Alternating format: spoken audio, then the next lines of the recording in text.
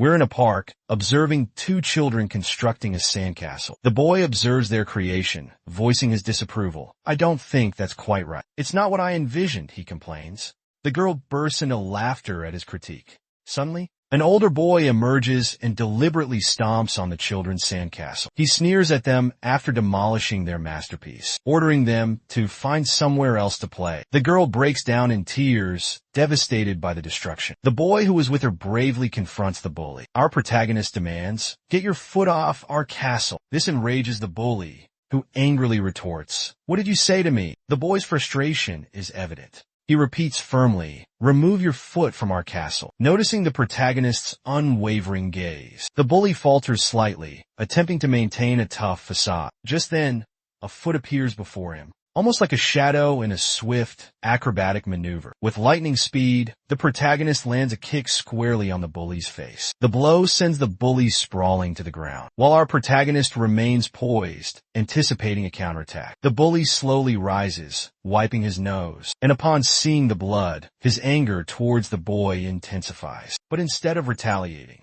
he bursts into tears, crying out for help. This unexpected reaction leaves the protagonist speechless, as his friend cowers behind him for protection. Moments later, the bully returns, sporting a bandage on his nose, accompanied by his older brother, who demands to know who struck him. Our protagonist simply stares intently at the older brother, whose annoyance grows with the lack of response. The older brother attempts to coax the boy into speaking, but he deftly evades the questions, further infuriating the brother. The protagonist calmly states that he has no martial arts training, while the older brother persists in trying to lay a hand on it. With agility, he dodges every attempt. Seizing an opening, the protagonist delivers a swift kick between the older brother's legs, which terrifies the younger boy. Just then, the younger bully whines to the protagonist about what he did to his older brother. Our protagonist retorts that even without martial arts training, he'd always been a bit of a hellion, though he hadn't dwelled on those childhood scuffles. They only truly became an issue as he matured. A few years down the line, the protagonist was in the 5th grade at Moon Elementary School. On his way to class, he's ambushed by a group of high schoolers and lured into a back alley. The lead high schooler propositions him for a favor, his expression filled with suspicion. He slings an arm around the protagonist's shoulder, claiming to be a Moon Elementary alumnus himself. With that, the high schoolers start shoving the protagonist deeper into the alley, where his cronies are waiting. One of them jeers at the high schooler, Austin, commenting on his knack for this sort of thing. Meanwhile, the girl in the group urges him to get on with it. The high schooler narrowed his eyes, suspicion deepened, and questioned whether he would actually assist them. Our protagonist turned, calmly inquiring what they desired. This simple question ignited the high schooler's irritation. He barked, demanding all of their money. The protagonist retorted, mocking their apparent poverty, implying they were so desperate they resorted to robbing children. At this jab, the group erupted in laughter, ridiculing Austin for being so easily provoked. They jeered, pointing out the protagonist's apparent anger. Austin, patience exhausted, lunged forward to confront the boy alone. But the protagonist demonstrated a surprising adeptness at handling such situations. After effortlessly evading a few attacks, the group's mockery morphed into genuine interest. The girl voiced her support for the protagonist, remarking on the potential for this confrontation to attract significant attention. Inspired, the other boys decided to join Austin, ganging up on him. In a swift motion, the protagonist landed a knee squarely on Austin's chin. With Austin down, the protagonist faced the remaining group. Anticipating their reaction, a second boy charged forward, landing a blow to his face. The force of the impact sent him sprawling across the ground. Another high schooler, visibly irritated with the protagonist, decided to teach him a lesson. But the protagonist declared, "I never felt an ounce of fear, never considered the consequences." Scooping up a brick from the ground, he continued, "I knew precisely how to respond." And with that, he wielded the brick, bringing it down hard on the high schooler's head, delivering 2 devastating blows. The remaining members of the group were stunned into silence, their eyes fixed on the protagonist. Their leader, Austin, the one they believed destined to rule the school, lay unconscious, blood trickling from his head. Panic set in, causing the others to lose their composure, and rushed the protagonist, seeking vengeance. But he advanced towards them, brick in hand, declaring, "I believe I was born for this, and I never lose a fight." The girl within the group stood frozen in terror, a trembling figure beside her. Witnessing the protagonist's brutal takedown of everyone, someone pleaded desperately for intervention. The protagonist's fractured hand dripped with crimson, a testament to his savage assault. Pivoting towards the girl, the protagonist sought to discern her intentions. His gaze pierced her, a chilling intensity in his eyes. Moments later, at the police precinct, the officer inquired whether the boy was truly responsible for the carnage. But the boy offered only silence, leaving the officer hanging on his response. Just then, a woman burst into the room, coat askew, breath ragged, frantically calling out for her son, Seth.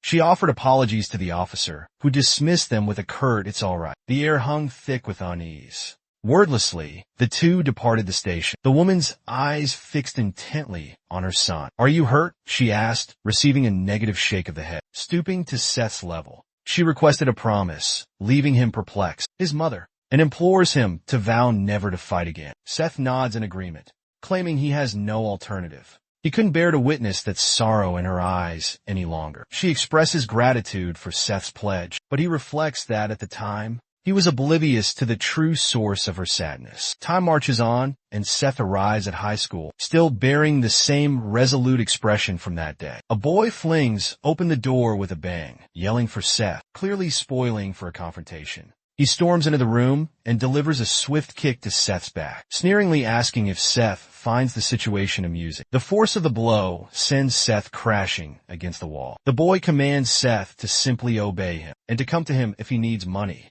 Seth, seething with anger, contemplates retaliation, but hesitates, instead offering a simple apology. The boy, however, slams Seth's head against the floor, warning him never to repeat the apology. He even cautions Seth to be wary, particularly around him, if he wants to avoid trouble. After issuing this threat, the boy exits the room, surrounded by his friends, who watch Seth with mocking laughter. Our protagonist's fists clench, his body trembling with rage, until he takes a deep breath and composes himself, saying, "I did well not reacting." Arriving home, his mother observes him, sensing something amiss. She works at a local diner, and inquires about his day at school. He simply replies, "It was great." He asks about the restaurant, and she replies that business is booming. All Seth desires is to see his mother smile, regardless of the circumstances. But just then, a sleek black car pulls up across from the restaurant. As they step outside to investigate, they see several more vehicles, men emerging from each. The men carry a somber portrait, announcing the passing of the man in the picture. The news leaves his mother in shock, and Seth stunned. He gasps, witnessing his mother's collapse, and frantically asks what's wrong. His gaze returns to the photograph, triggering a memory of that fateful day. He recalls a tragedy befalling them. Years elapse, and we arrive at Youngin High School, abuzz with whispers of a new arrival. Curiosity ripples through the student body. As the student nears the classroom door, the teacher announces the transfer and requests someone to assist him. At that precise moment, the student steps inside. He introduces himself as Seth Kong. The girls gaze at him, captivated by his striking looks. One girl seems to recognize the name, a flicker of familiarity in her eyes. But amidst the growing murmurs, the teacher, exasperated, demands silence. In the back row, a group of boys eye him with sly grins, their laughter laced with malice. Suddenly, one of them notices something, prompting his friend to inquire, "What's up?" This boy also recognizes Seth, stunned by the improbable coincidence. Seth introduces himself to the class, and the instructor directs him to an unoccupied seat in the back row. He proceeds to his designated desk and takes a seat beside the student with spiky hair, who is currently asleep, facing the opposite direction. Glancing sideways, he suddenly notices the boy's eyes fixed upon him. The same menacing smirk from earlier plays upon the boy's lips. Recognizing the boy from their previous high school, he offers a friendly grin. He mentally notes their shared alma mater. During recess, one of the boys approaches Seth and remarks on their disappointment when Seth transferred schools. The group begins to encircle him, declaring their anticipation for a fantastic school year. However, Seth's response is a smile that visibly irks the boy. He questions Seth, asking if he has forgotten who he is. Our protagonist retorts that forgetting him would be impossible, while simultaneously displaying a vacant and lifeless smile. The expression unnerves the boy, and his friend becomes enraged at Seth, demanding to know if he's lost his mind. The sleeping boy abruptly tells everyone to be silent. He lifts his head slightly and inquires if they haven't noticed. He expresses his desire to sleep, his face etched with an exasperated look. This further terrifies the boy, prompting him to stammer apologies. After narrowly escaping a confrontation with the drowsy student, the bully rises to his feet, declaring their conversation unfinished. Steph turns towards his slumbering classmate, bewildered. Just then, the teacher opens the door, a confused expression on his face. Trembling slightly, the elderly man shuffles slowly to his desk. He attempts to commence the lesson, but falters, his mind drawing a blank on the planned subject for the day. Meanwhile, the boy continues to fume, seething over Seth's escape without a response. Revenge already brews in his mind. Glancing back at Seth, he finds him gazing out the window beside his sleeping classmate. A faint smile plays on Seth's lips as he observes the weather. From a distance, a girl watches him intently. She believes he's the same boy she encountered years ago, but the instant he glances her way, startled, she quickly turns away. He's momentarily puzzled, wondering if she recognized him too. Dismissing the thought, he returns his gaze to the window, finding a strange amusement in the passing scenery. A wave of relaxation washes over him, and he begins to drift off. Just then, the spiky-haired boy stirs awake. Seth, overcome by drowsiness, slumps under the table, fast asleep. The blonde boy fixes his gaze on the protagonist, then decides to briefly excuse himself from the room. The bullies, initially watching him with apprehension, are momentarily impressed. But their admiration quickly morphs into an opportunity, a chance to confront the sleeping Seth. Seizing the moment, the lead bully joins his comrades, marching towards the table to settle the score. However, their advance is abruptly halted. The girl who had previously recognized him positions herself defensively in front of Seth. Infuriated, the bully threatens that she'll be next. Undeterred, she reminds them that disrupting the classroom is forbidden. He scoffs, disregarding her warning and ordering her to move. But without missing a beat, she declares that as class representative, she won't allow them to run wild.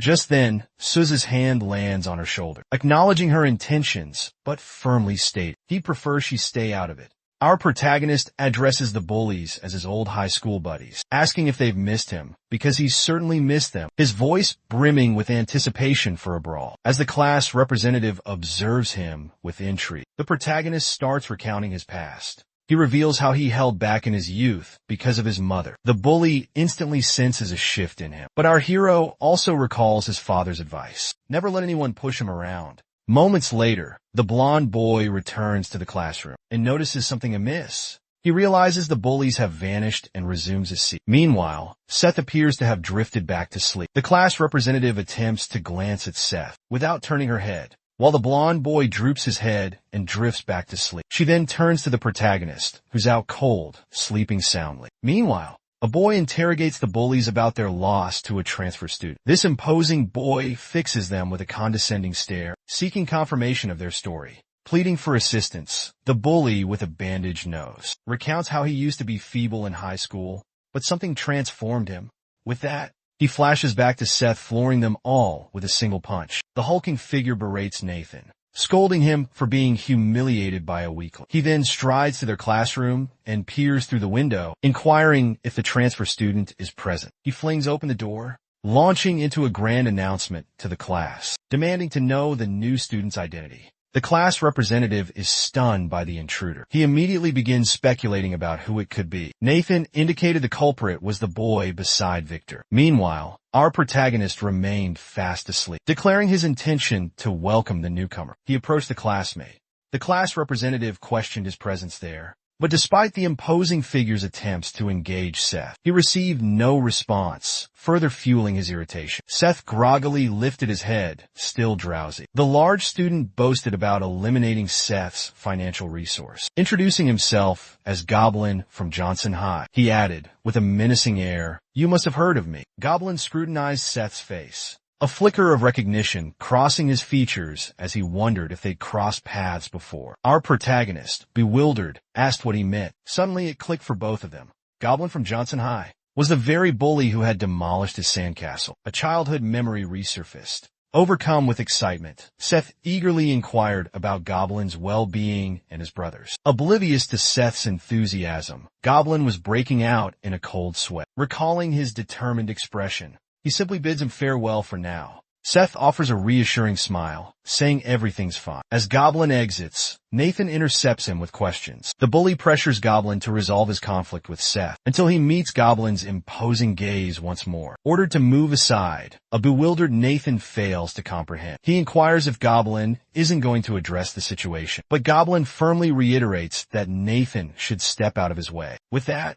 Goblin departs the room, leaving a perplexed Nathan to turn and face Seth, utterly lost and confused. A sense of nostalgia washes over Seth as he returns to his old neighborhood, until a sudden realization dawns upon them. Both he and the representative experience a shared premonition, as Goblin phones his elder brother. Meanwhile, back at Seth's mother's eatery, she inquires about his day at school. He replies that it was enjoyable, prompting her to ask about their agreement. Seth responds. He recalled his mother's advice, never throw the first punch. His mother's face etched with worry. He excused himself, explaining he had a class to attend. But as he departed, a man greeted him with a deferential boss. He sighed, exasperated. He reminded the man, pointedly, that he'd explicitly forbidden that address. He'd already requested, quite firmly, for him to cease. Undeterred, the man repeated the offense. Boss. The protagonist reiterated his demand to drop the title. Settling into the car,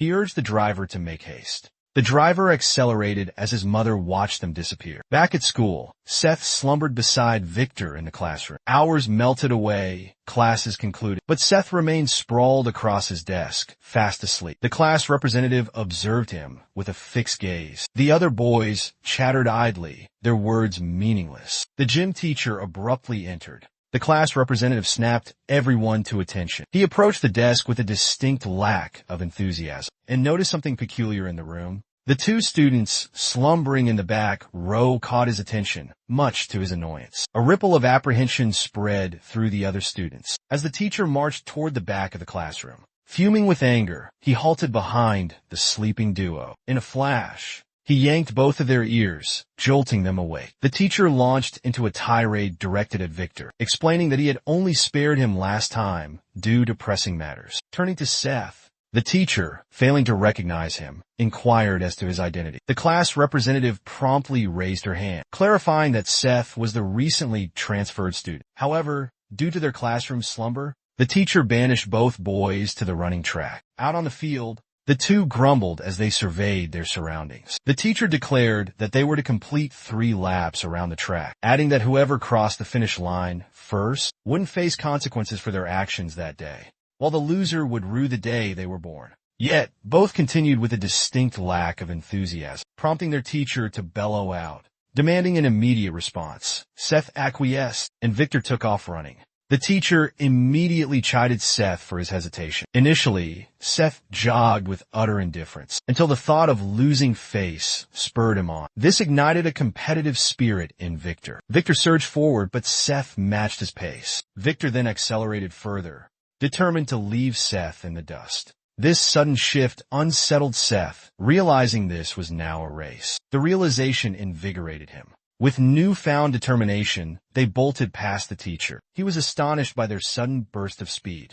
The two sprinted across the track, exchanging glances like playful children, each vying to overtake the other. Completely spent after the race, both collapse. Victor shoots Seth a curious glance, while Seth envisions the fun to come. Meanwhile, the teacher remains utterly astonished that someone could rival Victor's prowess. The following day, the final stage of the national team fighting selection tournament commences. In the open weight division, a blonde man brags about nearly securing a spot on the team, needing only to defeat one final contender. His adversary, a hulking young man, who stares him down with an unsettling intensity. A wave of anxiety washes over the spectators, while the boy appears irritated by the man's boasting. For all his talk, the man crumbled quickly and was swiftly vanquished. Following the match, contestant Brock Chong retreats to the locker room to recuperate, only to be confronted by Goblin, who demands to know his purpose there. Goblin mentions that the boy from their past,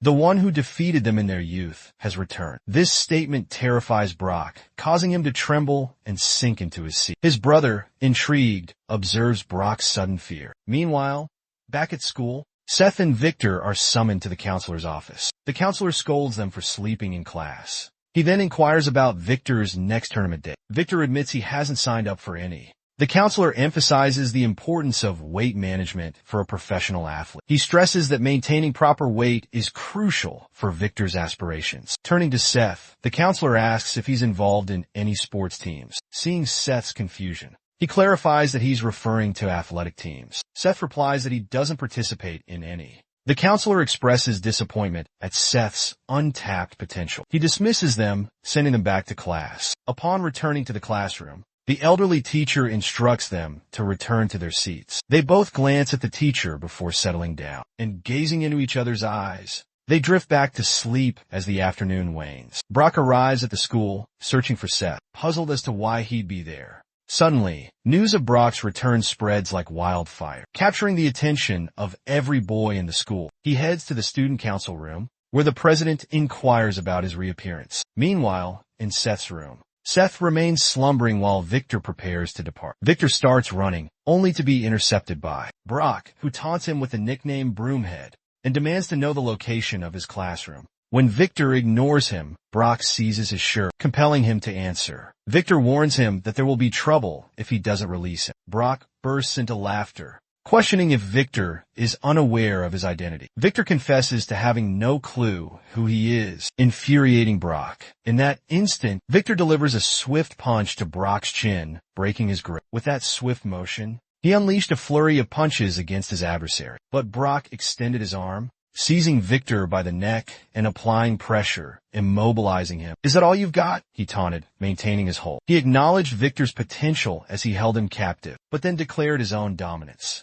"I'll end you right here," he threatened, "unless someone intervenes." Pivoting on his heel, he spotted the PE teacher nearby. "Are you brawling again?" he inquired. Steph witnessed the altercation as he departed, and pondered the chaos unfolding within the school. He remained oblivious to his own role in the incident. Meanwhile, within the student council chamber, a meeting was convening. President Jason Chin commenced the proceedings. "We all know why we're here," he stated. "Brock has returned," he announced, "and though his motives remain unclear, trouble is sure to follow." He introduced Brock with a weighty title, the National Wrestling Representative, and Victor, reigning champion of the featherweight boxing division. He continues, explaining that their brawl was ultimately halted by the PE teacher. One council member questions Brock's sudden reappearance, suspecting he's returned to stir up more trouble. This particular member, ģᴏ, captain of the Taekwondo club, ponders whether Brock should be focusing on national preparations instead. However, another member counters that this is Brock's school as well, implying he needs no justification for his presence. ǩēbē interjects, questioning if they're suggesting Brock missed the school. Jason inquires if Sam has any insight into Brock's return, given their long-standing friendship since childhood. Sam recalls Brock mentioning something about retrieving the new student, though he's clueless as to the reason.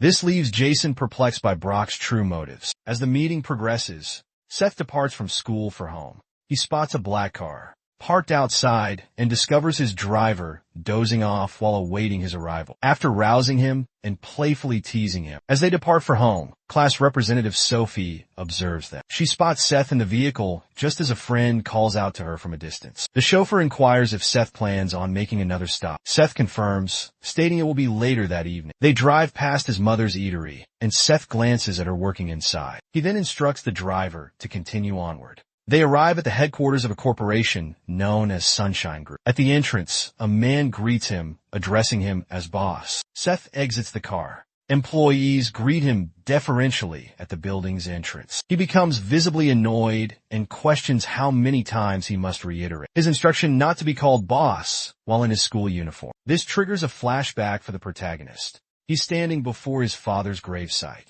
On a rain-soaked day, he gazes at the photograph on the tombstone until a towering figure holding an umbrella materializes. The man requests they depart due to the dropping temperature. Our protagonist inquires about his father's character. The man responds that his father, armed with nothing but his bare hands, became the most formidable fighter in all of Korea, with nothing but his fists. Seth inquired about his mother's absence throughout his childhood. The man recounted how his elder brother always looked after him. He elaborated, explaining that their father would occasionally leave work just to visit him. While Seth was astonished by this revelation, his uncle shared their father's final words. He'd instructed them never to let anyone kick their ass, deeming it a disgrace. They reminisced about witnessing Seth being tormented by his peers from a distance. Back at school, President Jason approached the protagonist's classroom accompanied by his associates, instructing everyone to remain outside. Upon entering, he immediately spotted the two delinquents asleep. Meanwhile, the remaining students were apprehensive about his presence. Sophie was awestruck by the president's arrival,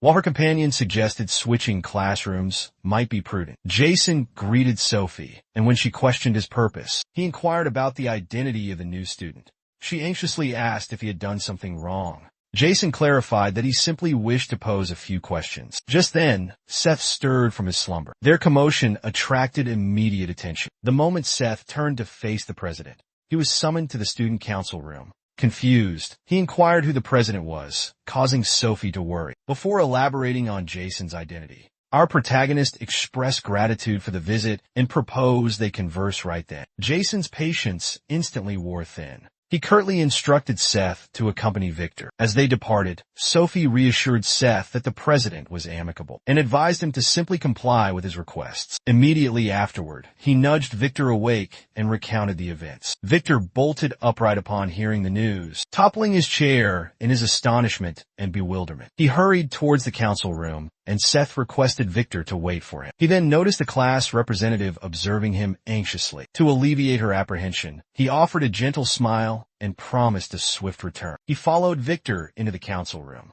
After positioning it, Victor pulled up the chair he had brought. He took a seat and questioned the reason for his summons. Jason adjusted his spectacles and proceeded directly to the matter at hand. "Do you know who ๊vyᴏꜱ is?" he inquired. A wave of bewilderment washed over both of them. Then a flicker of recognition sparked in Victor's eyes. He recalled the altercation with the guy from the day before. Jason clarified, "Up until 2 years ago, this was a school exclusively for athletes. The government handpicked the most promising athletes from across the nation to train here." Victor interjected, "Why were you here? Everyone knows this." Despite this, our protagonist remained utterly clueless. Jason continued his explanation. "Now, it's just a regular school, all thanks to Brock. He stirred up so much trouble before he left. But now he's returned, searching for the new kid." Curiosity rippled through the room. The president questioned, "What's your connection to him?" Seth paused, a moment of silence hanging in the air. "I have no clue who ๊vyᴏꜱ is," he finally confessed. Confusion deepened amongst everyone present. Meanwhile, inside the counselor's office, the teacher engaged Brock in conversation, mentioning he'd heard about Brock's selection for the national team. He inquired why Brock appeared downcast, assuming it was his aspiration. Brock abruptly stood, announcing his departure. As the teacher called out, offering a final word of wisdom, he urged Brock to never relinquish his passion for sports, regardless of circumstances. But Brock simply fixed him with a stare and exited the room, the door clicking shut behind him. Back in the student council chamber, Jason recounted the events of Brock's incident, explaining that multiple students received suspensions. By the time he arrived to assess the situation, it was too late. Brock had already incapacitated several students and confronted Jason. Covered in blood, numerous students with promising athletic futures were compelled to abandon them, while Brock merely faced juvenile detention and expulsion. He clarified that a judo teammate had been on track for the national team, but was tragically sidelined by the incident. Following this incident, the school lost its sponsors and reverted to a typical institution, though the clubs remained untouched. Jason reveals that a teacher intervened on Brock's behalf, shielding him from disciplinary action, and even connecting him with a valuable team resource. Growing weary of the narrative, the president reiterates that he returned because of Seth. Victor becomes visibly annoyed, observing Seth's inquisitive expression. Meanwhile, our protagonist remains utterly clueless. As the day concludes, the two depart from the school, where the representative awaits them outside.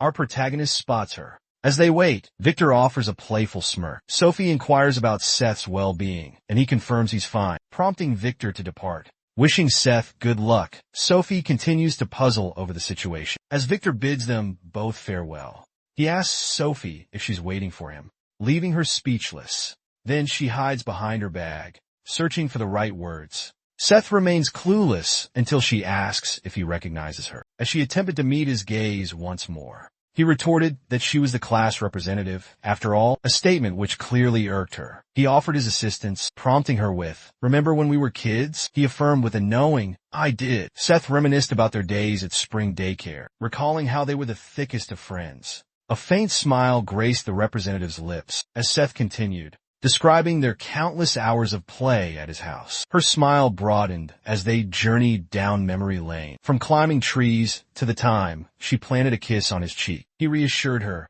"You don't need to fret, because I wouldn't breathe a word about your kiss," pointing to the spot on his face. Seth rationalized it as childish behavior, but his words visibly deflated her. He inquired, "Did you wait all this time just to ask about that?" Just then, the student council members began to disperse, prompting her to grumble. She retorted, "And who said I was waiting for you?" She then followed the president and departed with the council members, leaving Seth alone with the other speaker. The protagonist mused that they got along rather well, and simply smiled as he headed in the opposite direction. A childhood memory surfaced in his mind. Our protagonist continued on his path, a smile gracing his lips. His smile faltered when he noticed his ride was once again stationary. He found his driver asleep yet again and began to enter the vehicle. He was greeted by the still slumbering driver. Exasperated, he questioned why the driver was always so on edge. The driver jolted awake, stammering apologies once more. He inquired if Seth wished to stop by his mother's restaurant for a visit. Seth declined, requesting to be taken directly to the company. Upon arriving at the Sunshine Group building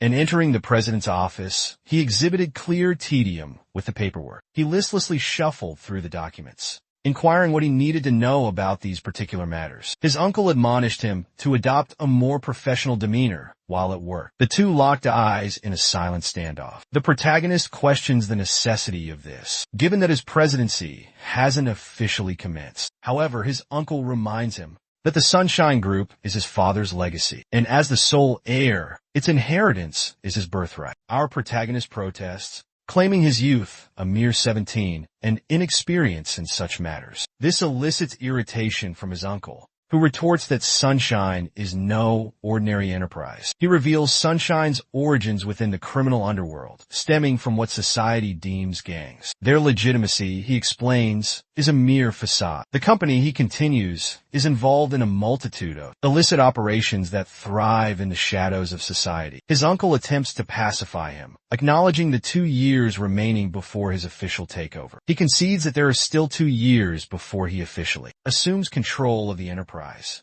But he emphasizes that this is irrelevant. His lineage as the boss's son guarantees his position, a fact universally acknowledged by the executives. All the high-ranking officials have already embraced him as their future leader. Our protagonist sighs, his contemplation interrupted by an incoming call. Uncle then answers the incoming call. A voice on the other end announces the arrival of the Busan contingent. The line abruptly goes dead. His irritation grows until a door bursts open, and the uncle demands to know what's going on.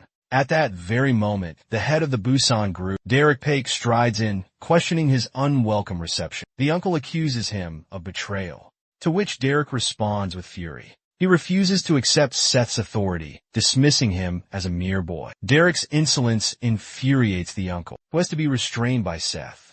Seth intervenes in the heated exchange. Our protagonist fixes his gaze on ꜱᴄဃ and inquires about the state of his nose. ꜱᴄဃ mutters about being careless last time. Seth proposes a rematch. This invigorates our protagonist, who declares it the perfect opportunity, given his foul mood. He lunges at ꜱᴄဃ. ꜱᴄဃ is caught off guard as the protagonist closes in. Then, a crushing sound echoes. The following day, back at school, Seth bids the driver farewell, while Jason observes his arrival.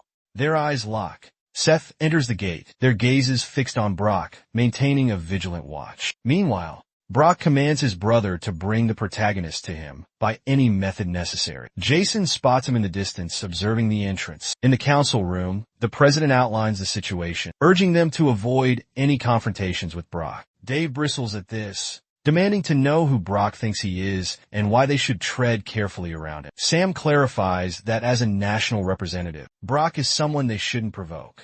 This only fuels Gabe's anger, as he blames Brock for the school's current predicament. The president intervenes, ending the debate, declaring that their hands are tied. This statement sends Gabe over the edge, recalling their shared past at the academy. It was a renowned athletic institution, now in ruins, all because of him. Everyone silently acknowledged the painful truth, though powerless to change the past. Gabe, consumed by rage, violently kicked a chair, vowing to reclaim everything Brock had stolen, no matter the cost. Meanwhile, Goblin ventured into Seth's room, finding him sound asleep once more. With utmost care, he gently roused him, beckoning him for a private conversation outside. Seth mumbled sleepily, but Goblin stressed the urgency, persuading Seth to accompany him.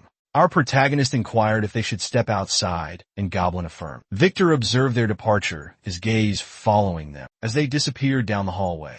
Back in the schoolyard, Sophie anxiously pondered the unfolding events. Brock, overcome with boredom, having effortlessly defeated all of Gabe's reinforcements, tauntingly questioned if that was the extent of their strength. Gabe, infuriated, glared at him. The athlete launches a kick at Brock, who deflects it with his arm. But in that instant, Brock seizes Gabe's leg, sneering, "Hope you said your prayers." He then yanks Gabe by the leg and hurls him violently to the ground. Victorious, Brock still feels a pang of boredom as he gazes down at Gabe's unconscious form. "I'll make sure you never walk again," he threatens. However, the student council president intervenes, putting a stop to the brutal display. Brock recognizes him. Jason inquires why Brock is there, considering he has no apparent grievance with the school. Brock clarifies that he, in fact, harbors no ill will towards the institution, and simply wished to speak with the newcomer. Jason orders him to cease, causing further disruption on school grounds. Brock retorts that while nothing seems to intimidate Jason, due to his affluent background and position as council president, Brock is superior. The president stands his ground, declaring he won't allow the entire school to suffer consequences because of Brock.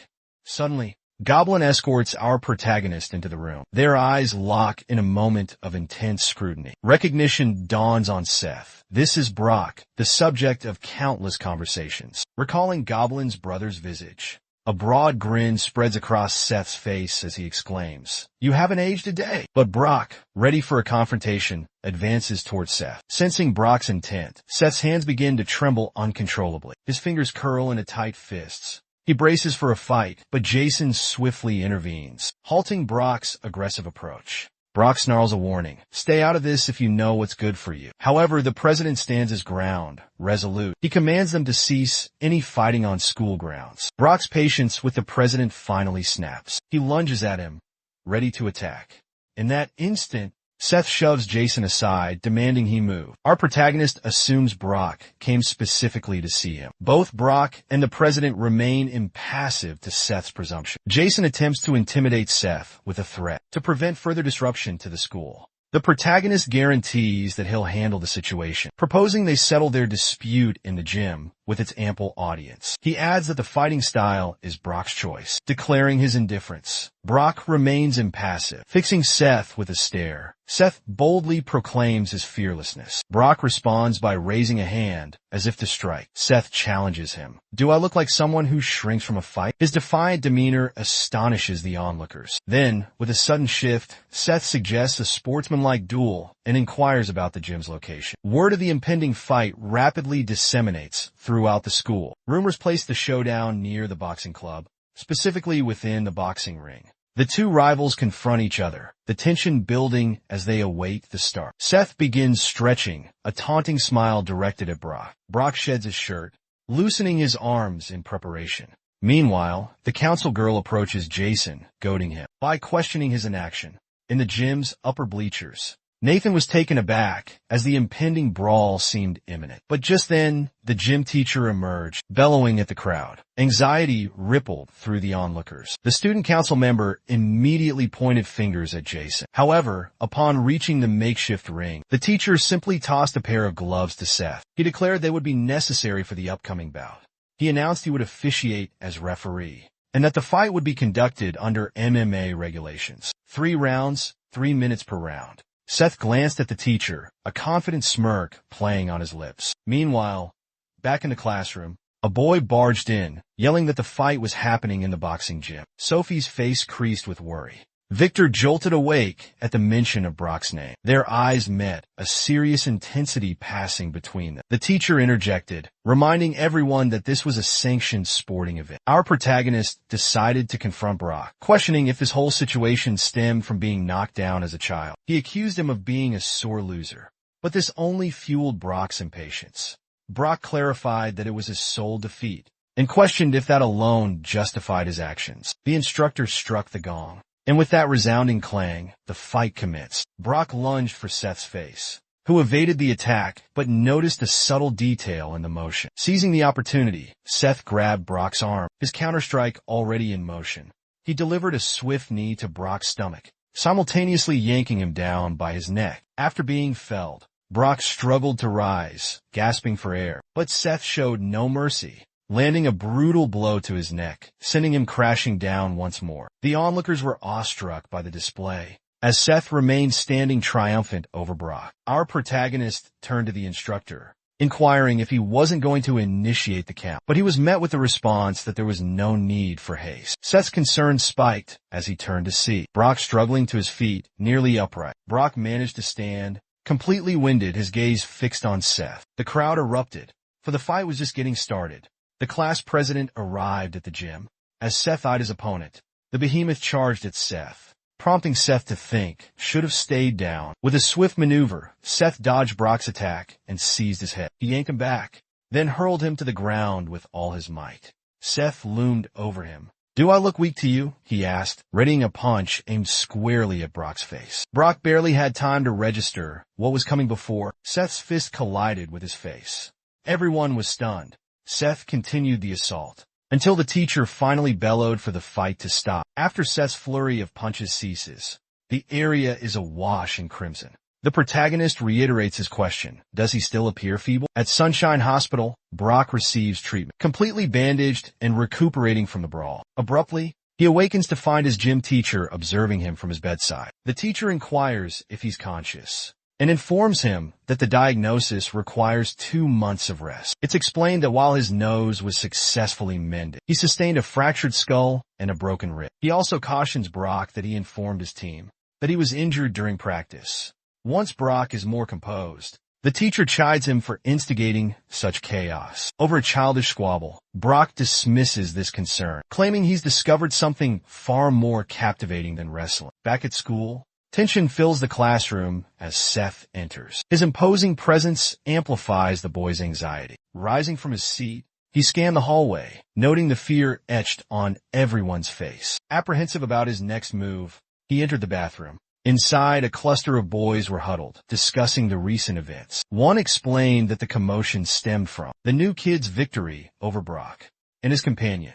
2 other classmates expressed disbelief until their eyes darted nervously towards the bathroom entrance. Seth approached, politely requesting them to step aside. Instantly, they extinguished their cigarettes and hurriedly left. Victor strode in, stopping beside Seth, inquiring if he was available. After school, he seethed, declaring Brock was his intended target, and challenged Seth to a one-on-one fight in the boxing ring. That evening, Victor waited impatiently by the ring, tossing his belongings beneath it. He retrieved boxing gloves from his backpack, his mind flashing back to his humiliating defeat at Brock's hands, and how Seth had effortlessly finished him off. Victor becomes infuriated with himself, realizing his fear of Brock. Hours tick by, and Seth is a no-show. Victor's irritation grows as he continues to wait. Meanwhile, at the Sunshine Group headquarters, Seth is swamped, buried under a mountain of paperwork. He attempts to excuse himself, claiming a prior engagement with a friend, but his uncle refuses to let him leave.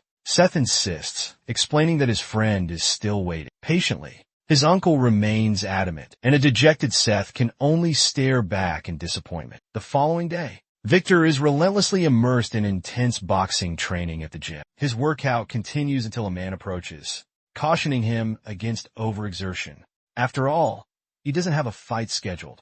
Victor retorts that he must maintain constant preparedness. The man attempts to reason with him, arguing that boxing offers limited rewards. Switching to MMA would be far more lucrative, he suggests. But Victor clarifies that financial gain isn't his motivation. The man is rendered speechless. He reassures him, saying it's all right and reminding him of a promise made, the vow to become a world champion. He emphasizes his unwavering commitment to that goal. He then attempts to soothe the man, suggesting they secure a fight soon before heading off to school. As Victor departs the gym, a black car pulls up. Several men emerge and approach the man, proposing a purchase of the building. They offer a fair price for the property. Upon arriving at school, Victor enters his classroom to find Seth sprawled across a desk. The sight of him irritates Victor, as he recalls the previous day's altercation between Seth and Brock. He kicks Seth's chair, jolting him awake. Glancing at the clock, he grumbles that it's not even 7 a.m. yet. Seth turns and spots Victor looming over him. He questions Victor sarcastically if he thought ditching him and making him wait was amusing. Victor retorts that he was occupied with numerous tasks, and that explains his absence. Victor is baffled by this work anecdote, while Seth stifles a yawn, clearly exhausted. He attempts to intimidate Seth, warning him against attempting another escape that day. But suddenly, the protagonist springs to his feet with a spark of excitement, demanding to know why Victor assumes he arrived at school so early. Our protagonist clarifies, asserting that he's not one to back down from a challenge to a fight. This declaration infuriates Victor, who angrily cracks his knuckles in anticipation. Without hesitation, Victor lunges forward, aiming a blow at Seth's face. Our little monster remains motionless, absorbing the punch without flinching. Victor hears the protagonist's nonchalant comment about not feeling a thing, and suddenly comprehends what truly transpired. The protagonist had effortlessly caught Victor's punch with a single hand, remarking on its surprising strength. But then, he clenched his fist with such force that he broke one of his fingers. Even in agony, Victor maintained a steely gaze, locked onto Seth. Seth questioned, "Do you still intend to proceed?" In that instant, Victor cocked back his remaining fist, aiming to knock Seth down. But Seth effortlessly evaded each blow, forcing Victor to retreat until he was cornered against the wall. Seizing the opportunity, Victor lunged forward, launching a direct punch towards Seth's face. With a simple swat, Seth deflected the fist, sending Victor's arm dropping to his side, much to his astonishment. Undeterred, Victor pressed the attack, readying his other fist to strike. Growing weary of defending, our protagonist shifted gears and went on the offensive. Just then, a boy entered the classroom, his eyes widening in shock at the scene before him. At that very moment, Seth narrowly avoided a blow from Victor. Victor was just about to land a punch when he suddenly noticed the student standing behind them, his nerves getting the better of him. He decides to postpone the conversation, figuring it's best to wait until class. Everyone casts curious glances at the pair, wondering what transpired earlier. Both were a look of stolen secrets. Class hours crawl by, and the two persistently avert their gazes from one another. This awkward dance continues until Sophia arrives, beckoning Seth to lunch. A surge of excitement courses through him. He eagerly suggests they go together. His enthusiasm perplexes Sophia. Victor slumps down, grumbling about Seth, muttering that he'll soon discover who will emerge victorious. But then, he drops his head and promptly returns to slumber on the desk. Upon their return, they find Victor still asleep. Seth, in turn, stretches out for a nap as well, while Sophie heads back to her own desk. As the school day concludes, Victor rouses himself from his slumber and summons Seth to follow. Exiting the school grounds, he insists Seth keep pace with him. Seth attempts to inquire about something, but Victor abruptly cuts him off. He still inquires about their arrival. Then Victor turns to see him stepping into a sleek black car. Seth, claiming to be pressed for time, urges him to get in. Once inside the vehicle, the driver awkwardly asks their destination for the evening. The driver lights a cigarette and receives instructions to park in front of Victor's boxing gym. He subtly inquires about the possibility of leaving. The black car returns to the gym. The men from earlier reappear, now armed. They approach the gym as the driver continues to smoke. Inside the gym, Victor summons Seth to the ring. Seth glances to the side and notices a framed photograph of a boxer with a child. Growing impatient, Victor urges him to hurry. After all, Seth had claimed to be busy. As Seth steps into the ring, Victor confesses his interest in Seth since his transfer. Our protagonist continues to taunt his adversary, quipping, "If you were asleep, how did you see me?" Victor bristles at the sarcastic remark. Seth intervenes, "Just hand over the gloves." Victor declares, "This time I fight bare knuckle. This is my sport," he adds with conviction. The two lock eyes, the tension palpable. Seth yanks at his tie, shedding his shirt. In that instant, Victor is taken aback by the network of scars etched across Seth's body. Seth presses his advantage, goading, scared now, further inflaming Victor's anger. Victor explodes into action, launching himself at Seth with blinding speed. Just as his fist is about to connect with Seth's face, a shout rings out.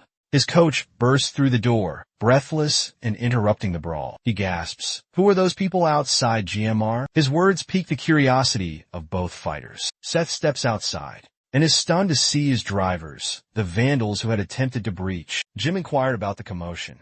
The driver clarified that they had planned an assault. Our protagonists questioned their identities and motives. The driver professed ignorance regarding their reasons. Seth resolved to interrogate one of the attackers for answers. Back at the Sunshine Building, they learned of the gym's outstanding debts. This revelation explained the attempted debt collection. He probed whether the intention was a forceful takeover of the gym. However, the man countered that their goal was to purchase the coach's gym. Steph sought his uncle's guidance on how to proceed. He, in turn, deferred to the protagonist's desired course of action. Back at school, the teacher announced Victor's absence. She inquired if anyone knew his whereabouts. Suspicions arose that Seth had harmed him. The previous day, Sophie glanced back nervously. The teacher dismissed Victor's absence and commenced the lesson regardless. Hours elapsed, and Victor remained missing from class. Without warning, Victor appeared in the doorway and approached Seth, engaging him in a hushed conversation. The two exited, leaving a deeply concerned Sophie behind. Outside, beside the school building,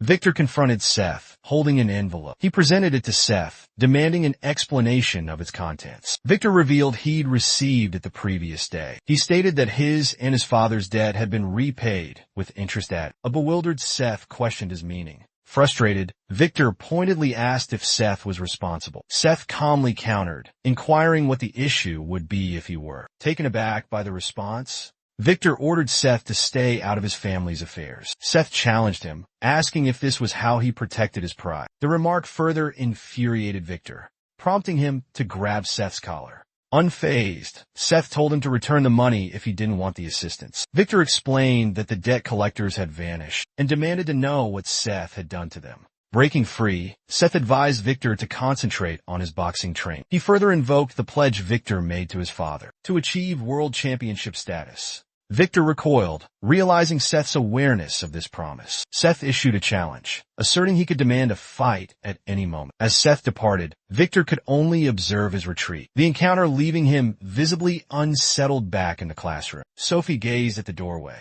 anticipating her sweetheart's return. His arrival, however, startled her. "What were you doing?" he inquired. She hastily fabricated an excuse, claiming she suspected he'd gone off to fight again.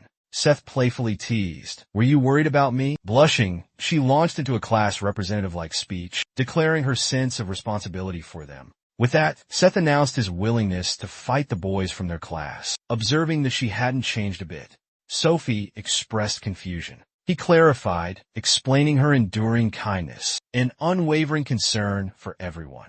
As he departs, Sophie observes his retreat while a hidden figure watches them both from a distance. Irritated by Seth's familiarity, the council president remarks he should learn his place in a traditional Japanese house. Derek sits patiently in a desolate room. A man, his kimono loosely draped, revealing a tapestry of tattoos, requests entry. Within the adjacent chamber sits the head of the Suntu Onikai gang, Maduki. Upon entering, Derek lowers his head in a deep bow, expressing his remorse to the leader.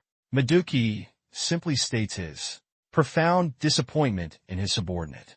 Derek apologizes profusely, pleading for another opportunity to redeem himself and complete his assignment. He argues that since the heir's identity remains unverified, they could seize control of Sunshine with the gang's assistance. Suddenly, Rishin shatters his pipe, smashing it against the floor with tremendous force. Rishin exclaims in approval, having heard of the heir's youth. He muses that despite the heir's young age, he was still the heir and needed to proceed with greater caution. He then explained that they should try to identify the heir's vulnerability. Since he wasn't yet an adult, he must have a weakness. Derek's mind began to replay moments he'd witnessed between Seth and his mother after his father's passing. He believed he had pinpointed a potential weakness. But the gang leader interjected, emphasizing the need for a calm and calculated approach. Failure was not an option this time. A group of boys, led by a still recovering Gabe, suddenly barged into the protagonist's room. Gabe, still on the mend, immediately bellowed at everyone, demanding to know the newcomer's identity. Seth introduced himself.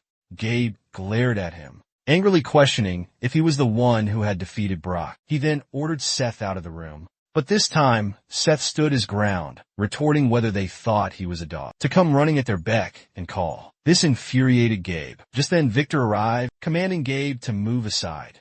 Recognizing Victor, the other boys exchanged worried glances. Gabe, however, flew into a rage. Suddenly, Sam bursts into the room, ordering everyone to leave the new kid alone. He then casually mentions he's planning to join the judo club, leaving everyone utterly bewildered. The two begin to bicker, as Seth continues to watch the unfolding drama with growing confusion. Just then, another student appears at the doorway, assuming they have visitors. He glances down the hallway and spots a cluster of people approaching. It's the leader of the Moon Club, Damian-cha. He immediately berates the student at the door for being there. The student turns out to be the head of the Kennel Club, Scott Choi, who has also brought a posse of students with him. Amidst the chaos, Seth nervously adjusts his hair, his eyes questioning what on earth is going on. Witnessing the escalating situation, Sophie demands everyone's attention. She declares that their presence is making the entire class uncomfortable. Each person offers a hasty explanation for their arrival, but Sophie promptly kicks them all out of the room. After shutting the door, she turned to Seth, suggesting he could finally relax. However, she'd overlooked the main entrance where the others were attempting to re-enter. Ignoring Sophie completely, everyone swarmed Seth again, urging him to join their sports clubs. While Seth pondered how to handle the situation, Sophie frantically tried to evict them from the room. Just then, the physical education teacher arrived, scolding everyone after a moment of stunned silence. The teacher claimed to understand what had transpired and instructed everyone to return to their own rooms. Figuring they wouldn't accomplish much else, everyone filed out of the room. As he left, Gabe threatened to return later for a conversation. The teacher summoned Seth to the counseling room. However, even in the counseling room, Seth remained bewildered. The teacher suddenly recalled the school's athletic focus and attempted to persuade Seth to join a sports club. Seth was perplexed by the proposition, until the teacher remembered Brock. He explained that Brock, during his freshman year, was just like Seth, highly sought after by every club and team. That is, until he got involved in that brawl. Our protagonist understood the teacher's implication. He was trying to prevent Seth from stirring up trouble.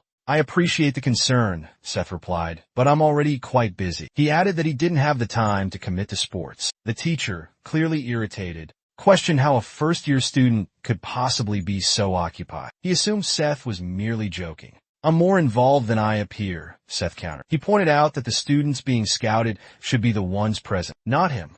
The teacher was left speechless. Seth then requested that the teacher tell the other students to leave him alone. I don't run from fights, he firmly stated. Meanwhile, Jason eavesdropped from behind the door, later grumbling about Seth's arrogance. Jason then made his way to a deserted building on campus, where a group of boys had congregated to smoke. A boy is awestruck by the student council president's presence. He inquires about the president's purpose. The president responds that he requires their assistance in eliminating someone. As the day concludes, Seth departs from school, heading towards his vehicle. While traversing a narrow passageway, an individual materializes from behind, wielding a wooden plank and striking him. After a period of time, Seth gradually regains consciousness. He finds himself before the person Jason had been conversing with. The boy grins and initiates a conversation, while Seth, with his injured head, gazes at him. As he struggles to his feet, the boy with the wooden plank delivers a blow to his back. Then, Seth fixes him with a stern glare, his annoyance with the protagonist evident. Look, one of the boys from the classroom remarks. He appears remarkably frail for someone who vanquished Brock. Another boy cautions him against being disrespectful. Rising to his feet, Seth declares, this is a rather intriguing predicament, as she attempted to meet his gaze once more. He retorted that she was the class representative, after all, a statement which clearly irked her. He offered his assistance, prompting her with, remember when we were kids? He affirmed with a knowing, I did. Seth reminisced about their days at spring daycare, recalling how they were the thickest of friends. A faint smile graced the representative's lips, as Seth continued, describing their countless hours of play at his house. Her smile broadened as they journeyed down memory lane, from climbing trees to the time she planted a kiss on his cheek. He reassured her, "You don't need to fret, because I wouldn't breathe a word about your kiss," pointing to the spot on his face. Seth rationalized it as childish behavior, but his words visibly deflated her. He inquired, "Did you wait all this time just to ask about that?" Just then, the student council members began to disperse, prompting her to grumble. She retorted, "And who said I was waiting for you?" She then followed the president and departed with the council members, leaving Seth alone with the other speaker. The protagonist mused that they got along rather well, and simply smiled as he headed in the opposite direction. A childhood memory surfaced in his mind. Our protagonist continued on his path, a smile gracing his lips. His smile faltered when he noticed his ride was once again stationary. He found his driver asleep yet again and began to enter the vehicle. He was greeted by the still slumbering driver. Exasperated, he questioned why the driver was always so on edge. The driver jolted awake, stammering apologies once more. He inquired if Seth wished to stop by his mother's restaurant for a visit. Seth declined, requesting to be taken directly to the company. Upon arriving at the Sunshine Group building and entering the president's office, he exhibited clear tedium with the paperwork. He listlessly shuffled through the documents, inquiring what he needed to know about these particular matters. His uncle admonished him to adopt a more professional demeanor while at work. The two locked eyes in a silent standoff. The protagonist questions the necessity of this, given that his presidency hasn't officially commenced. However, his uncle reminds him that the Sunshine Group is his father's legacy, and as the sole heir, its inheritance is his birthright. Our protagonist protests, claiming his youth, a mere 17, and inexperience in such matters. This elicits irritation from his uncle, who retorts that Sunshine is no ordinary enterprise. He reveals Sunshine's origins within the criminal underworld, stemming from what society deems gangs. Their legitimacy, he explains, is a mere facade. The company, he continues, is involved in a multitude of illicit operations that thrive in the shadows of society. His uncle attempts to pacify him, acknowledging the 2 years remaining before his official takeover. He concedes that there are still 2 years before he officially assumes control of the enterprise. But he emphasizes that this is irrelevant. His lineage as the boss's son guarantees his position, a fact universally acknowledged by the executives. All the high-ranking officials have already embraced him as their future leader. Our protagonist sighs, his contemplation interrupted by an incoming call. Uncle then answers the incoming call. A voice on the other end announces the arrival of the Busan contingent. The line abruptly goes dead. His irritation grows until a door bursts open, and the uncle demands to know what's going on. At that very moment, the head of the Busan group, ꜱᴄဃᴏ, strides in, questioning his unwelcome reception. The uncle accuses him of betrayal, to which ꜱᴄဃᴏ responds with fury. He refuses to accept Seth's authority, dismissing him as a mere boy. ꜱᴄဃ's insolence infuriates the uncle, who has to be restrained by Seth. Seth intervenes in the heated exchange. Our protagonist fixes his gaze on ꜱᴄဃ and inquires about the state of his nose. ꜱᴄဃ mutters about being careless last time. Seth proposes a rematch. This invigorates our protagonist, who declares it the perfect opportunity, given his foul mood. He lunges at ꜱᴄဃ. ꜱᴄဃ is caught off guard as the protagonist closes in. Then, a crushing sound echoes. The following day, back at school, Seth bids the driver farewell, while Jason observes his arrival. Their eyes lock. Seth enters the gate, their gazes fixed on Brock, maintaining a vigilant watch. Meanwhile, Brock commands his brother to bring the protagonist to him by any method necessary. Jason spots him in the distance, observing the entrance. In the council room, the president outlines the situation, urging them to avoid any confrontations with Brock. Dave bristles at this, demanding to know who Brock thinks he is and why they should tread carefully around him. Sam clarifies that as a national representative, Brock is someone they shouldn't provoke. This only fuels Gabe's anger, as he blames Brock for the school's current predicament. The president intervenes, ending the debate, declaring that their hands are tied. This statement sends Gabe over the edge, recalling their shared past at the academy. It was a renowned athletic institution, now in ruins, all because of him. Everyone silently acknowledged the painful truth, though powerless to change the past. Gabe, consumed by rage, violently kicked a chair, vowing to reclaim everything Brock had stolen, no matter the cost. Meanwhile, Goblin ventured into Seth's room, finding him sound asleep once more. With utmost care, he gently roused him, beckoning him for a private conversation outside. Seth mumbled sleepily, but Goblin stressed the urgency, persuading Seth to accompany him. Our protagonist inquired if they should step outside, and Goblin affirmed. Victor observed their departure, his gaze following them, as they disappeared down the hallway.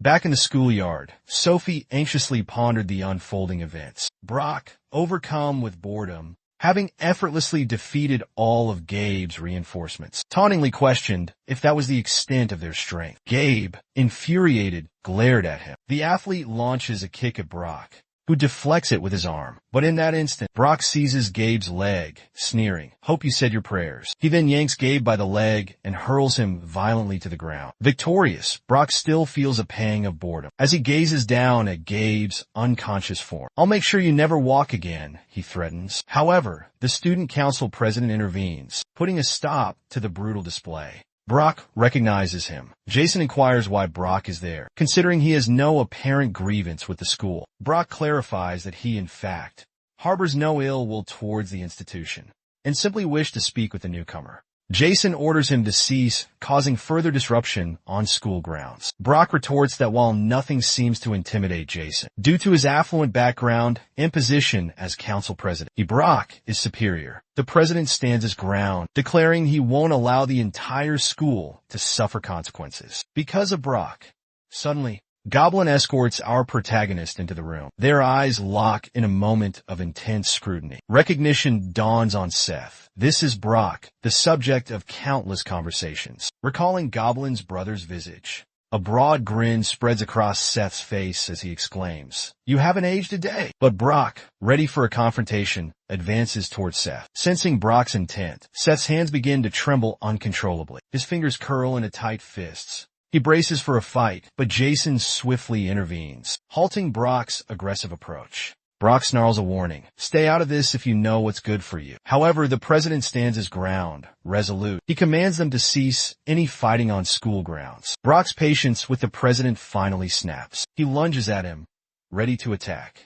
In that instant, Seth shoves Jason aside, demanding he move. Our protagonist assumes Brock came specifically to see him. Both Brock and the president remain impassive to Seth's presumption. Jason attempts to intimidate Seth with a threat to prevent further disruption to the school. The protagonist guarantees that he'll handle the situation, proposing they settle their dispute in the gym with its ample audience. He adds that the fighting style is Brock's choice, declaring his indifference. Brock remains impassive, fixing Seth with a stare. Seth boldly proclaims his fearlessness. Brock responds by raising a hand, as if to strike. Seth challenges him. "Do I look like someone who shrinks from a fight?" His defiant demeanor astonishes the onlookers. Then, with a sudden shift, Seth suggests a sportsmanlike duel and inquires about the gym's location. Word of the impending fight rapidly disseminates throughout the school. Rumors place the showdown near the boxing club, specifically within the boxing ring. The two rivals confront each other, the tension building as they await the start. Seth begins stretching, a taunting smile directed at Brock. Brock sheds his shirt, loosening his arms in preparation. Meanwhile, the council girl approaches Jason, goading him by questioning his inaction.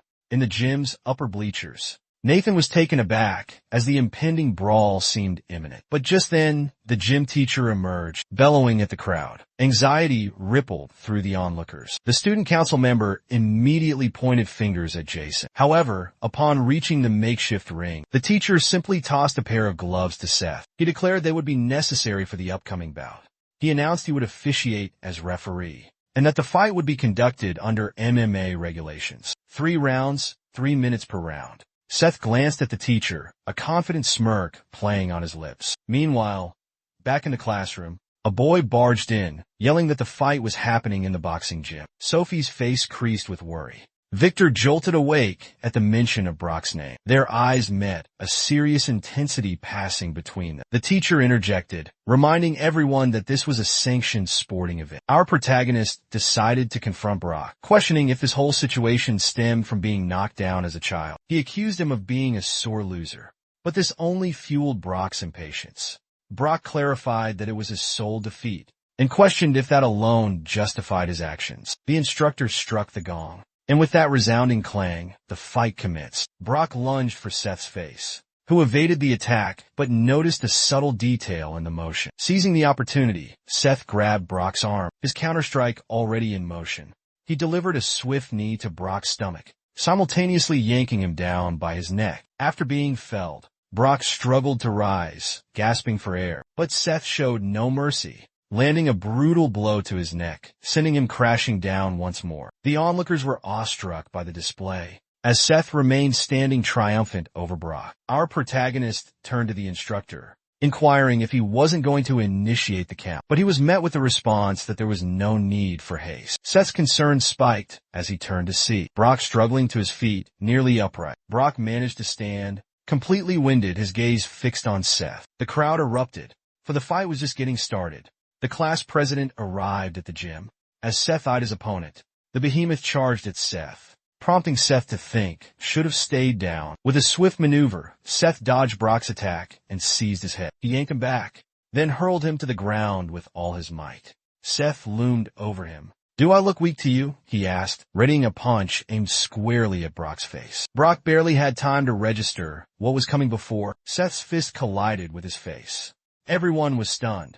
Seth continued the assault, until the teacher finally bellowed for the fight to stop. After Seth's flurry of punches ceases, the area is awash in crimson. The protagonist reiterates his question. Does he still appear feeble? At Sunshine Hospital, Brock receives treatment, completely bandaged and recuperating from the brawl. Abruptly, he awakens to find his gym teacher observing him from his bedside. The teacher inquires if he's conscious, and informs him that the diagnosis requires 2 months of rest. It's explained that while his nose was successfully mended, he sustained a fractured skull and a broken rib. He also cautions Brock that he informed his team that he was injured during practice.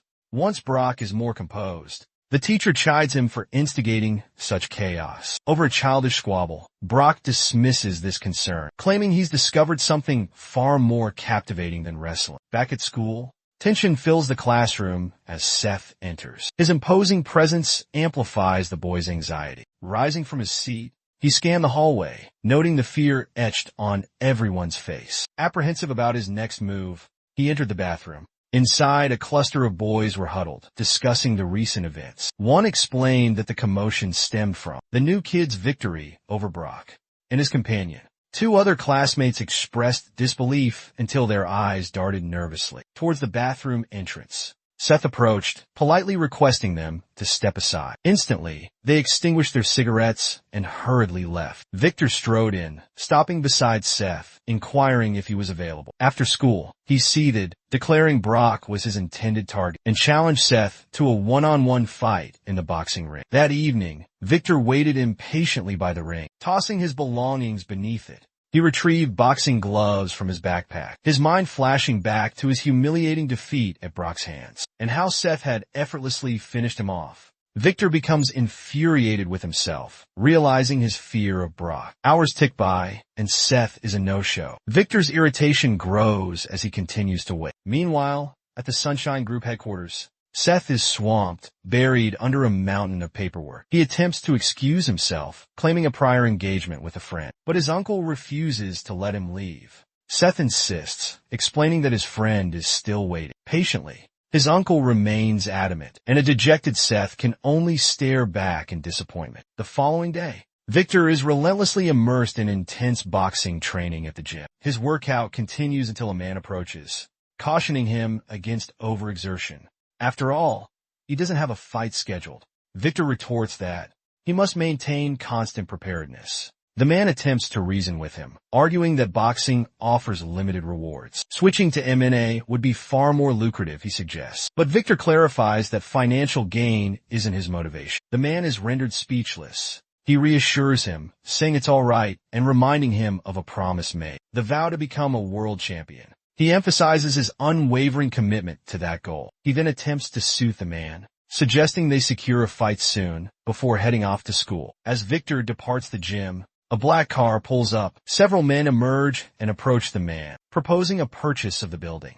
They offer a fair price for the property. Upon arriving at school, Victor enters his classroom to find Seth sprawled across a desk. The sight of him irritates Victor, as he recalls the previous day's altercation between Seth and Brock. He kicks Seth's chair, jolting him awake. Glancing at the clock, he grumbles that it's not even 7 a.m. yet. Seth turns and spots Victor looming over him. He questions Victor sarcastically if he thought ditching him and making him wait was amusing. Victor retorts that he was occupied with numerous tasks, and that explains his absence. Victor is baffled by this work anecdote, while Seth stifles a yawn, clearly exhausted. He attempts to intimidate Seth, warning him against attempting another escape that day. But suddenly, the protagonist springs to his feet with a spark of excitement, demanding to know why Victor assumes he arrived at school so early. Our protagonist clarifies, asserting that he's not one to back down from a challenge to a fight. This declaration infuriates Victor, who angrily cracks his knuckles in anticipation. Without hesitation, Victor lunges forward, aiming a blow at Seth's face. Our little monster remains motionless, absorbing the punch without flinching. Victor hears the protagonist's nonchalant comment about not feeling a thing, and suddenly comprehends what truly transpired. The protagonist had effortlessly caught Victor's punch with a single hand, remarking on its surprising strength. But then, he clenched his fist with such force that he broke one of his fingers. Even in agony, Victor maintained a steely gaze, locked onto Seth. Seth questioned, "Do you still intend to proceed?" In that instant, Victor cocked back his remaining fist, aiming to knock Seth down. But Seth effortlessly evaded each blow, forcing Victor to retreat until he was cornered against the wall. Seizing the opportunity, Victor lunged forward, launching a direct punch towards Seth's face. With a simple swat, Seth deflected the fist, sending Victor's arm dropping to his side, much to his astonishment. Undeterred, Victor pressed the attack, readying his other fist to strike. Growing weary of defending, our protagonist shifted gears and went on the offensive. Just then, a boy entered the classroom, his eyes widening in shock at the scene before him. At that very moment, Seth narrowly avoided a blow from Victor. Victor was just about to land a punch when he suddenly noticed the student standing behind them, his nerves getting the better of him. He decides to postpone the conversation, figuring it's best to wait until class. Everyone casts curious glances at the pair, wondering what transpired earlier. Both were a look of stolen secrets. Class hours crawl by, and the two persistently avert their gazes from one another. This awkward dance continues until Sophia arrives, beckoning Seth to lunch. A surge of excitement courses through him. He eagerly suggests they go together. His enthusiasm perplexes Sophia. Victor slumps down, grumbling about Seth, muttering that he'll soon discover who will emerge victorious. But then, he drops his head and promptly returns to slumber on the desk. Upon their return, they find Victor still asleep. Seth, in turn, stretches out for a nap as well, while Sophie heads back to her own desk. As the school day concludes, Victor rouses himself from his slumber and summons Seth to follow. Exiting the school grounds, he insists Seth keep pace with him. Seth attempts to inquire about something, but Victor abruptly cuts him off. He still inquires about their arrival. Then Victor turns to see him stepping into a sleek black car. Seth, claiming to be pressed for time, urges him to get in. Once inside the vehicle, the driver awkwardly asks their destination for the evening. The driver lights a cigarette and receives instructions to park in front of Victor's boxing gym. He subtly inquires about the possibility of leaving. The black car returns to the gym. The men from earlier reappear, now armed. They approach the gym as the driver continues to smoke. Inside the gym, Victor summons Seth to the ring. Seth glances to the side and notices a framed photograph of a boxer with a child. Growing impatient, Victor urges him to hurry. After all, Seth had claimed to be busy. As Seth steps into the ring, Victor confesses his interest in Seth since his transfer. Our protagonist continues to taunt his adversary, quipping, "If you were asleep, how did you see me?" Victor bristles at the sarcastic remark. Seth intervenes, "Just hand over the gloves." Victor declares, "This time I fight bare knuckle. This is my sport," he adds with conviction. The two lock eyes, the tension palpable. Seth yanks at his tie, shedding his shirt. In that instant, Victor is taken aback by the network of scars etched across Seth's body. Seth presses his advantage, goading, scared now, further inflaming Victor's anger. Victor explodes into action, launching himself at Seth with blinding speed. Just as his fist is about to connect with Seth's face, a shout rings out. His coach bursts through the door, breathless and interrupting the brawl. He gasps, "Who are those people outside, GMR?" His words pique the curiosity of both fighters. Seth steps outside and is stunned to see his drivers, the vandals who had attempted to breach. Jim inquired about the commotion.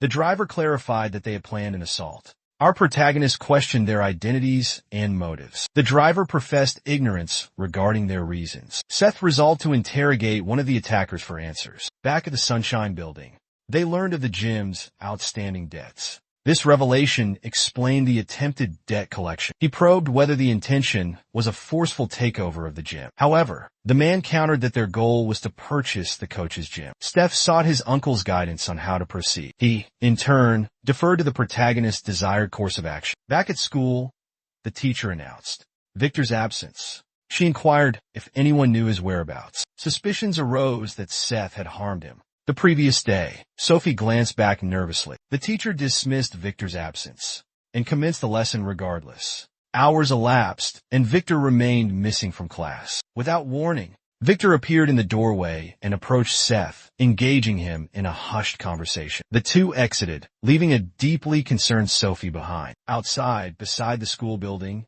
Victor confronted Seth, holding an envelope. He presented it to Seth, demanding an explanation of its contents. Victor revealed he'd received it the previous day. He stated that his and his father's debt had been repaid, with interest added. A bewildered Seth questioned his meaning. Frustrated, Victor pointedly asked if Seth was responsible. Seth calmly countered, inquiring what the issue would be if he were. Taken aback by the response, Victor ordered Seth to stay out of his family's affairs. Seth challenged him, asking if this was how he protected his pride. The remark further infuriated Victor, prompting him to grab Seth's collar. Unfazed, Seth told him to return the money if he didn't want the assistance. Victor explained that the debt collectors had vanished and demanded to know what Seth had done to them. Breaking free, Seth advised Victor to concentrate on his boxing training. He further invoked the pledge Victor made to his father to achieve world championship status. Victor recoiled, realizing Seth's awareness of this promise. Seth issued a challenge, asserting he could demand a fight at any moment. As Seth departed, Victor could only observe his retreat, the encounter leaving him visibly unsettled back in the classroom. Sophie gazed at the doorway,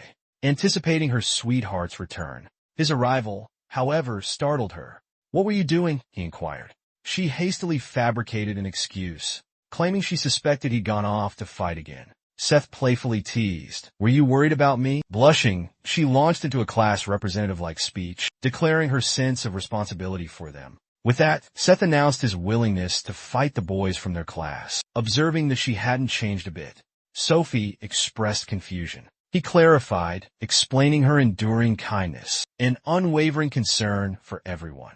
As he departs, Sophie observes his retreat while a hidden figure watches them both from a distance. Irritated by Seth's familiarity, the council president remarks he should learn his place in a traditional Japanese house. Derek sits patiently in a desolate room. A man, his kimono loosely draped, revealing a tapestry of tattoos, requests entry. Within the adjacent chamber sits the head of the Suntu Ōnikai gang, Maduki. Upon entering, Derek lowers his head in a deep bow, expressing his remorse to the leader. Maduki simply states his profound disappointment in his subordinate. Derek apologizes profusely, pleading for another opportunity to redeem himself and complete his assignment. He argues that since the heir's identity remains unverified, they could seize control of Sunshine with the gang's assistance. Suddenly, Rishin shatters his pipe, smashing it against the floor with tremendous force. Rishin exclaims in approval, having heard of the heir's youth. He muses that despite the heir's young age, he was still the heir and needed to proceed with greater caution. He then explained that they should try to identify the heir's vulnerability. Since he wasn't yet an adult, he must have a weakness. Derek's mind began to replay moments he'd witnessed between Seth and his mother after his father's passing. He believed he had pinpointed a potential weakness. But the gang leader interjected, emphasizing the need for a calm and calculated approach. Failure was not an option this time. A group of boys, led by a still recovering Gabe, suddenly barged into the protagonist's room. Gabe, still on the mend, immediately bellowed at everyone, demanding to know the newcomer's identity. Seth introduced himself. Gabe glared at him, angrily questioning if he was the one who had defeated Brock. He then ordered Seth out of the room. But this time, Seth stood his ground, retorting whether they thought he was a dog, to come running at their beck and call. This infuriated Gabe. Just then Victor arrived, commanding Gabe to move aside. Recognizing Victor, the other boys exchanged worried glances. Gabe, however, flew into a rage. Suddenly, Sam bursts into the room, ordering everyone to leave the new kid alone. He then casually mentions he's planning to join the judo club, leaving everyone utterly bewildered. The two begin to bicker, as Seth continues to watch the unfolding drama with growing confusion. Just then, another student appears at the doorway, assuming they have visitors. He glances down the hallway and spots a cluster of people approaching. It's the leader of the Moon Club, Damian-cha. He immediately berates the student at the door for being there. The student turns out to be the head of the kennel club, Scott Choi, who has also brought a posse of students with him. Amidst the chaos, Seth nervously adjusts his hair, his eyes questioning what on earth is going on. Witnessing the escalating situation, Sophie demands everyone's attention. She declares that their presence is making the entire class uncomfortable. Each person offers a hasty explanation for their arrival, but Sophie promptly kicks them all out of the room.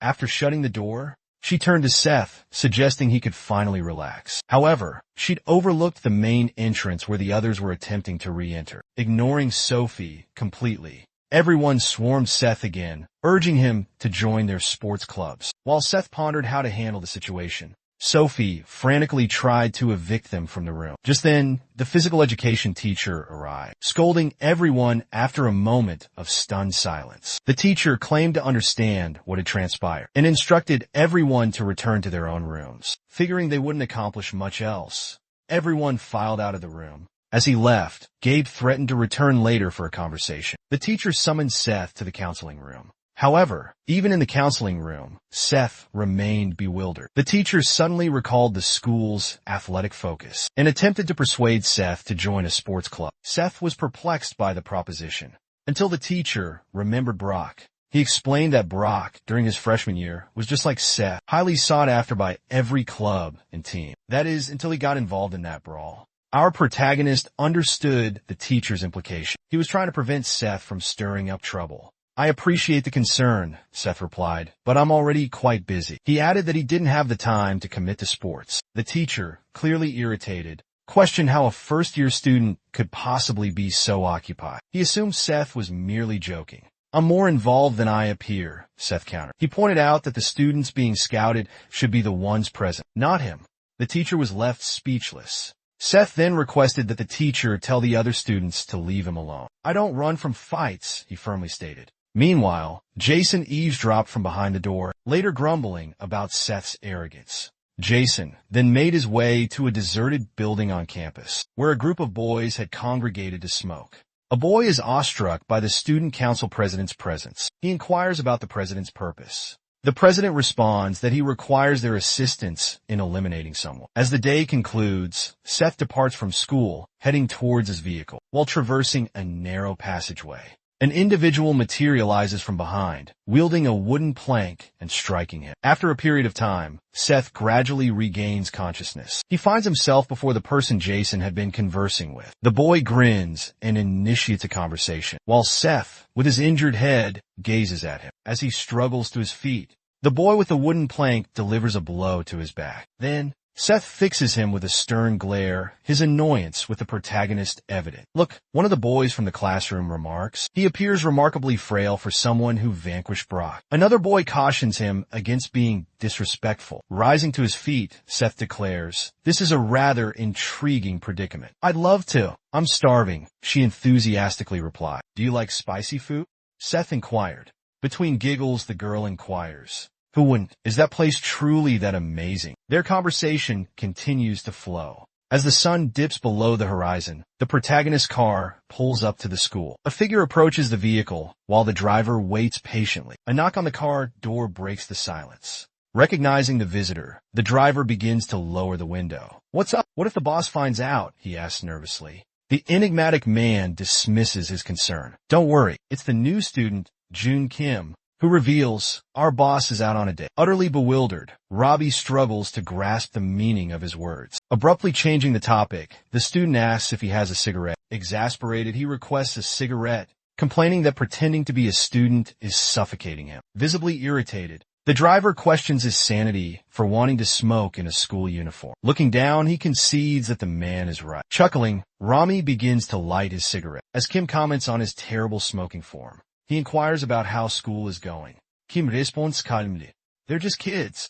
However, the driver retorts that nothing can happen to the boss. The new student assures him there's no need for concern, subtly revealing a hidden blade within his sleeve. He implies the driver already knows who he is. Later that evening, inside a boxing gym, Victor is sparring with Brock. Victor throws punches while Brock defends. But suddenly, the pace accelerates. Brock struggles to maintain his defense, now barely parrying the blows while landing a few of his own. The blonde seized an opening, poised to strike. His fist connected squarely with the big guy's ribs. A grimace of pain crossed the giant's face as he glanced sideways, oblivious to another impending blow, this time aimed at his head. With no time to react, he absorbed a left hook directly to the jaw. Victor's concentration was laser-focused on the fight. Brock began to falter, struggling to maintain his balance. His opponent noticed the shift in momentum. Exuding confidence, he taunted, "Want to keep going?" The man remained silent, his eyes snapping open. "Is that all you've got?" he retorted.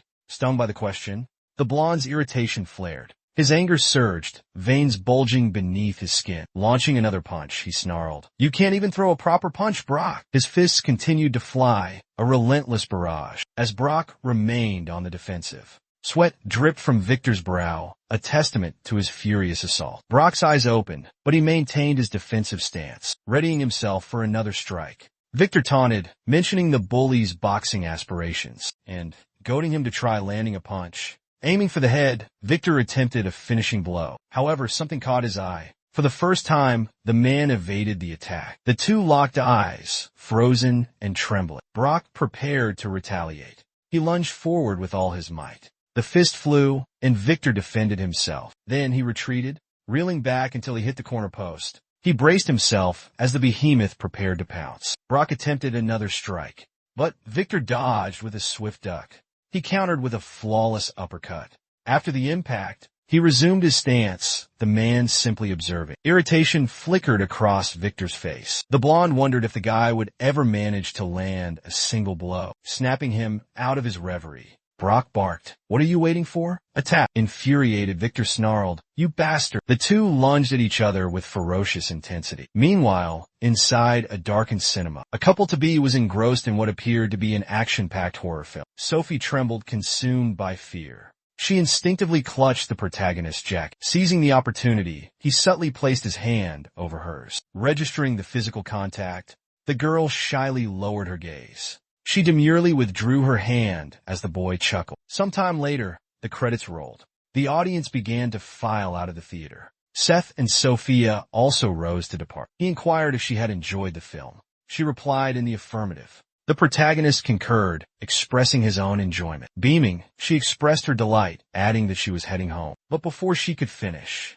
the new student inquired if she'd like to grab a bite to eat. Following the question, a puzzled expression crossed her face. He asked, a touch perplexed, "Isn't it customary to eat after a film? Isn't that how dates usually go?" he added. Stammering slightly, Sophie questioned, "Is this a date?" Suddenly, he grasped her hand, a joyful grin spreading across his face. "I know the perfect spot," he declared, inside the Sunshine Building. Now seated in a restaurant, the girl's eyes scanned the surroundings. Leaning closer, she whispered, "Is this place expensive?" With a reassuring smile, he urged, "Don't worry. Just eat." A waiter approached their table, carefully setting down silverware and plates. She offered a quiet thank you. As the waiter departed, she let out a sigh, leaving the boy visibly bewildered. "I still think this is too much," she continued. "Relax," he reassured her. "It's on the house." Sophie questioned, "What do you mean?" He clarified, "This restaurant is owned by the company, allowing them to dine without paying." Still perplexed, she inquires about his cryptic statement. The protagonist responds that it's rather intricate, but assures her he's more affluent than she assumes. Intrigued, a smile plays on her lips. The new student questions if she believes he's being dishonest. However, Sophie clarifies that's not the case. Flustered, the boy asks why she's laughing. She admits to chuckling, out of a momentary pang of envy at his declaration of wealth. Shifting the conversation, Seth boldly inquires about their second date, causing the girl to blush crimson. Another day unfolds on the open road. A motorcade journeys towards a new destination. Within one vehicle sits the protagonist, accompanied by his uncle and their chauffeur. Breaking the silence, the uncle announces he'll dispatch personnel to Jeju Island. He explains his suspicion that the Japanese syndicates are orchestrating something. Incredulous, the boy dismisses the notion, stating it's merely a school trip and nothing untoward will occur. After receiving the answer, the man remained silent. The boy, too, stayed quiet. Moments later, the car came to a halt. Stepping out, the man sighed, announcing his departure. But he paused, reassuring the boy, "Don't worry, nothing will happen." He then slammed the car door shut. He walked away, arms crossed, passing by several houses. The man summoned the driver, instructing him to accompany the boy. Confused, Ronnie protested, "But Jabu is already there." However, the uncle explained, "I've already instructed the Jeju gang to keep an eye on him." But, he continued, "I'd feel more at ease if you were there as well." Complying with the order, Ronnie agreed. The prospect of visiting Jeju thrilled him. They boarded a plane and set off. Some time later, on Jeju Island, all the students were filled with excitement. After their arrival, the teacher materialized behind one of them. She whacked them on the head, demanding silence. "Are you all a bunch of toddlers?" she questioned sharply. Exasperated, she barked, "Get on the bus now!" Once aboard, the teacher inquired, "Is everyone present?" The driver confirmed, and moments later, the bus departed. After some time, they reached the Jeju Towers Hotel. Students began disembarking. Among the travelers were Sophie, Brock, Victor Kim, and Seth.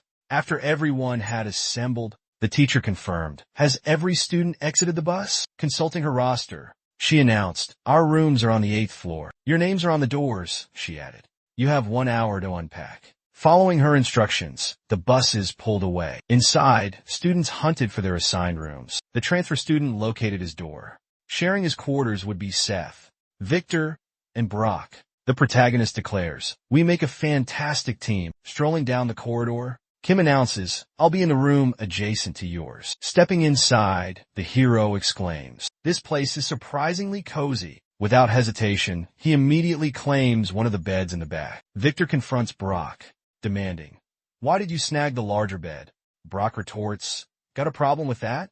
Their eyes lock in a silent standoff. An hour later, at Choosing Jolly, the entire student body is assembled, chatting amongst themselves inside the bus. The teacher instructs, "Ensure you board the correct bus, as there are other schools here." She continues, "Be back by 3 p.m. sharp." At that, students begin to embark. Steph is fast asleep, completely oblivious. Suddenly, someone calls out his name, rousing him from his slumber. It's Sophie, beckoning him for a stroll. Beaming, he readily agrees. Meanwhile, Victor reclines on the lawn, taking a respite. When something piques his interest, a cluster of students ambles past, appearing to have a destination in mind. Observing this, Victor becomes agitated, muttering a derogatory remark about a damn Chinese, and noting their seemingly robust physique. Rock saunters by, unfazed. Elsewhere, Kim indulges in a cigarette, when a tap on his shoulder disrupts him. It's Rodney, the driver, who has captured his attention. They engage in conversation, their laughter echoing simultaneously. Seth and Sophie depart,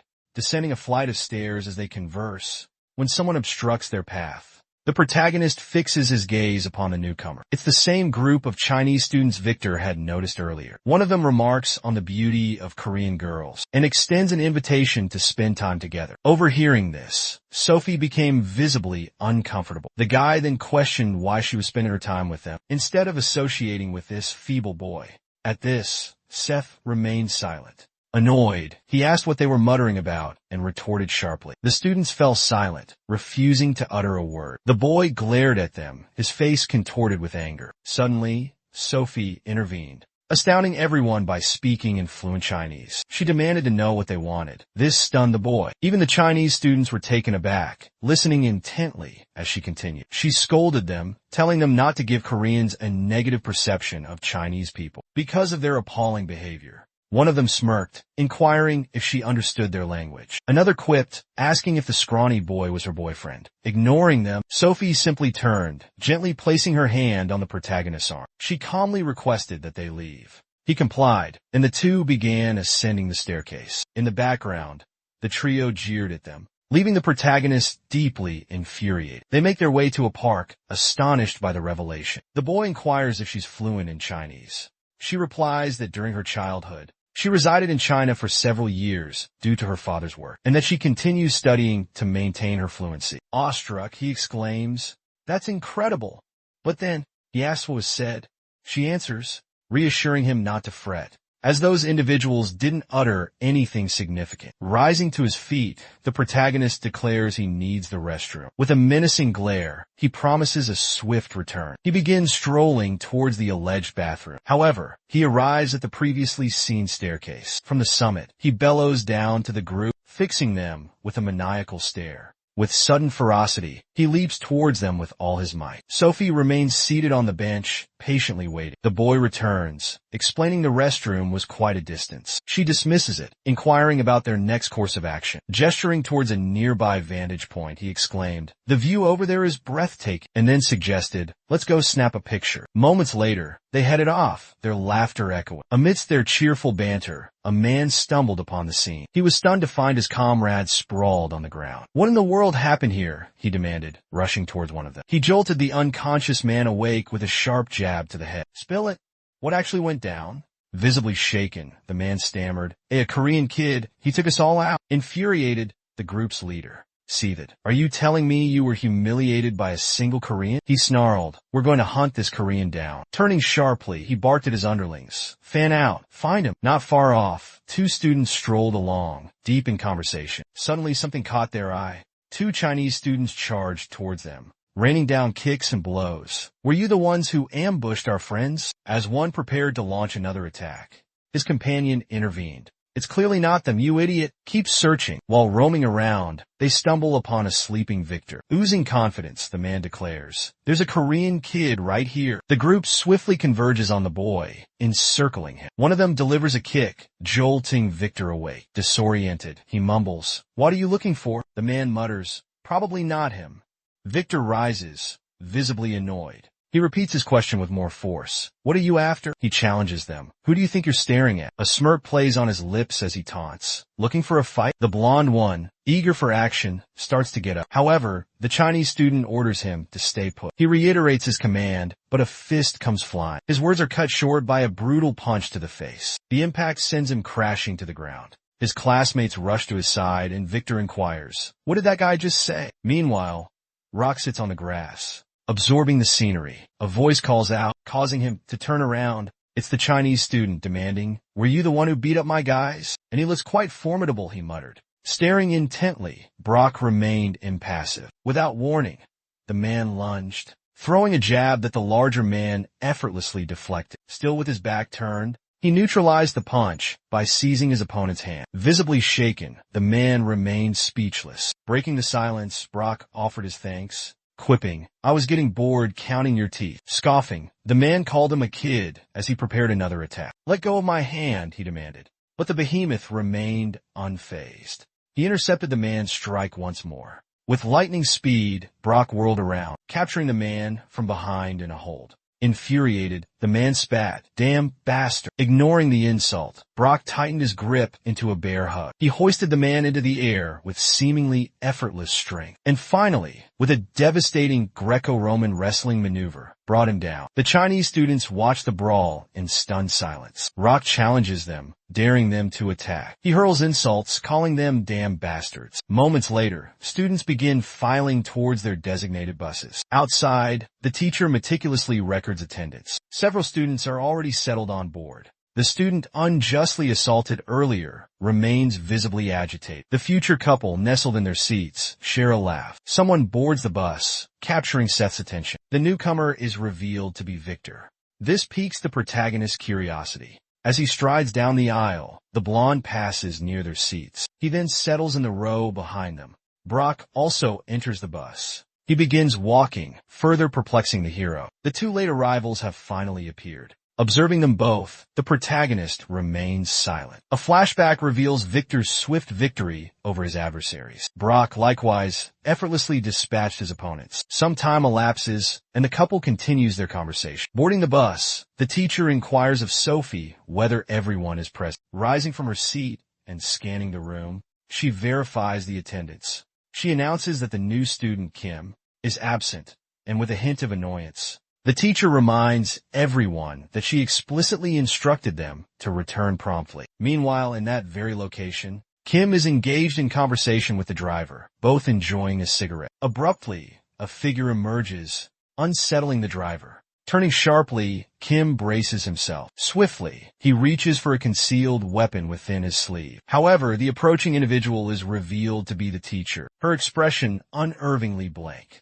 In a chillingly calm voice, she inquires about the new student's presence there. Panic sets in as the driver realizes he's in trouble. Later that evening, at the hotel, Brock gazes at his reflection in the window. Sif reclines on the bed, immersed in music. Victor diligently performs push-ups, engrossed in his training. Brock then shifts his gaze towards the protagonist. Sensing someone's gaze, Separ removes his headphones and inquires, "What's up?" The man responds cryptically, "You'll see soon enough." This leaves the boy perplexed, but he quickly flashes a smile and replaces his headphones. Meanwhile, elsewhere in the hotel, the driver, Kim, and the teacher are gathered together. Visibly annoyed, she questions Kim about a student smoking, demanding, "Do you know how detrimental smoking is at your age?" Then, she expresses her disappointment. "I thought you were more mature than the other new student." She presses further, "Where did you pick up such a habit?" However, he presents her with an ID card. It reveals a birth date in 1991. Stunned, she exclaims, "You're 27 years old?" She adds, incredulous, "You're 3 years older than me." With a sigh, he reveals that he couldn't complete his education due to challenging family circumstances, and that he's still eager to learn despite his age. Speechless, she reflects that he certainly appeared older. As he neared, he abruptly seized her hand, inquiring if she could pardon him just this once. With a gentle smile, he implored, "Please?" Flustered, the teacher conceded. Outside, the driver observed, pondering whether all was proceeding smoothly. Meanwhile, a child remarked to their mother that the man appeared peculiar. Later that evening, at a locale in Jeju, inside a compact karaoke bar, a man sat drinking, grumbling that these Korean beverages were as feeble as his own henchmen. Apprehensive, the three remained silent. Their leader was dining at a table before the trio. One of them confessed that they had underestimated those youngsters. Upon hearing this, he ceased drinking. Infuriated, he demanded how they dared to be defeated by Koreans. He then hurled the bottle at the boy's head. Enraged, he cursed at them, labeling them bastards and questioning their shame. He commanded them to deliver the boy to him the following day. Neck throbbing, head bleeding, the underling remained silent, his eyes vacant, almost possessed. The leader leaned in, recognized that uniform you're wearing. Later, at a different locale, Bob Rami, the chauffeur, pulled up to a restaurant and stepped inside, immediately catching another man's eye. With a raised hand in greeting, the driver said, "Long time no see." The man inquired, "What happened to Jab? Heard he was supposed to be here, part of the Sunshine Group's meeting." Mr. Joshun, Jeju branch manager, also known as Jo Yun, fidgeted nervously. The driver explained, "Jab's still with the boss." "But isn't Jab head of security?" the man countered. "Other circumstances," Bob replied curtly, changing the subject. "Let's eat first," Joe suggested. "Get us a table." Bob's eyes widened at the sight of the feast. The man urged him to eat, pointing out it was fresh Jeju Island fish. Ronnie expressed his gratitude between bites. Bob was ecstatic, savoring the explosion of flavors. Observing this, the man beamed with satisfaction. He then remarked on the challenges of working for such a young boss. However, the driver countered that it wasn't difficult at all. The man responded by mentioning a rumor that Derek had recruited the boy. Bob, his mouth full and a grin on his face, remained silent. The man continued, bringing up another piece of gossip. He alleged that Derek had been beaten by the driver, according to the rumors. Bob started choking on his food, quickly trying to defuse the situation. The man suggested it must be a tough job and encouraged Bob to eat while he could. After consuming a substantial amount, Bob was almost bursting at the seams. He expressed his gratitude for the generous meal. He then added that it must be pleasant. The man looked perplexed, unsure of what Bob meant. Bob elaborated, living in a place with such delicious cuisine. The man was left utterly bewildered. A smile suddenly spreads across his face. Sion remarks that Jeju used to be fantastic, but now it's being infiltrated by the Chinese, and things are getting complicated. Following that observation, the driver falls silent. Elaborating further, the man explains that the triad is attempting to encroach upon their territory. A perplexed Bob interjects, Shouldn't you inform Peter? Cutting off the man's train of thought. The man clarifies that it's not yet an official matter, and that they're currently stirring up trouble using financial leverage. However, there haven't been any direct confrontations thus far. A relieved Bob comments that it doesn't sound like a serious issue. Countering Bob's statement, the man argues that in a sense, he's correct, then divulges that the leader of the triad is present at this very moment. Ronnie is puzzled by this revelation. Joe dismisses it as just a high school excursion, mentioning that he was notified to keep a watchful eye on things. Bob adds that their boss is also on the trip and assures them that everything will be all right. Joe reiterates that it's nothing more than a school trip and contemplates what might transpire. Gesturing with a raised finger, he inquires if Bob would care for some drinks and sashimi. An enthusiastic Bob explains that he must attend to the boss. Welcomingly, the man insists it's just a single drink, adding that all his friends are eager to see him again. Hesitantly, the driver demurs, but eventually concedes to one drink. Later, at the hotel, the buses begin to arrive. All the students congregate behind a wall. One of the Chinese students from the group is on the phone. He notifies someone that he has located the individual and will tail them, reporting back on any developments. The buses then depart. The teacher announces their plan to hike Mount Hallison, describing it as a magnificent 5-hour trek to the summit and back. Upon hearing this itinerary, the students collectively groan. The teacher urges everyone to remain calm. She clarifies that if the hike becomes too strenuous, they are permitted to descend. However, they are explicitly forbidden from venturing elsewhere. The bus reaches its destination.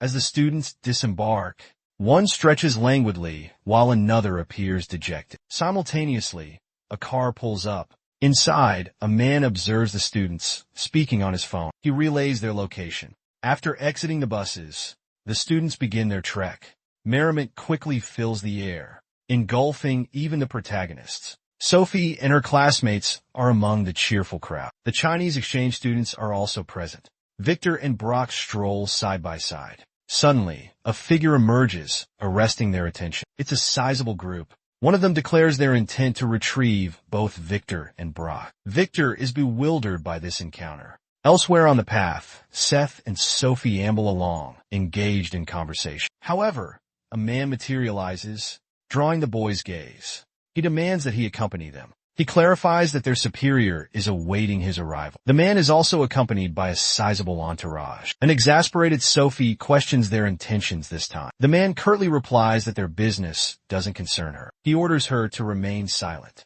Sophie begins to retort, but the protagonist gently places a hand on her shoulder, requesting she return ahead of him. She departs, bewildered by the exchange. The man patiently awaits a response. With a furious glare, Seth snarls that they seem to be after him. Speaking in Mandarin, the man declares his desire to commence. Seth, perplexed, wonders what he's saying, unable to comprehend the foreign language. They lock eyes, and Victor braces for the imminent assault. He launches a right hook, but the large man swiftly evades the blow. The blond man is astonished by his opponent's agility. With lightning speed, the man lands a powerful punch to his stomach, leaving him no time to react.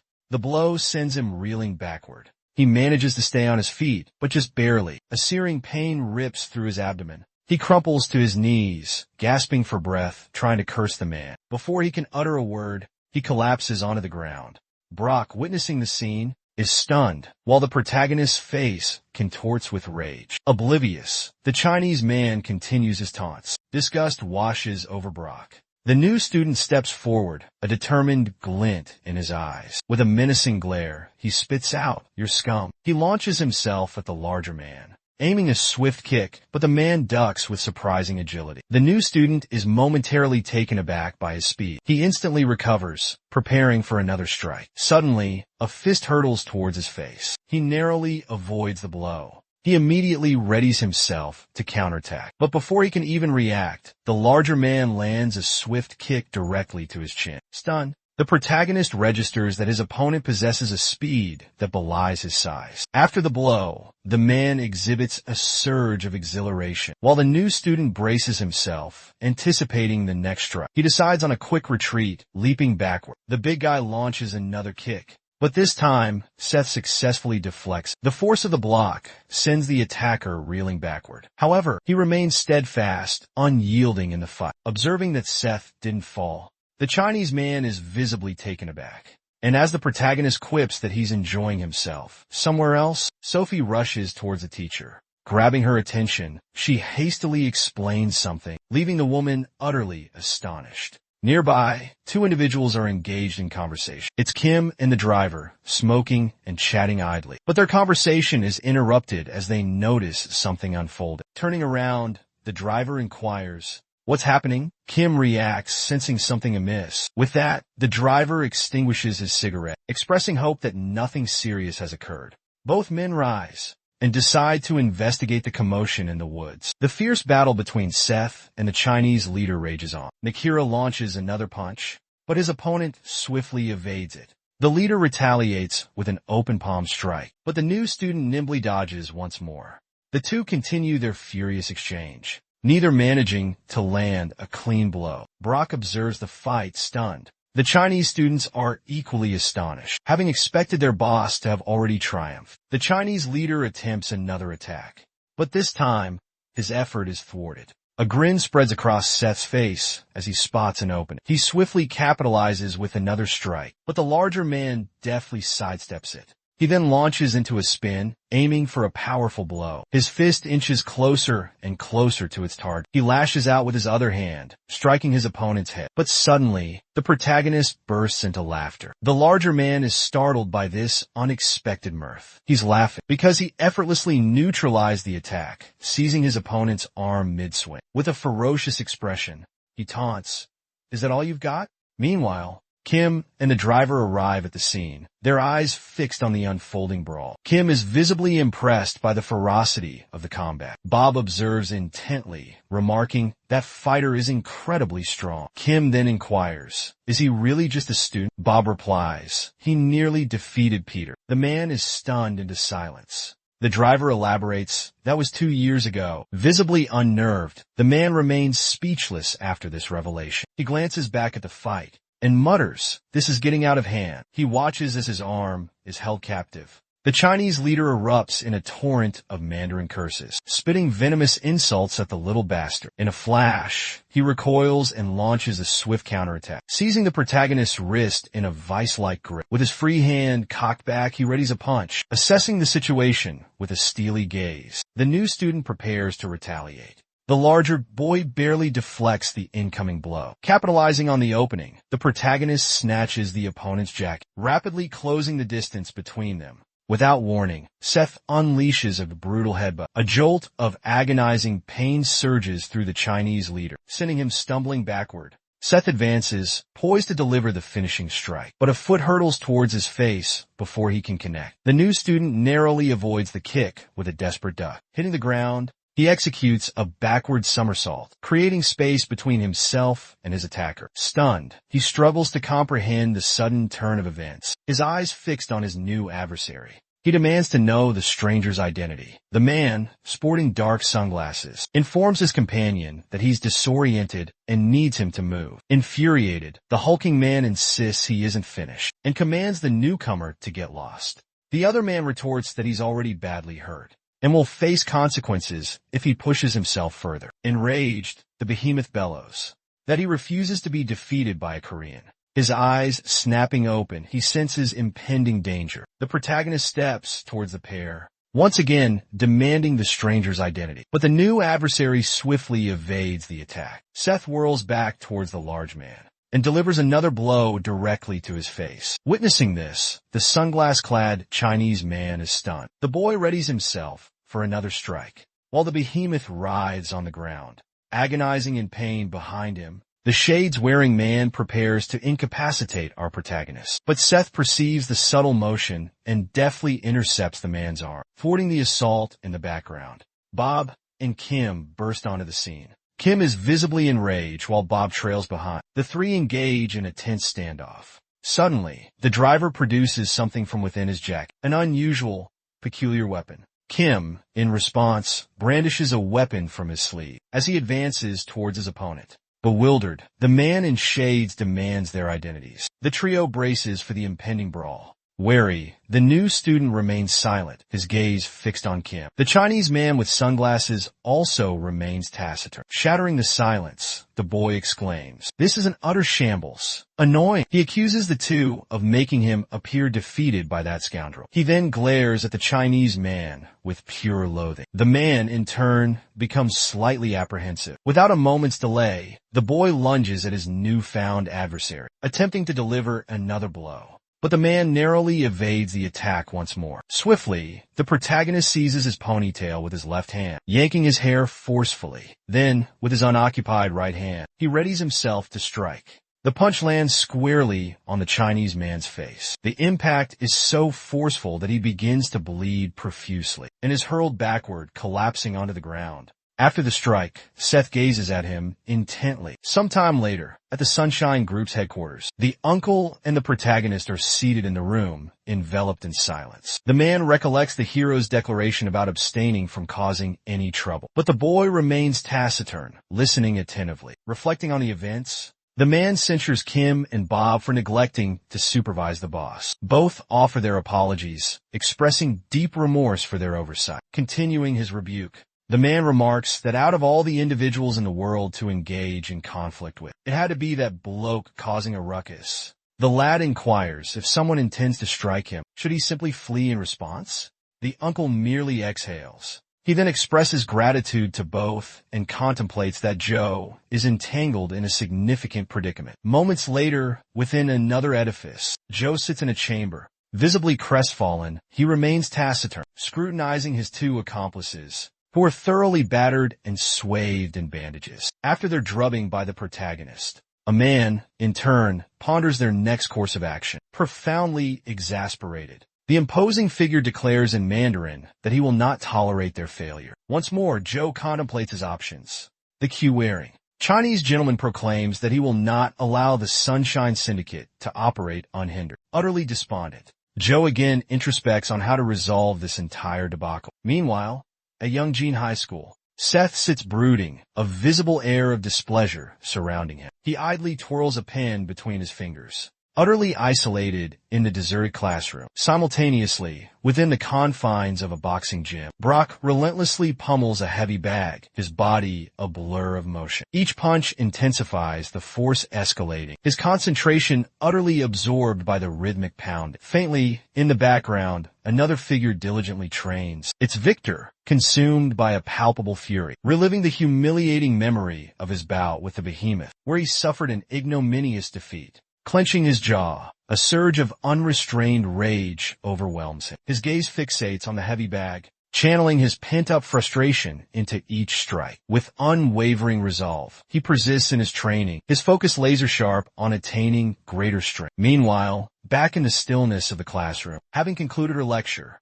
the teacher declares she has an announcement. She divulges to the students the impending arrival of a new classmate. As whispers ripple through the students once more, the instructor inwardly contemplates why all the incoming pupils invariably end up in her classroom. Gesturing towards the entrance, she announces the new student may enter. A new girl it is, and as she gracefully steps into the room, everyone is instantaneously mesmerized by her presence. The teacher elucidates that she hails from Japan, and that everyone should extend her courtesy and warmth. Swiftly, the entire student body, particularly the male contingent, becomes utterly charmed. Introducing herself, the girl states her name is Akira. Then, she fixes the protagonist with a rather enigmatic smile. A wave of suspicion washes over the boy, but he remains silent, merely observing her intently in return. Elsewhere, a telephone begins to trill.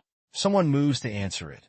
It is the head of Sunta Nikai, who, upon answering, inquires about the progress. The voice on the other end relays that the girl has successfully infiltrated the school. Pleased, the man instructs her to ensure she proceeds discreetly. He then contemplates that if the boy vanishes, Korea will be entirely theirs. Meanwhile, at Yongjin High School, the girl is already positioned at her desk. Sophie merely observes, musing that Akura is strikingly beautiful, resembling a porcelain doll. The new girl is intently observing something intriguing. Sophie's curiosity is piqued, and she ponders what has captured Akura's attention. Following Akura's gaze, She discerns that Akira is fixated on Seth. Astonished, Sophie wonders if the new girl is already captivated by Seth. Akira perceives Sophie's scrutiny. With a cunning smile, she returns Sophie's gaze. Sophie feels intensely uneasy due to the unsettling encounter. Swiftly, she approaches Seth's desk. Taking hold of his arm, she inquires if he desires to visit the cafeteria. She suggests they procure something delectable there. This abrupt proposition bewilders Seth. Then, the two depart the classroom tranquilly. The new girl simply observes their exit. A vehicle arrives at the school. Bob and Kim sit opposite each other, cigarettes dangling from their lips. The chauffeur exhales wearily, attempting to initiate conversation. Chardin Kim remarks they have little alternative. He recollects Seth's furious outburst regarding the bodyguard stationed within his classroom, and his demand for their immediate removal. He adds melancholically that at least Seth has the chauffeur's company. Chuckling, the man replies it's preferable to solitude. Soon, both men erupt in shared laughter. Shifting the topic, Kim inquires if Bob possesses certain knowledge. This ignites Bob's inquisitiveness. He then elaborates on his intense yearning for education. Meanwhile, within the school's quadrangle, Akira strides towards the pair. This surprises Sophie, who beams. Akira questions Sophie's whereabouts, explaining she has been searching for her. Greeting her warmly, she mentions hearing of Sophie's status as class president and confesses her unfamiliarity with Korea, inquiring if they could be friends. Sophie hesitates, observing the boy. Akira questions if he's her boyfriend, and Sophie begins to stutter. Completely forthright, Seth declares that he is indeed her boyfriend. This declaration astonishes and intrigues Sophie. Akira inquires if that's truly the case. Rising to his feet, the protagonist bids them farewell and announces his departure. However, he abruptly halts, glancing back at the girl. Akira questions why he's leaving so suddenly. Seth replies that he has other pressing matters to attend to. He then departs from them, flushed and overjoyed. Sophie contemplates his earlier assertion of their relationship. Later that evening, at his mother's cafe, she inquires about his presence. As it's been a considerable period since his last visit, he explains that he was away on a school excursion. His mother affirms her prior knowledge. After a moment, he finishes his coffee. Seth then beckons his mother for a discussion. He notes the arrival of a Japanese transfer student. Intriguing, his mother responds. The girl must be quite attractive. She observes this is his first infatuation with a girl. She inquires about the object of his affection. Evading the inquiry, he replies, "That's not quite it." He perceives something peculiar about her. Piqued, his mother presses him for details. Hesitantly, he divulges that the girl exudes a similar aura to his mother. This revelation leaves his mother both startled and disconcerted. He contemplates whether it's merely his imagination. Gazing sideways, his mother remains silent. Visibly agitated back at school, someone ascends to the rooftop. It's Akira, silently observing something. She contemplates how to dispose of him. Detecting something amiss, Seth glances upwards. However, he perceives nothing out of the ordinary. Recognizing the risk of exposure, Akira swiftly vanishes from the protagonist's field of vision. A smirk graces her lips as she muses that he isn't entirely incompetent. Raising her skirt, she unveils a cache of concealed weaponry. She then discards 2 thigh straps onto the ground. Advancing towards them, she commences withdrawing a weapon. It's a peculiar, almost outlandish needle, possessing a menacing appearance. She murmurs about potentially exploring Korea, should she swiftly conclude this assignment. Abruptly, a figure materializes in the backdrop, proclaiming the continuation of a lineage. Startling Akira, the woman proposes that if Akira departs immediately, she will feign ignorance of the encounter. Seth's mother inquires about the girl's opinion of the proposition. Akira rapidly pivots. She hurls her needle towards the woman. The weapon inches toward her head. Nonchalantly, the woman intercepts the needle, remarking on its predictability. Observing miss, Akira's sudden anxiety, beads of sweat forming. The woman dismisses the transgression with a lenient tone. Her gaze piercing and intimidating, she comments on Akira's youth, inquiring about her intentions. Visibly shaken, Akira questions the woman's identity, concluding that a hasty retreat is necessary. The needle hurtles towards her face. She narrowly evades the projectile, but it grazes her cheek, leaving a thin crimson line. Glancing sideways, she detects movement. Something is rapidly approaching.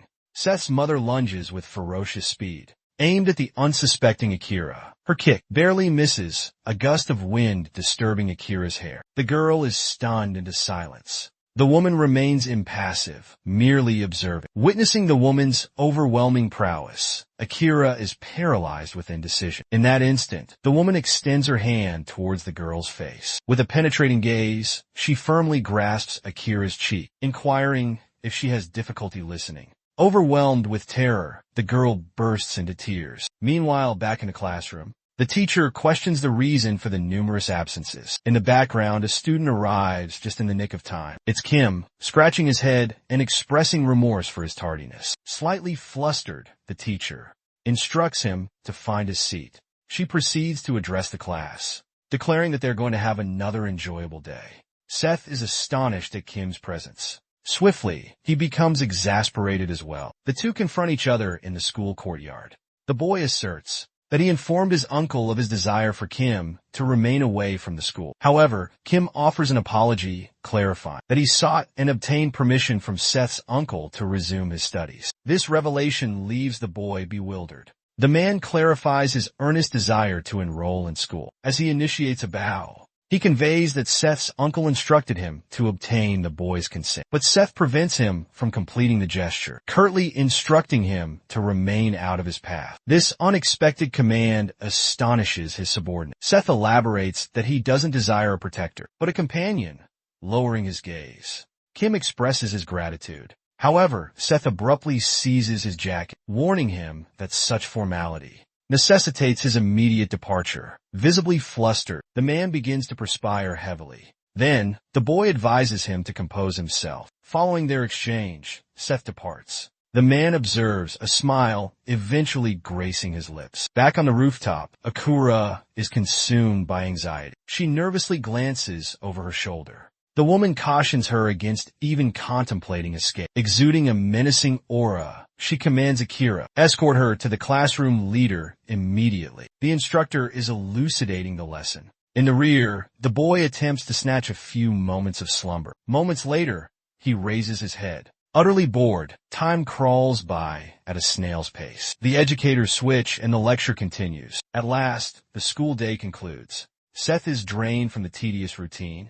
He rises to finally depart. In the backdrop, Sophie observes him, apprehensive about his demeanor. Outside, the protagonist advances towards his vehicle. Bob greets his superior, inquiring about his desired destination. His boss replies that he wishes to proceed to his mother's cafe. After some time, they arrive at the locale. However, Seth notices something perplexing. A sign declares the cafe closed for personal reasons. He promptly retrieves his phone. He resolves to contact his mother, but she doesn't respond. The message indicates the number is unreachable. Meanwhile, a sense of unease washes over the boy. Back with the Acura, the two men grow increasingly apprehensive about the woman's presence. She escorts them to their leader's location. The woman instructs them to remain there, forbidding any thoughts of escape. They comply without hesitation. Upon arrival, the woman proceeds to open the door. Inside, she observes two men in casual attire. One declares the area restricted.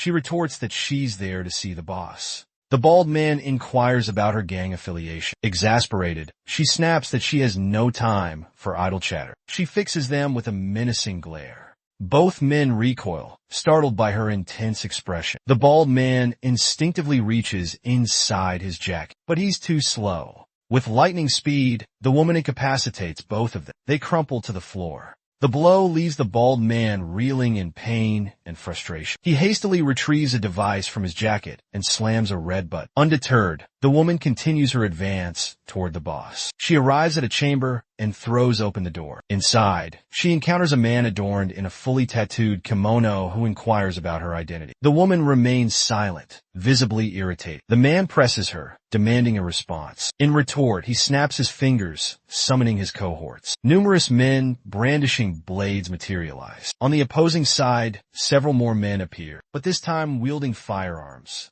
He interrogates her, questioning her presence alone in such a locale. Reacting to his inquiry, the woman simply sighs, emanating a murderous aura. She warns that anyone who dares assault her with those weapons should prepare to meet their demise. Her mere utterance instills sheer terror in the man. The dialogue persists, and she divulges her true identity. She commands their attention, revealing they are pursuing her son. The tattooed man remains silent, intently listening. Exasperated, the woman begins adjusting her tie, inquiring if they are prepared to commence. Sometime later, at a boxing gymnasium, Victor and Brock are engaged in training. Both appear weary from the strenuous workout.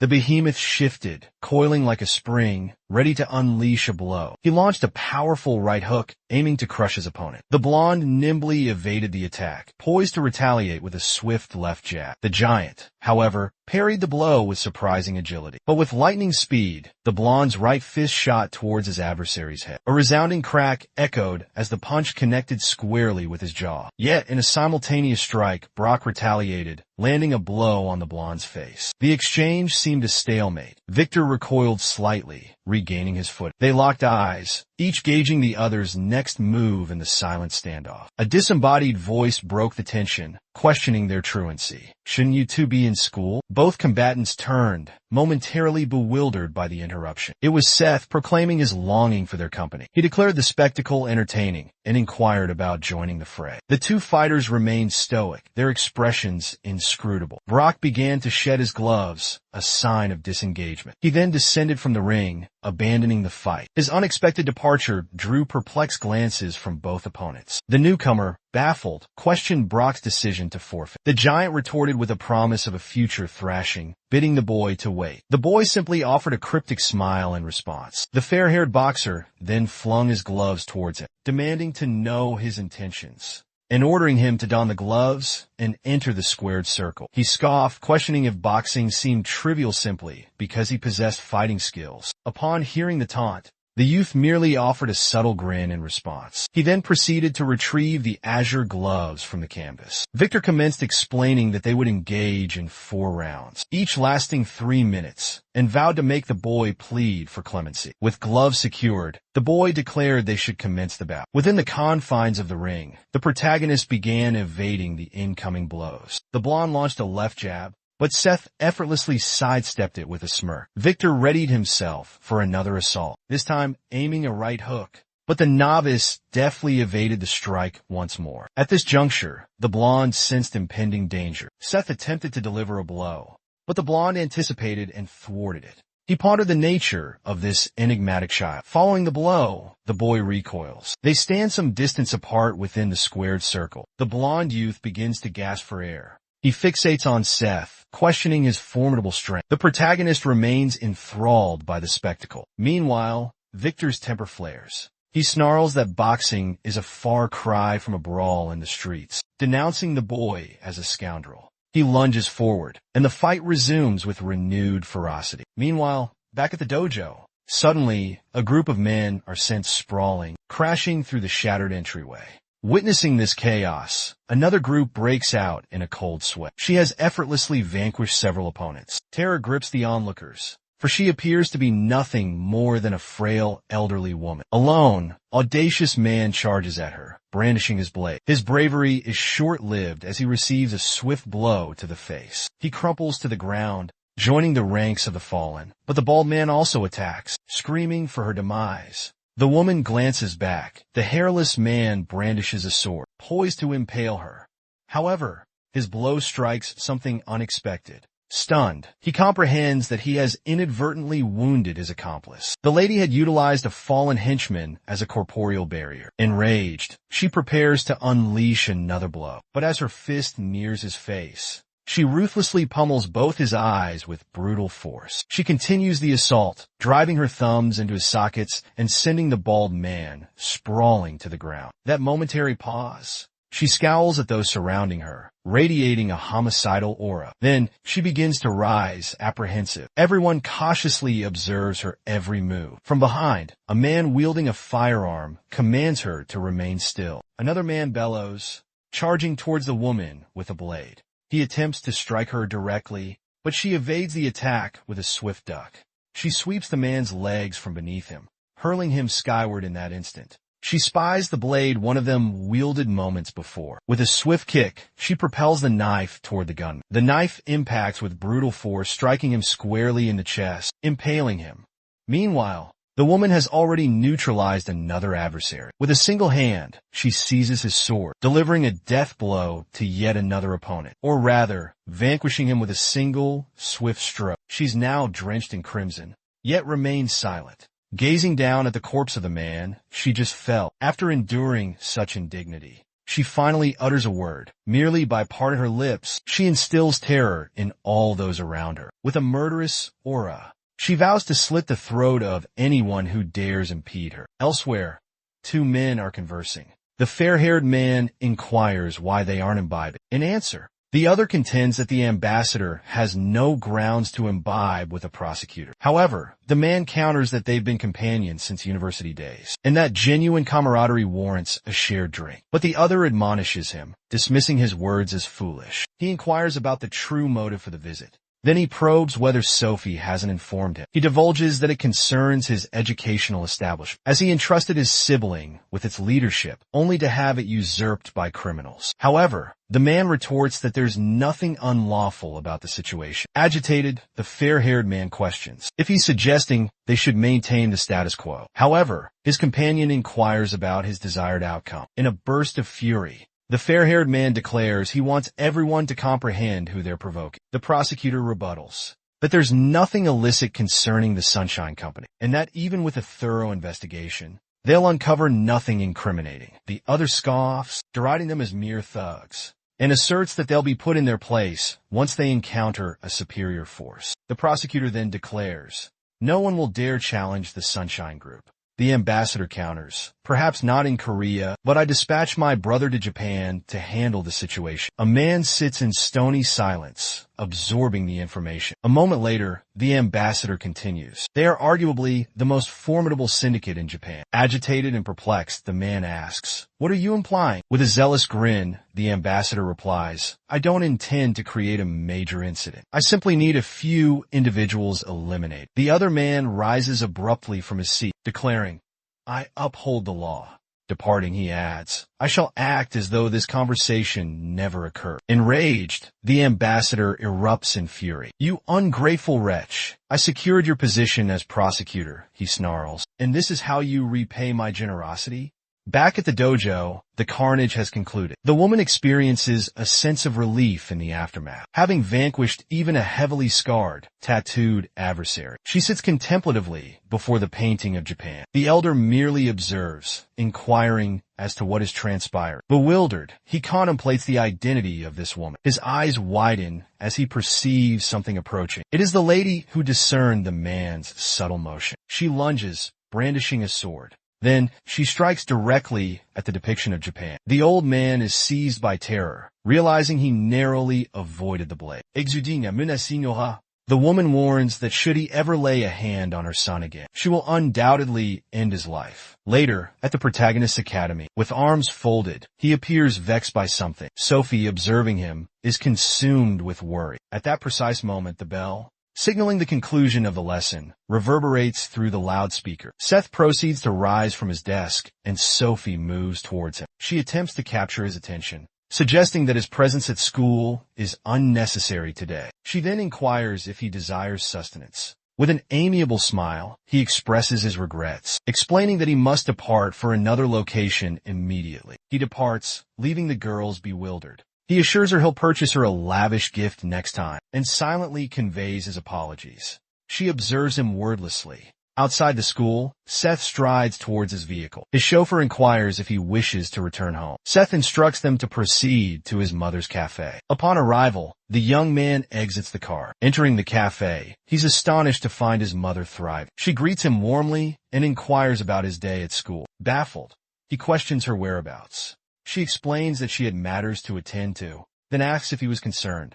He retorts that his worry was evident. Suddenly, he notices someone familiar in the cafe. Gesturing, he inquires if she's who he suspects. His mother clarifies that the girl is employed part-time, adding that they are classmates. Seth departs abruptly, utterly perplexed. He glances at the girl amiably, He inquires about her return tomorrow, and she affirms that she will be present. Witnessing this, our protagonist is astonished by the fortuitous time. Concurrently, elsewhere in the metropolis, a man bearing scars questions the meaning of someone's words. This individual is the leader of the formidable three-headed phantom. ꜱᴏ괏 approaches the attaché case. He positions it upon the table and then unlatches it, exposing a substantial sum of money. The boss remains taciturn, his gaze fixed upon the currency. He declares that eliminating Sunshine will be a formidable task. The fair-haired man then inquires about the implication of his statement. He elucidates that they adhere to a code and are allied with one another. Bewildered, the blond man fails to comprehend his pronouncements. ꜱᴏ continues,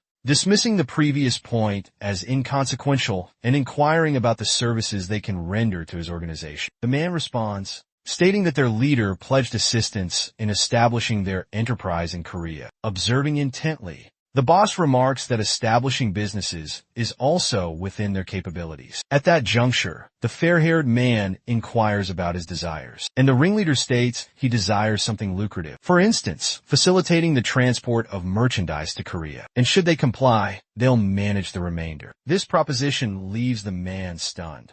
Responding further, ꜱᴏ declares, they'll dismantle the Sunshine Group's operations, and that the man stands to gain the most. Smiling, he offers them ample time to deliberate. Gazing at the sociopath, he extends an invitation to experience the hot springs. Meanwhile, in Jeju, someone is brutally assaulting Josh Young. He's been subjected to every imaginable form of violence, completely bludgeoned and drained. Suddenly, an individual appears on the scene. This is the branch supervisor of a Blackroot Mandoy, whose name is John Lee. John simply observes the utterly devastated man. John remarks that although he hails from the Black Group, he inquires if it isn't monotonous to perpetually engage in such behavior. And his man retorts that if that's how he perceives things, he should have stated that from the start. He promptly declares he's not there to bargain with again, and demands once more the whereabouts of the man who assaulted his brother. That night, at the Sunshine Group, within the president's office, the uncle observes, appearing deep in thought. Abruptly, the telephone rings. He approaches, retrieves it, and answers. Joey initiates contact. At that instant, the uncle is stunned by the call. Prostrate on the floor, restrained by a bald individual, Joey begins to speak. One of the gang members seizes Joey's phone and commands them to deliver the man who assaulted his brother. He threatens to annihilate the group if they refuse. Upon hearing this, the uncle becomes enraged. He furiously inquires who is on the other end of the line. The man identifies himself as John Lee, the leader of the Mandavas gang. In response, the uncle declares that from that moment forward, should John Lee dare to harm Joey, he will not escape Korea alive. Hearing this, the man questions what the uncle is implying. Simultaneously, a small avian creature alights upon a tree branch near the school's secure vault. It observes serenely as a handful of individuals trickle into the classroom. Unlatching the entrance, Akura strides into the learning space, her gaze falling upon the main character.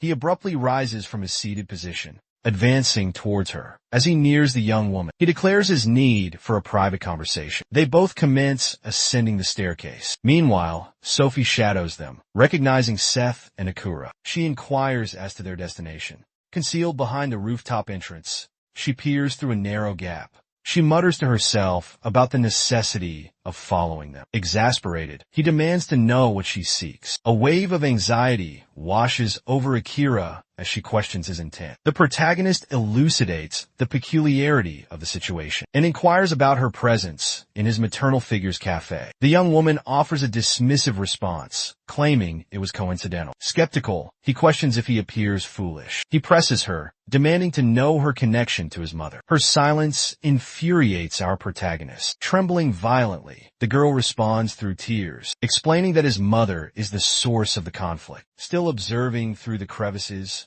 Sophie is stunned. Beside her, the hero himself is equally astonished. Materializing on the rooftop, Sophie calls out to the boy. He is bewildered upon seeing her. Meanwhile, back at the dojo, Rigo arrives and enters. He's perplexed by the lack of guards at the gang's entrance. Then, he proceeds further. A knock echoes at Ryujin's door, but astonishment grips him as he beholds an elderly man seated upon the ground. The old man remains quiet as Ryujin enters. Ryujin inquires about the situation. With a smile, The elder queries Ryujin's presence there. Ryanosuk replies that he has a proposition for the Chang'e. They need to eliminate Sunshine. Visibly agitated and apprehensive, the old man whispers, "Not here." This answer bewilders Ryujin. Trembling with dread, the elder urges Ryujin to do as he pleases, for they are finished with them. Irritated by the evasive reply, Madhu remains silent. At the school's central office, students depart for the day. However, Sophie strolls leisurely, and something captivating arrests her attention. It's the captains and club leaders seeking to enlist new members. There stands the captain of the Taro Kendo Club, the leader of the Judo Club, and Sam Choi, the head of the wrestling club. Damien Shaw and the Kino Club leader, Scott Choi, were visibly agitated. Choi demanded to know their purpose. Yu retorted, accusing him of arrogance. He ordered Choi to remain silent and comply. Upon hearing this, the protagonist erupted in laughter. Meanwhile, a man with a maniacal grin, Jason, observed the scene unfold from a nearby window. The student council president, seething with irritation, questioned whether the protagonist believed this situation would remain unchallenged. Moments later, inside the gymnasium, despite being encircled by the four captains, the protagonist remained unfazed. He coolly inquired about their intentions, further infuriating Yu. Yu lashed out, branding him an arrogant scoundrel. Stung by the insult, Seth questioned the accusation of arrogance, demanding to know his offense. The man retorted, accusing him of being loudmouthed and conceited simply for defeating Brock. Joining the confrontation, Sam Troy conveys that the situation is rather intricate and that the upperclassmen harbor resentment towards the freshmen. With arms folded, he divulges that rumors circulate about the upperclassmen being quite apprehensive. Unperturbed, the boy inquires if they all intend to collaborate and brawl. This further aggravates Sam, prompting him to demand how the newcomer dares address his superiors in such a manner. Altering his countenance, he declares he's issuing a cautionary statement if they persist in provoking him. He intimates that he might eliminate their superiors, who have the audacity to call him a derogatory term. Abruptly, Scott intervenes, urging his comrade to pause. By this juncture, the protagonist, already exasperated, smirks. The leader of the Kendo group asserts but they will not engage in a collective assault as they are not villains. He proposes that the novice confront him individually. In response, the hero remains silent, but moments later, he is already positioned on the mat. Scott cautions that engaging in unarmed combat is imprudent, implying the boy should comprehend this with his hands casually tucked in his pockets. The boy retorts, "It's all right. This isn't his first brawl of this caliber." Scott, perplexed, inquires about his meaning. Exasperated, he declares the boy utterly conceited. Abruptly, the leader lunges at him. The wooden sword hurtles towards his face. Yet, Kong evades the blow. With lightning speed, Scott redirects his attack. The protagonist nimbly sidesteps, ducking low, now dangerously close to his adversary's legs. A malevolent grin spreads across his face. While the Kennel Club leader struggles to regain his footing, a shadowy figure observes from the periphery. It's Jason, who denounces the four as imbeciles, fuming that he explicitly instructed them to overwhelm the boy. Suddenly, a figure materializes beside him. Whirling around, the president recoils in shock. He eyes Kim, arms folded, demanding his identity. Bob interjects, identifying it as the gymnasium where their boss frequented. Fear grips Jason. Continuing the exchange, Kim remarks that observing conflicts is invariably entertaining. A bewildered Jason grows increasingly agitated. Returning to the previous scuffle, Kong delivers a powerful blow to his adversary, shattering the wooden sword with the force of the impact. Following the strike, his opponent begins to stumble. In that instant, the novice senses an approaching presence. It's the Taekwondo practitioner, launching a flying kick. However, the boy effortlessly evades the attack. He inadvertently collides with someone behind him. It's Damien Shaw, the leader of the wrestling club, who seizes him firmly, declaring that they weren't summoned for athletic games. Glancing back, Kong becomes exasperated. Game strides forward, vowing to inflict severe damage. The boy responds with enthusiasm. "Sounds fantastic," he exclaims swiftly. He then headbutts the back of Damien's head, striking his nose. He yanks the blonde boy by his jacket and unexpectedly hurls him towards Yu, who instinctively dodges his comrade's body. He exerted considerable energy to evade. Abruptly, he perceives the hero's imminent arrival. Seth lunges forward to unleash a formidable blow. The punch lands squarely in the center of Gabe's face. The impact is so forceful it sends the man crashing to the ground. Following the strike, he fixes his gaze upon the remaining two. Observing this, the judo club leader and the kendo club leader are seized by fear. Jason, too, struggles to comprehend the spectacle before him. A jovial Kim remarks that Seth is demonstrating restraint against the students. Bob interjects, recalling that during his encounter with Mako's hammer, Seth shattered all his teeth. Kim then inquires if he recollects Axe, whose eye was severely damaged by Seth. Ronnie replies with a chuckle that he does indeed. He adds that he nearly lost bladder control from laughing so hard. He asserts that the boy practically obliterated Axe, and that Seth was merely slightly smaller than. In the recounted tale, Kim mentions that Axe wielded knives, but even those proved insufficient for victory. Bob concludes that he should have opted for a more suitable weapon. This astonishes his colleague,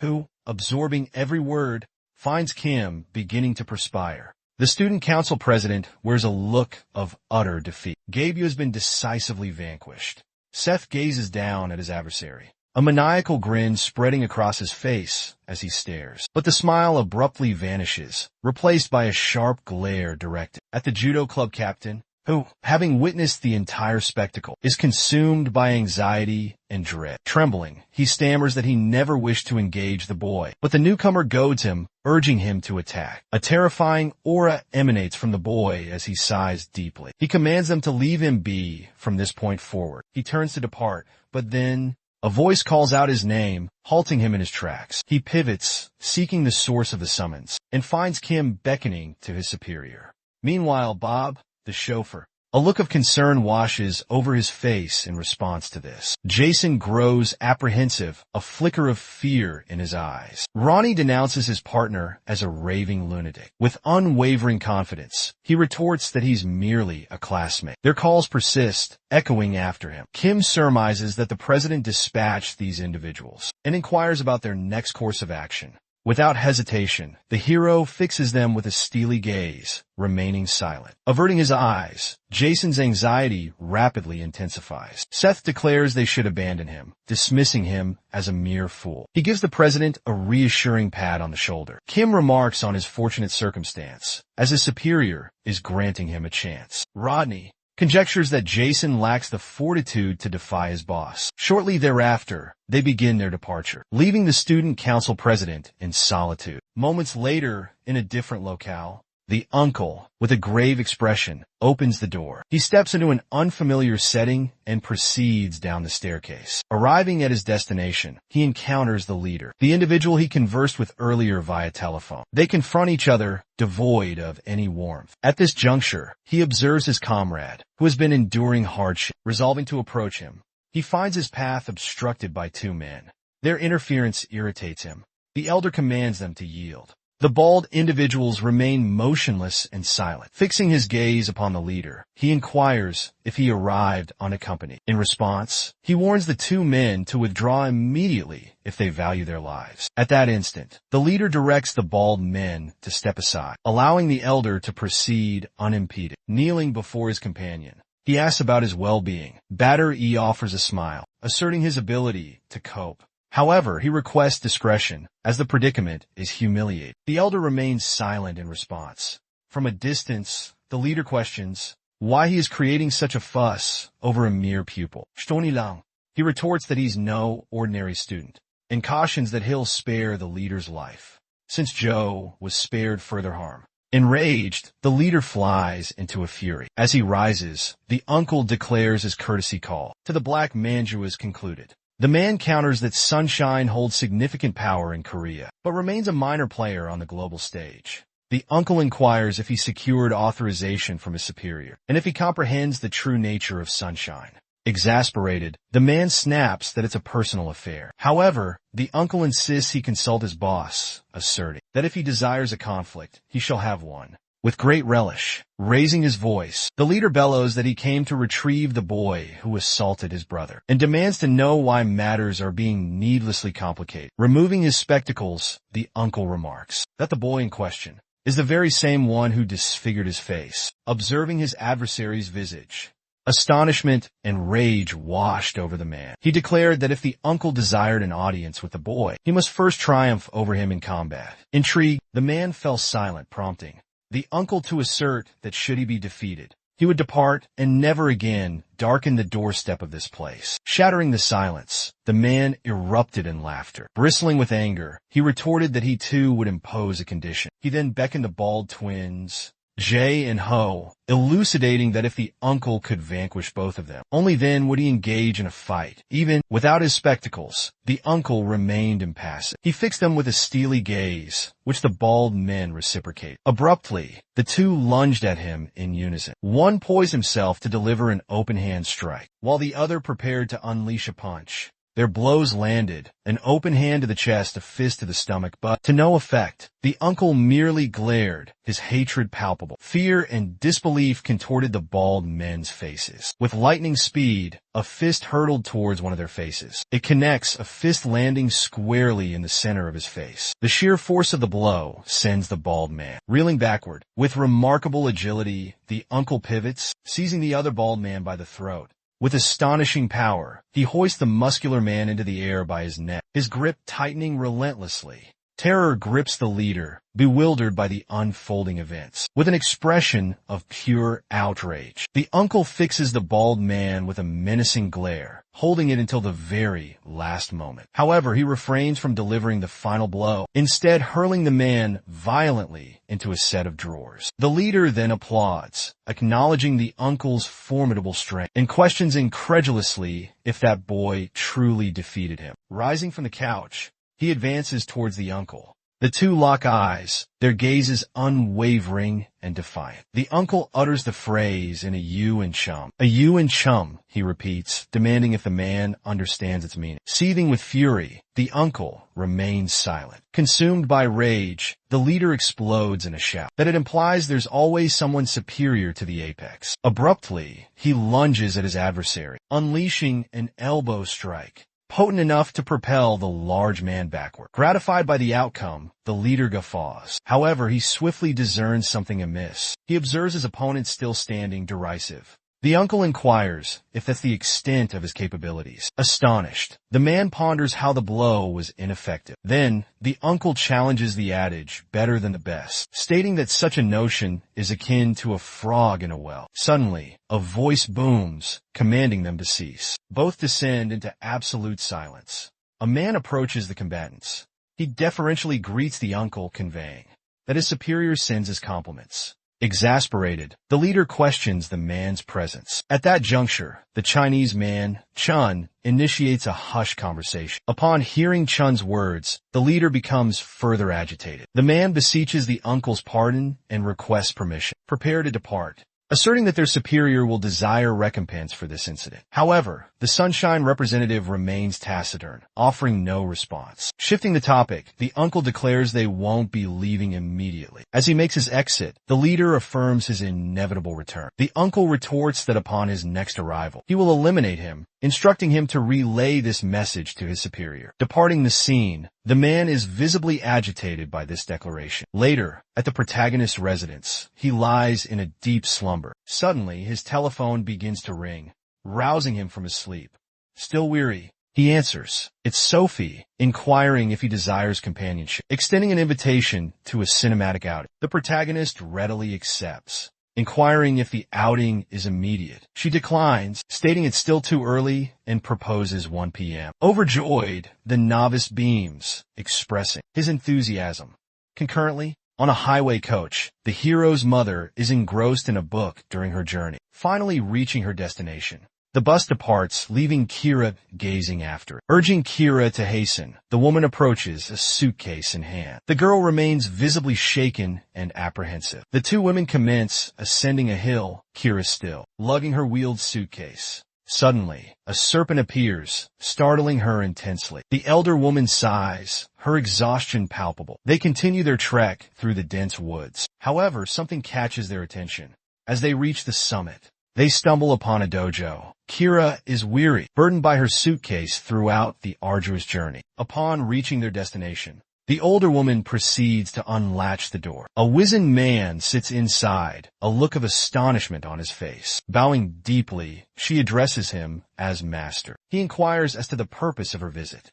Now, peering from behind the woman, the girl questions the identity of the elderly man. However, as she glances sideways, she observes that the driver, Bob, is also present, seemingly observing the situation. Astonished, the elderly woman gazes at him, remarking on his significant growth and addressing him as little brother. This leaves the man somewhat perplexed. She then directs her attention to the girl, capturing her attention as well, instructing her to remain there and refrain from any action. A nervous Kira readily complies. Returning to our protagonist, he arrives at the cinema for his rendezvous. Slightly abashed, he inquires if he kept her waiting too long, but Sophie reassures him that he hasn't and asks if he slept soundly. Shifting the conversation, the hero asks his companion if there's a particular film she wishes to see. The two begin perusing the movie posters. Moments later, Seth is clutching posters for a movie titled Witch. Meanwhile, Sophie holds posters for a film featuring a kid. Presenting their selections to each other,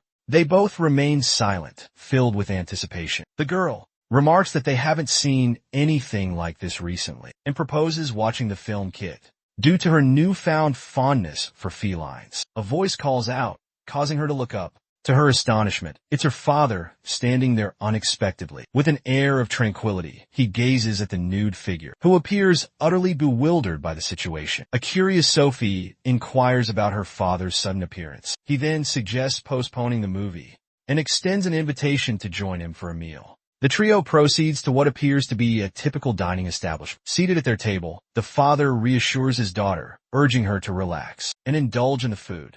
Flustered, she questions his motives. With a warm smile, he expresses his desire to meet his daughter's beau. She probes further, wondering if that's his sole intention. In response, he highlights the significance of her first boyfriend, asking, what could possibly be more important?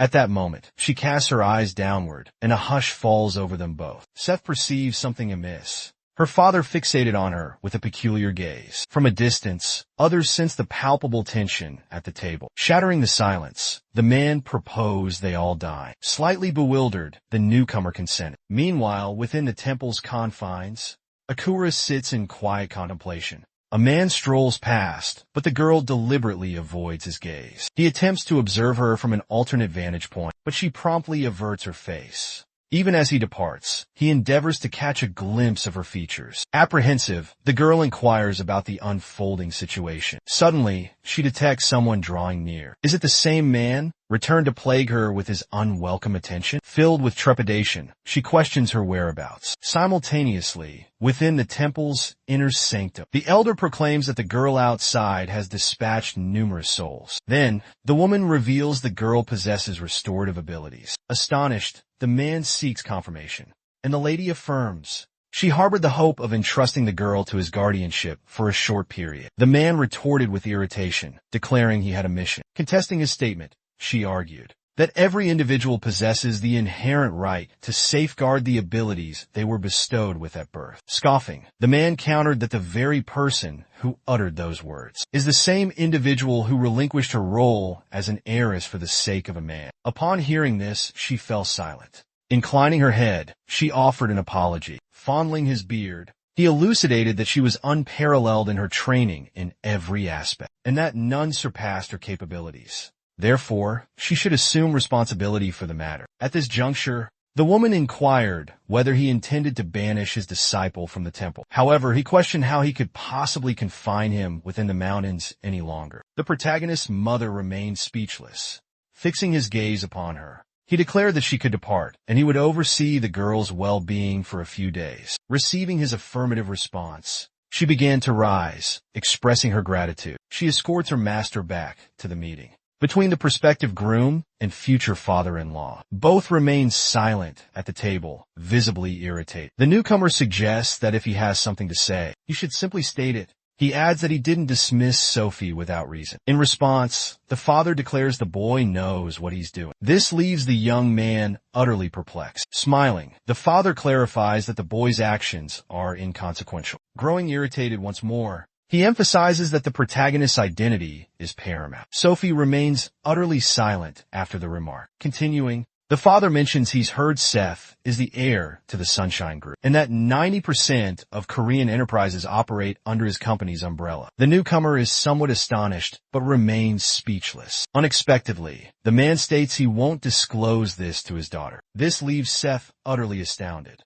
However, he explains that if his daughter remains with Seth, she could be in grave danger. He retrieves something from inside his jacket. It's a photograph, which he lays upon the table. The picture depicts 3 individuals. He clarifies that it was captured at Ancient Airport. He remarks that he's assisting for a single reason, and that this will be the final instance. Rising to his feet, he declares that if there's even the remotest possibility that his daughter is imperiled, Sunshine will vanish without a whisper. Having uttered this, he simply departs. Clutching the photograph, the protagonist scrutinizes it. Something feels profoundly amiss about the circumstances. Sophie enters, observing her father's absence. She proceeds towards the newcomer, who beckons her at that precise moment. He crumples the photograph, concealing it from her view. Intrigued, the girl inquires about her father's whereabouts. Endeavoring to maintain courtesy, Seth elucidates that her father mentioned an urgent matter arose, and that he was obligated to depart.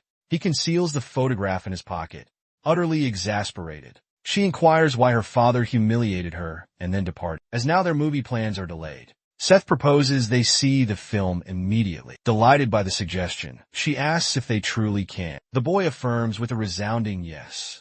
Grasping his hand, Sophie urges him to hasten. Both are thoroughly enchanted with their rendezvous. However, a sense of unease lingers within our protagonist. Following the film, as they stroll, she inquires if the movie wasn't marvelous. Seth replies that it was enjoyable. At that moment, she flushes crimson and erupts in laughter. Then, she declares she can return home unaccompanied from there. Overwhelmed with joy, she expresses her gratitude for sharing the movie with him. In return, the boy confesses that he too had a splendid time. Sophie bids him farewell, promising to see him the following day. They exchange waves as she departs. She heads home briskly. His transportation arrives. With trembling hands, the boy clutches his phone. He resolves to contact his uncle at the hospital. His uncle is attending to Joey, oblivious to the ringing of his phone. He's fixated on his companion, who is grievously wounded. However, his reaction remains inscrutable, concealed behind his sunglasses. The call goes unanswered. Exasperated, the boy summons his driver. Tossing the crumpled photograph to him, he requests that he identify the individual's picture. With remarkable dexterity, Bob snatches the photo. He unfolds it, meticulously smoothing out the creases. Upon observing the image, he is visibly stunned and shaken. Bewildered, Seth inquires if he recognizes the individuals. Bob affirms that he does. Exceedingly impatient, the novice demands to know their identities. Commencing his explanation, Bob reveals that they belong to one of Japan's most formidable criminal organizations, known as the notorious Three-Headed Phantom Gang. He adds that the individuals in the photograph are the most ruthless of the 3 leaders, including the ruthless leader of the notorious gang, the formidable Maduki Ryanosuk.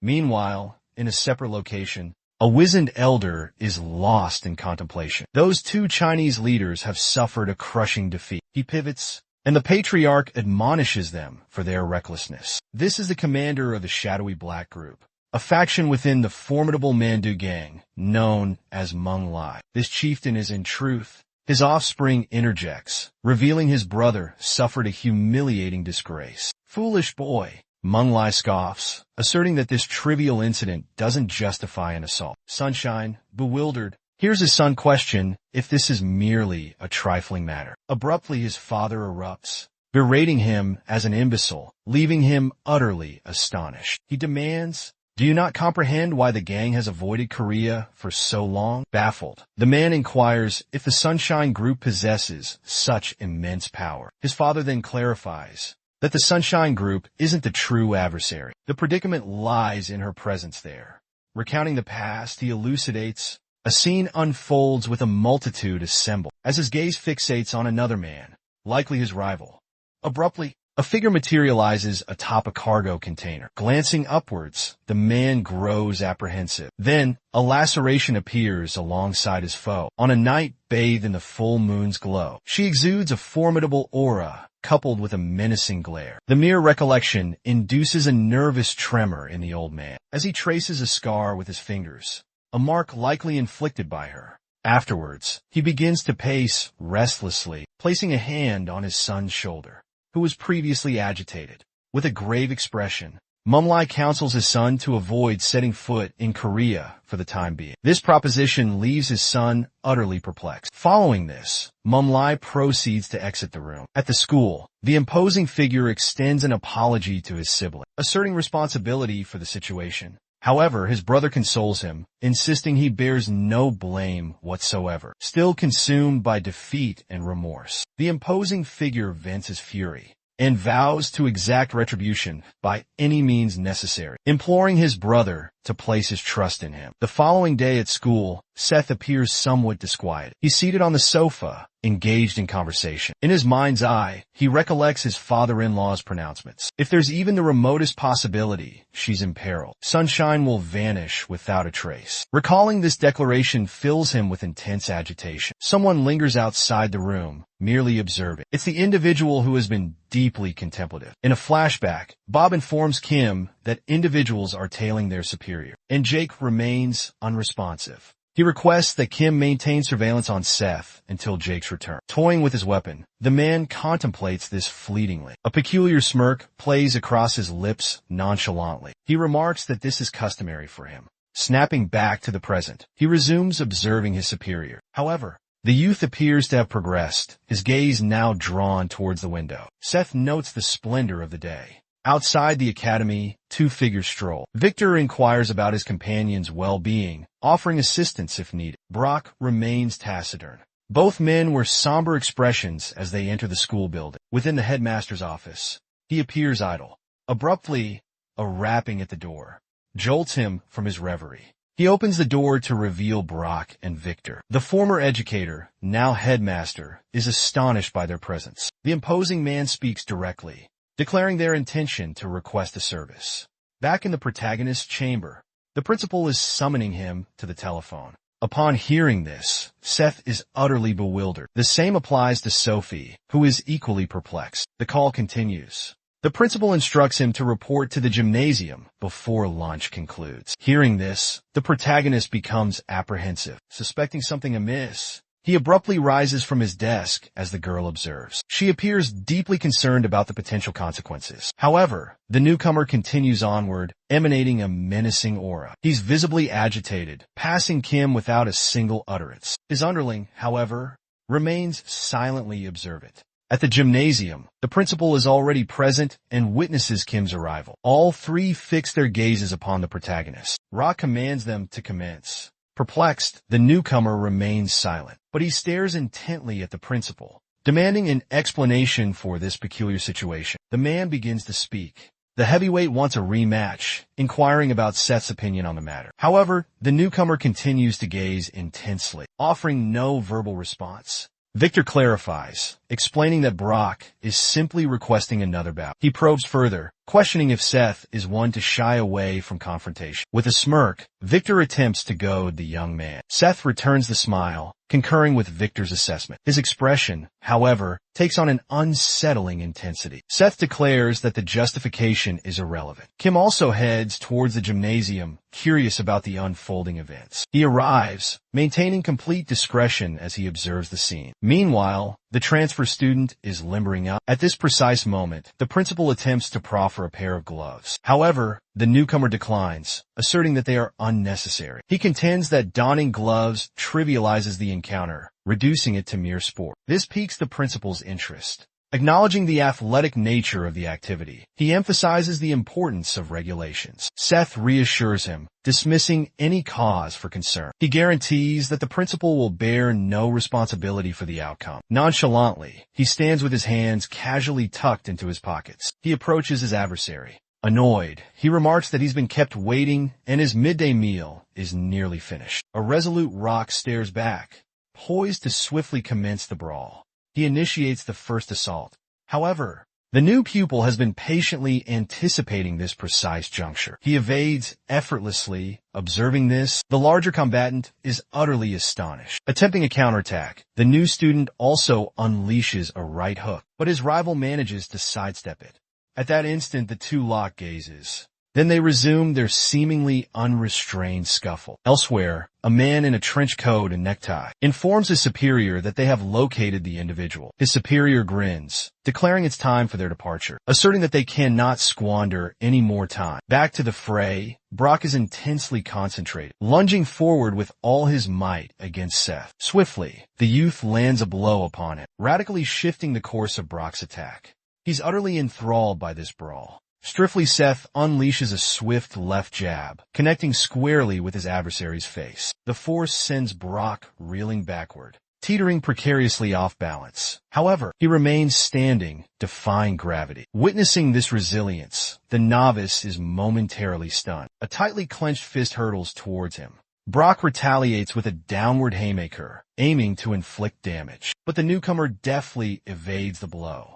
The two are locked in a surprisingly even match. Anxious, the headmaster observes intently, scrutinizing the bout. He acknowledges Brock's undeniable strength, harking back to Brock's freshman year, when he vanquished every upperclassman who dared challenge him. Yet, a growing unease consumes the headmaster as he contemplates Seth's capabilities. He ponders, just who is this enigmatic individual? Both combatants brace themselves, poised to unleash their next attacks. The behemoth launches a powerful strike, but it's effortlessly parried. Seth counters, aiming a blow at Brock's head, but it's also parried with his left hand held close to his face. He glares at his adversary. Suddenly, Seth unleashes his right hand in a jab. Startled, Brock perceives the motion and attempts to react defensively. Kong delivers a blow with his left arm, but Brock manages to deflect it just in the nick of time. While blocking, Brock scrutinizes him. His opponent wears a maniacal expression. Abruptly, the bell clangs,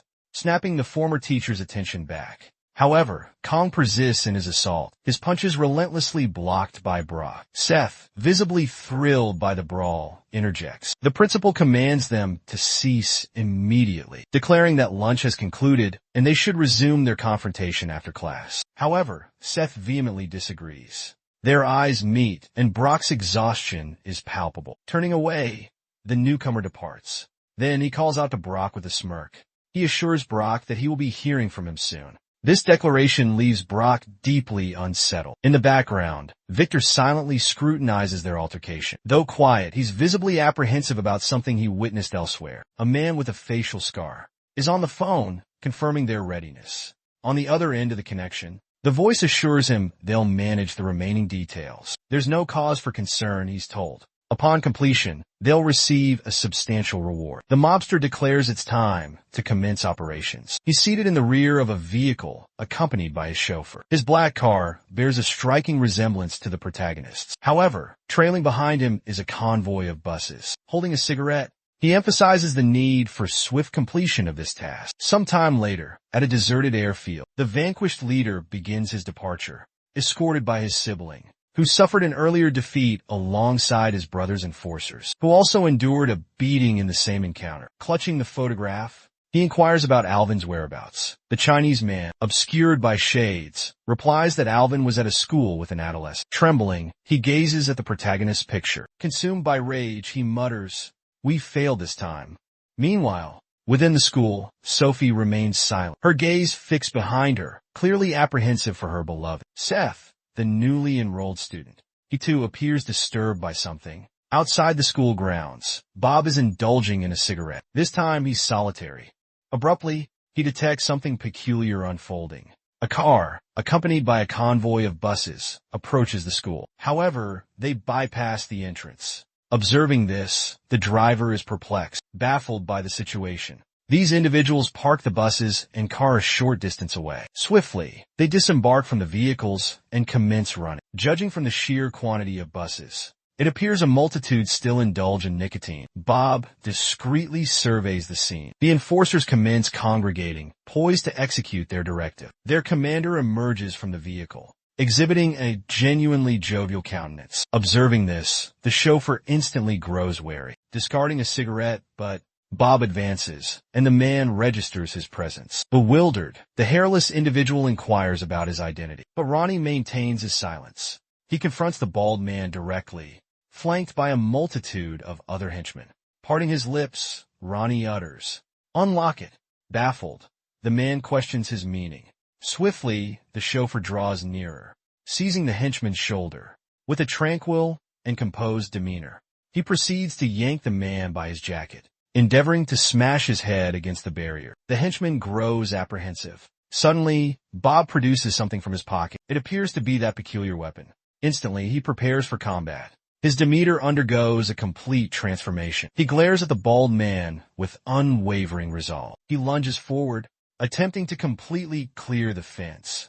Mid-leap, his foot strikes the fence. Realizing this, panic sets in. He plunges headfirst into the ground. The henchman ends up sprawled out in the same manner as the man. As he rises, he groans in pain and retrieves his phone. Kim hears a notification sound. Kim grabs his phone to examine the message. He's startled by what he sees on the screen. It's a message from his boss's chauffeur, informing him of their arrival.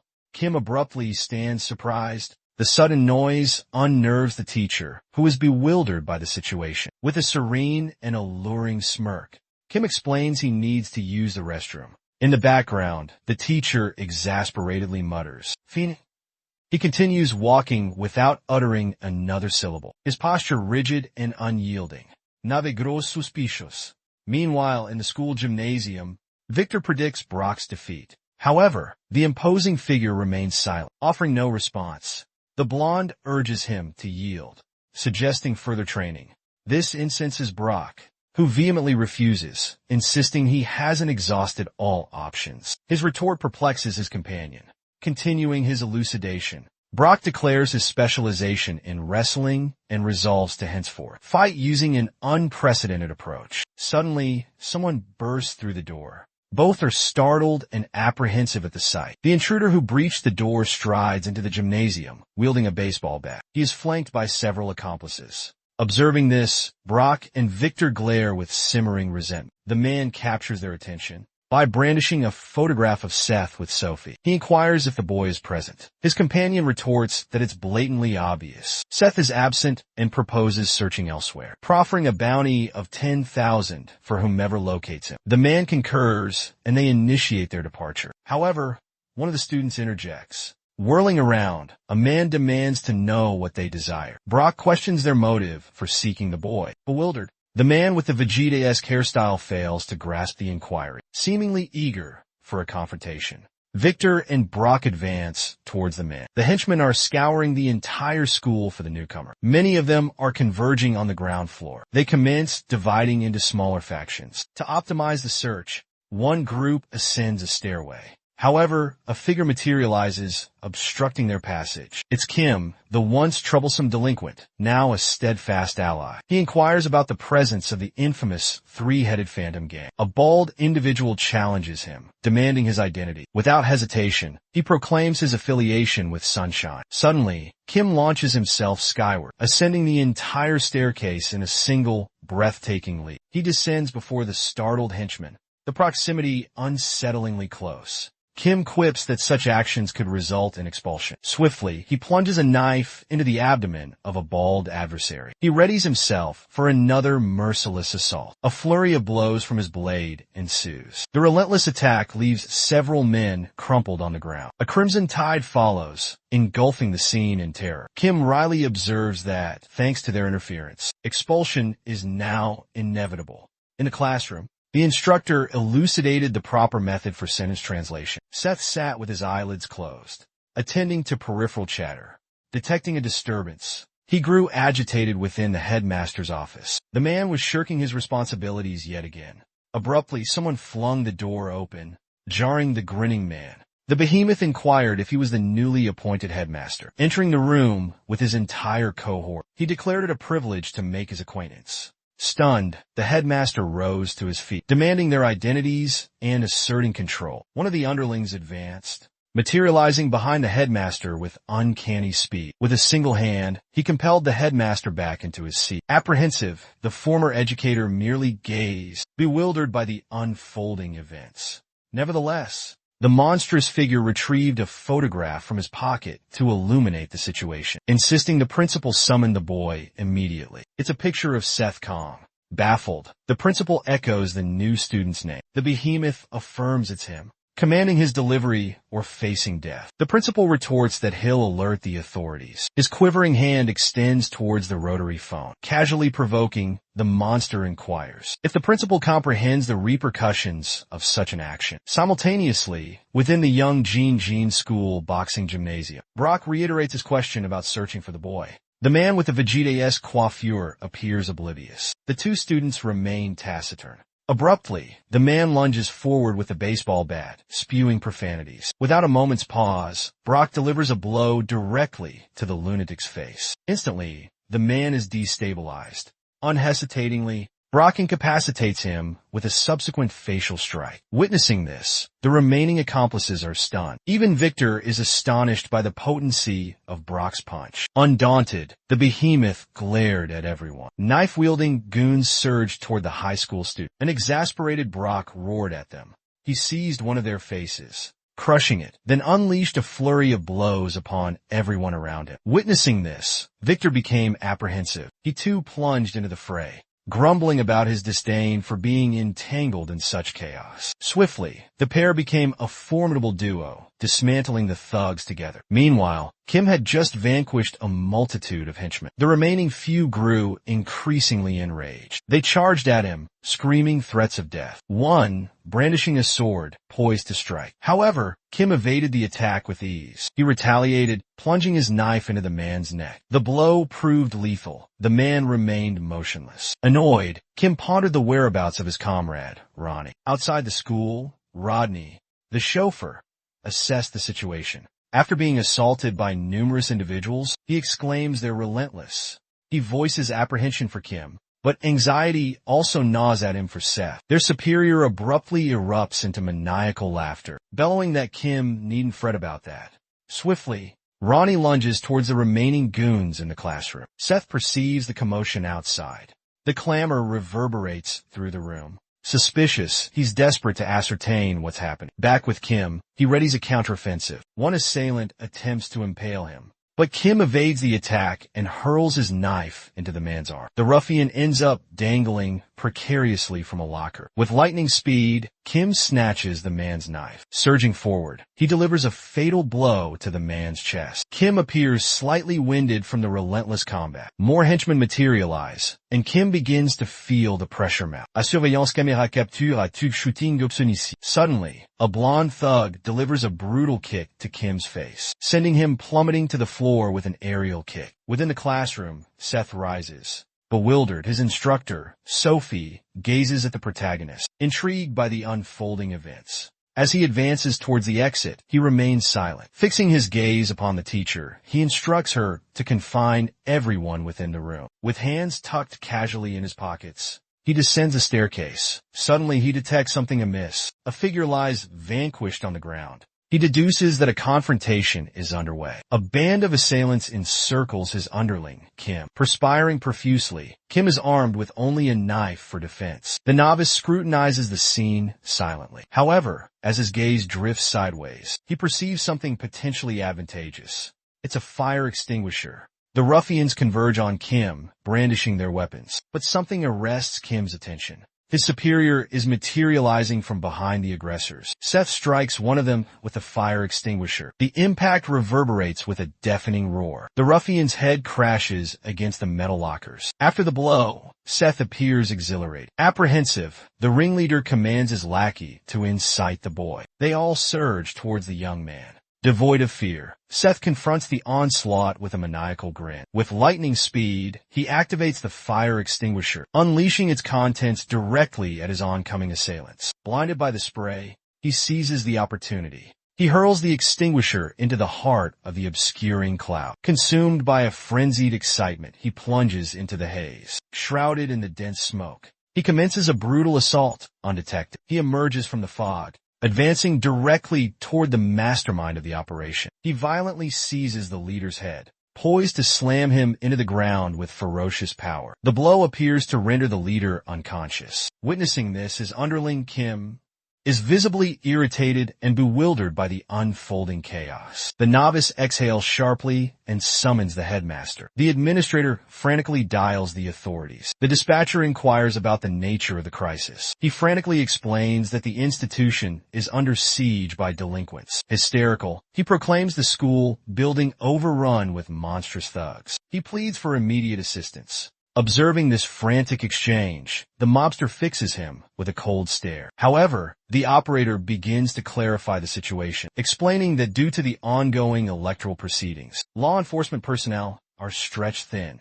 The dispatcher continues, assuring him that the nearest available units will be dispatched with utmost haste. The call abruptly ends, leaving the principal in stunned silence. He stammeringly repeats hello into the dead phone. His trembling hand betrays the gravity of the predicament he now faces. Chip, the mobster, simply offers him a chilling smirk. Suddenly, one of his henchmen loudly interjects, declaring that the target has been located. This revelation fills Chip with immense satisfaction. Meanwhile, adrenaline surged through the air. Seth had vanquished the majority of the foot soldiers, yet a handful remained. These stragglers, though apprehensive, braced for combat, desperate to escape the precarious situation. The novice inquired if contact had been established with his uncle. His underling reported that no response had been received, but a message had been left. Upon hearing this, a wave of panic washed over Seth. Fear gripped him. His subordinate offered profuse apologies. However, Seth declared that regardless of the consequences, events had spiraled irrevocably out of control. An underling interjected, asserting that Seth's safety was paramount. At this, Seth fell silent, momentarily lost in thought. Abruptly shifting the focus, he commanded the fight be taken outside. His subordinate readily concurred. Outside the school grounds, Bothers, handling matters in his own unique fashion, was suddenly accosted from behind by an assailant. Without even a glance behind him, Bob delivers a swift strike. The man crumples, collapsing onto the floor. As Bob declares, time for a little rampage, he smashes another goon's face, sending him soaring like a launched baseball. It appears Bob has effortlessly dispatched everyone. Opening his eyes, he observes something peculiar. His superior, Seth, and Kim are battling other thugs along their path. Witnessing this, the driver is stunned and astonished. With exhilaration, he sees Kim grinning while their boss remains utterly stoic and silent. As they advance down the hallway, someone intercepts the trio. It's Brock and Victor, who have also neutralized all the henchmen in the gymnasium. Annoyed, Seth orders them to stay out of his affairs. Perspiring, the blond man remains indifferent. Brock remarks that it seems a tad too late for that. This further aggravates the protagonist. Strolling down the school hallway, a new arrival emerges, inquiring why all the boys are sprawled on the floor. He advances toward the cluster of students, remarking on their apparent recklessness. He observes that they are tarnishing the gang's formidable reputation. Upon seeing this man, the newcomer deduces that it's Miduki Inusuke. He must be one of the 3 commanding officers of the notorious three-headed Phantom Gang, renowned as the most dominant gang in all of Japan. Seth inquires as to Inusuke's purpose. Exuberant, the mobster counters with, "Does Seth believe I came here for mere amusement?" Inusuke proclaims that he must, at the very least, secure the head of the Sunshine Group heir. Enraged, Seth challenges him to attempt it. However, his loyal subordinates surge forward to shield him. Observing this, the Mafia leader summons Kyle. He heralds Kyle as the undisputed, top-ranked fighter in all of Japan. Kim and Bob brace themselves for an impending brawl. With lightning speed, Kyle lunges at them. He connects a powerful blow to Ronnie's face, leaving him momentarily disoriented. He delivers a swift kick to Kim Kaioshinga's face. He executes these maneuvers with astonishing velocity, astounding even the seasoned Seth Kong. Before the gates of Yonjin School, a patrol car arrives, halting abruptly in front of the institution. An officer emerges to evaluate the circumstances. He observes nothing amiss and proposes notifying the precinct that all is well. He suggests a respite. However, his companion detects something peculiar. "What is it?" he inquires, bewildered. His colleague presses, "What's happening?" Suddenly, he spots a bald thug sprawled near the barrier. The sight startles him, beads of sweat forming. He scans the surroundings. Quickly, he discovers numerous men incapacitated on the ground. He's stunned, while his partner repeats his inquiry. "What's going on?" Seizing the police radio, He announces their location, Yeonjin High School, but his report is interrupted by a sudden sound. Glancing over his shoulder, he spots something peculiar. A jet-black aircraft has just touched down on the scene. The rear hatch swings open, and 3 figures emerge, with a man in the center, commanding the Amiens division of the Sunshine Syndicate. His moniker is David Lee, also recognized as White. Swiftly, a fleet of vans descends upon the location. Numerous individuals disembark from the vehicles, advancing towards the law enforcement officers. The 2 officers grow increasingly apprehensive. The man inquires if they were the first to arrive. Stammering, the officer questions his identity. White remains silent, fixing him with an intense gaze. But more automobiles appear, seemingly as reinforcements. A man exits one of the cars and strides forward. This is the head of the Sundin faction, also affiliated with the Sunshine Syndicate. He is known as Jonas Young-jin. He remarks on White's prior arrival. Grinning, he reveals his gleaming gold teeth. White remarks, "It's been years since the boss summoned us." Jonas straightens his tie, a murderous glint in his eyes. He scowls at the officers, remaining silent. A voice crackles over the police radio. "What's the situation? Do we need reinforcements?" It's overwhelming for just a handful of officers. White consults his partner. "Should we engage first?" "We should notify the boss first," his partner advises. "Practically everyone's already converged at the scene," one observes. The Sunshine Group, a motley crew, braces for combat. White relays the situation to the boss over the phone. Most of the squad is already present. "Can we proceed?" The boss, Uncle Jake, commands standby. "I'm en route." Uncle Jake is airborne, a helicopter hurtling him towards the school. Meanwhile, back at the brawl, the driver and Kim are enduring a brutal assault. Japan's premier fighter advances, his gaze locking onto Seth's. In the background, Seth's underlings muttered, branding the newcomer a bastard. The fighter glanced back, acknowledging their insults. Annoyed, they challenged him, demanding to know who he thought he was. However, their leader's booming voice cut through the air, silencing them. Startled by Seth's bellow, they immediately fell silent. Smiling slyly, Seth ordered them not to intervene. He would handle this challenger personally. The partially bald man braced himself for combat. Eager for action, the newcomer taunted Seth, urging him to attack swiftly. With blinding speed, the fighter's hand darted towards Seth, nearly catching him off guard. But Seth narrowly evaded the blow. The attack merely grazed his cheek, leaving a superficial wound, but revealing the fighter's astonishing velocity. Seth's expression hardened as he adjusted his stance. Anticipating the next onslaught,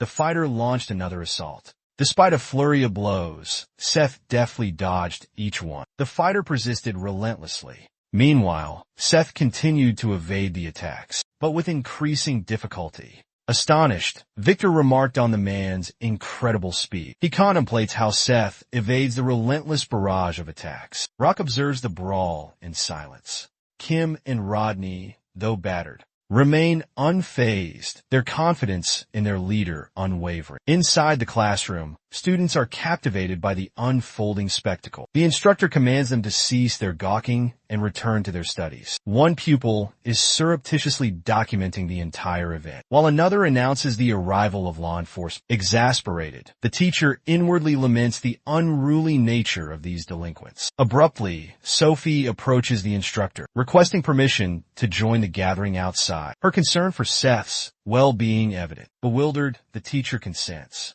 Amidst the fray, Seth finally seizes his adversary's wrist, poised to unleash a retaliatory strike. His hand darts towards the combatant's face. Astonishingly, the fighter executes a Matrix-esque maneuver, as if mimicking the legendary cinematic moment.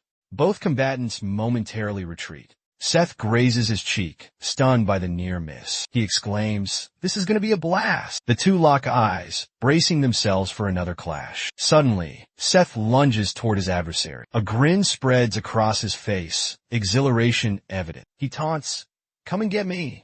They rapidly close the distance between them. Both fighters cock their fists, poised to strike. With impressive agility, both Seth and his opponent evade each other's blows. A flicker of anxiety crosses Seth's face as he spots his foe's wrist darting forward. In a fleeting moment of inattention, the fighter attempts a swift kick. Seth ducks, nimbly sidestepping the attack. Seth winds up for a left jab, but the half-bald fighter deftly parries it. He then aims a brutal knee strike at Seth's stomach. Reacting with lightning speed, Seth intercepts the knee. The force of the impact sends Seth reeling backward. A smug grin touches the fighter's lips, confidence rising. Seth returns the smile with undiminished enthusiasm, retorting, "Now it's on." This declaration leaves the half-bald man perplexed. Abruptly, a sound from the heavens caught everyone's attention. Uncle Jake's chopper materialized, touching down directly before the school entrance. Every eye was captivated, including the mobsters, who instantly recognized the incoming presence. A figure descended from the aircraft,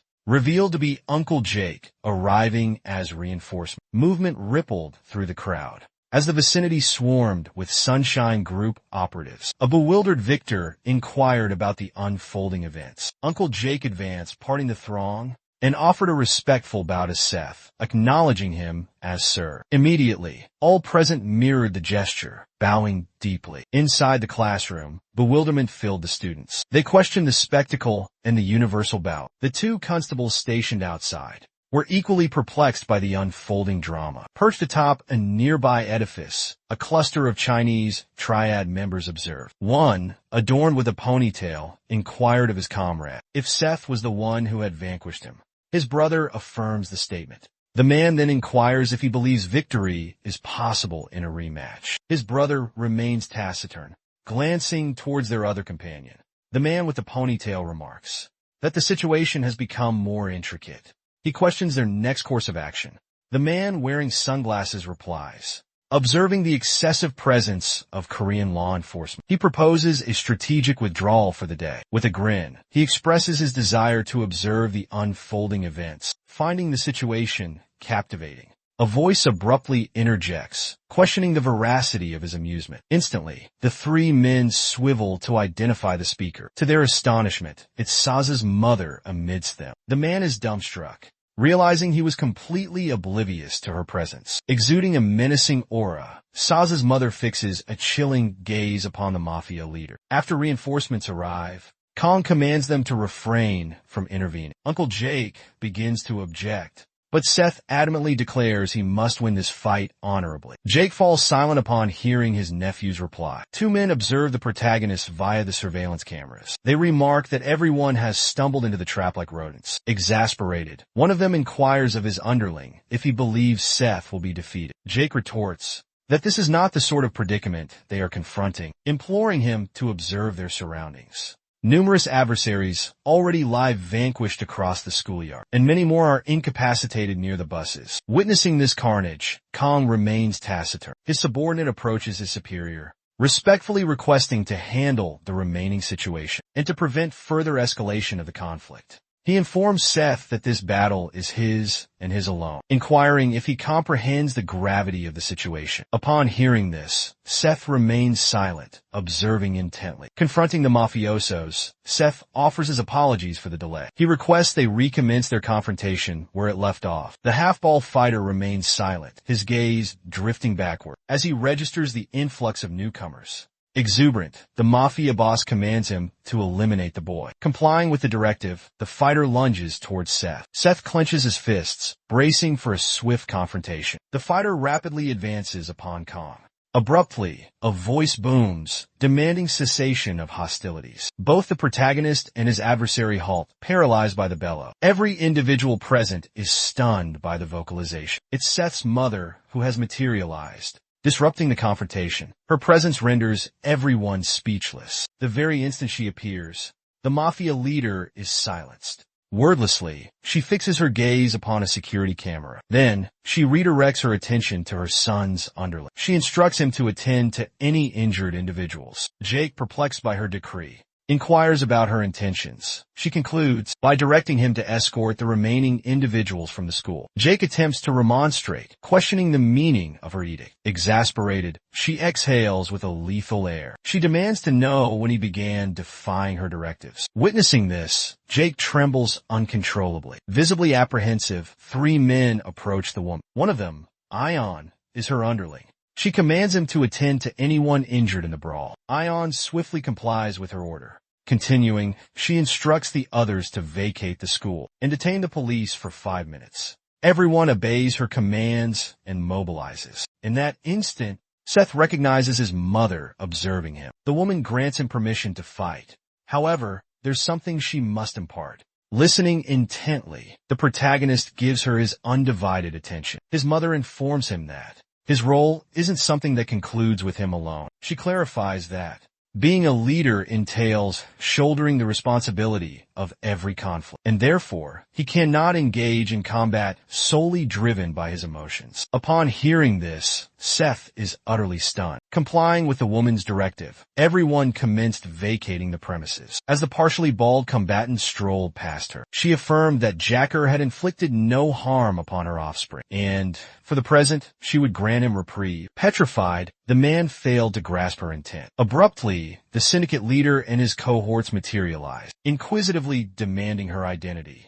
He roared, proclaiming his refusal to permit some arbitrary individual to meddle in their affairs. He hurled insults, fully cognizant of the man's appellation. She proffered him two alternatives. The initial choice was to assemble his entire entourage, board the vehicle, and depart without a sound. Upon hearing the first proposition, he instantly erupted in a torrent of profanity. Unhesitatingly, she lacerated a portion of his neck, while simultaneously delivering devastating knee strikes to his accomplices. Witnessing this spectacle, the man was utterly aghast. The woman cautioned that any further interruption would result in his demise. She inquired if he comprehended. Everyone was rendered speechless and petrified by her pronouncements. The mob boss is visibly vexed yet remains silent. Clearly apprehensive after this display, she proceeds to outline the second alternative, which involves a brawl between the half-conscious combatant and Seth. Upon hearing this, Seth is startled, trembling visibly. The crime lord is bewildered by her suggestion. She elaborates, declaring the victor will claim their desired prize, or rather, whatever those observing through the lenses desire. Casting a pointed glance at the surveillance cameras, the Mafia leader, realizing she's detected their presence, becomes uneasy. He asserts they have nothing to forfeit in this gamble. With a reassuring smile, the woman urges him not to fret. As she departs, she emphatically states she invariably honors her commitments. Seth, still perplexed by his mother's audacious proposition, remembers her ultimatum: relinquish his standing if he falters in victory. This burden weighs heavily upon his conscience. With a grave countenance,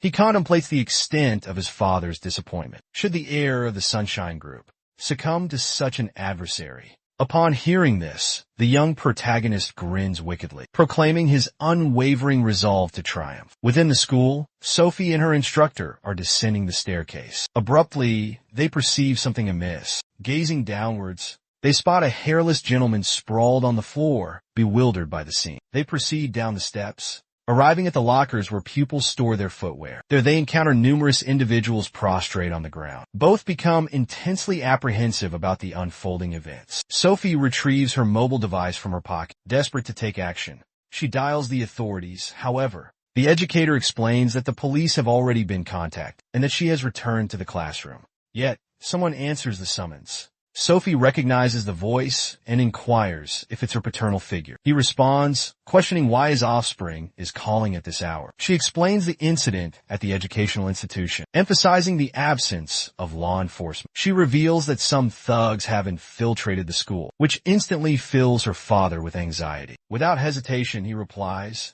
"Daddy's coming." Agitated, the teacher urges them to return to class quickly. At that very moment, several individuals breach the school entrance. Sophie observes the appearance of these men. One of them, affiliated with the Sunshine Syndicate, spots her as well. They advance towards the two terrified girls. The teacher inquires about his identity. Disoriented, the man remains silent. He crouches beside a body, searching for a pulse. Abruptly, he throws open his jacket, displaying an array of medical instruments concealed within. Producing a scalpel, he declares that the individual is still alive. Overwhelmed with fear, Sophie can only focus on her boss, Seth. Meanwhile, outside the school grounds, the Sunshine Syndicate's underlings are establishing a secure perimeter. Kong and his adversary confront each other. All their fellow combatants observe with rapt attention. From a distance, the Mafia boss bellows KO's name, startling the partially bald man, who abruptly pivots. The commander directs him to obliterate the boy. KO commences withdrawing something from his jacket pocket. It's a dagger he unequivocally intends to wield in the impending confrontation. Observing his adversary armed with a blade, Seth becomes enraged. This also captures the attention of his mother, but she remains taciturn, merely observing. Ko begins rotating the dagger in his hand. With a maniacal grin, he proposes they commence. Bob arrives at the scene later to confer with his superior, relinquishing his peculiar weapon.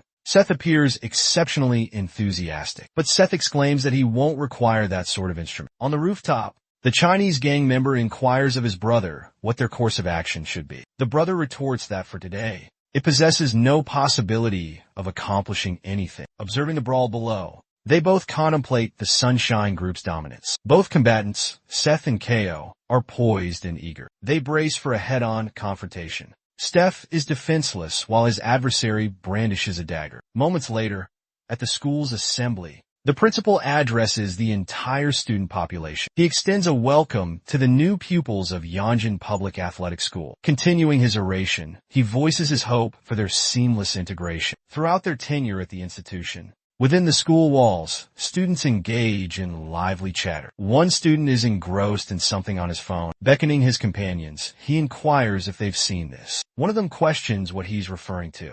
The boy responds that it's the legendary school recording. The footage depicts the altercation between the protagonist and the partially bald individual. Seth connects a punch to his opponent's face, but simultaneously sustains a gash from the dagger. Observing the brawl, one student declares it a fabrication, suspecting Seth of feigning injury. Another student contends that it's unequivocally authentic, denouncing the first as a fool. More students rapidly joined the conversation, fiercely debating whether it was truly 200 against 1. A sudden time skip is revealed, as one student recalls an event from 2 years prior. He claims that Safe was once the school's leader, confronting the notorious Japanese gang. Another student expresses skepticism, but the phone-wielding boy vehemently insists on the story's authenticity. Abruptly, someone enters the classroom, drawing the attention of everyone present. The bald newcomer introduces himself as J.K. Lee, the former head of the school, and criticizes the students for believing fabricated videos. However, another individual approaches,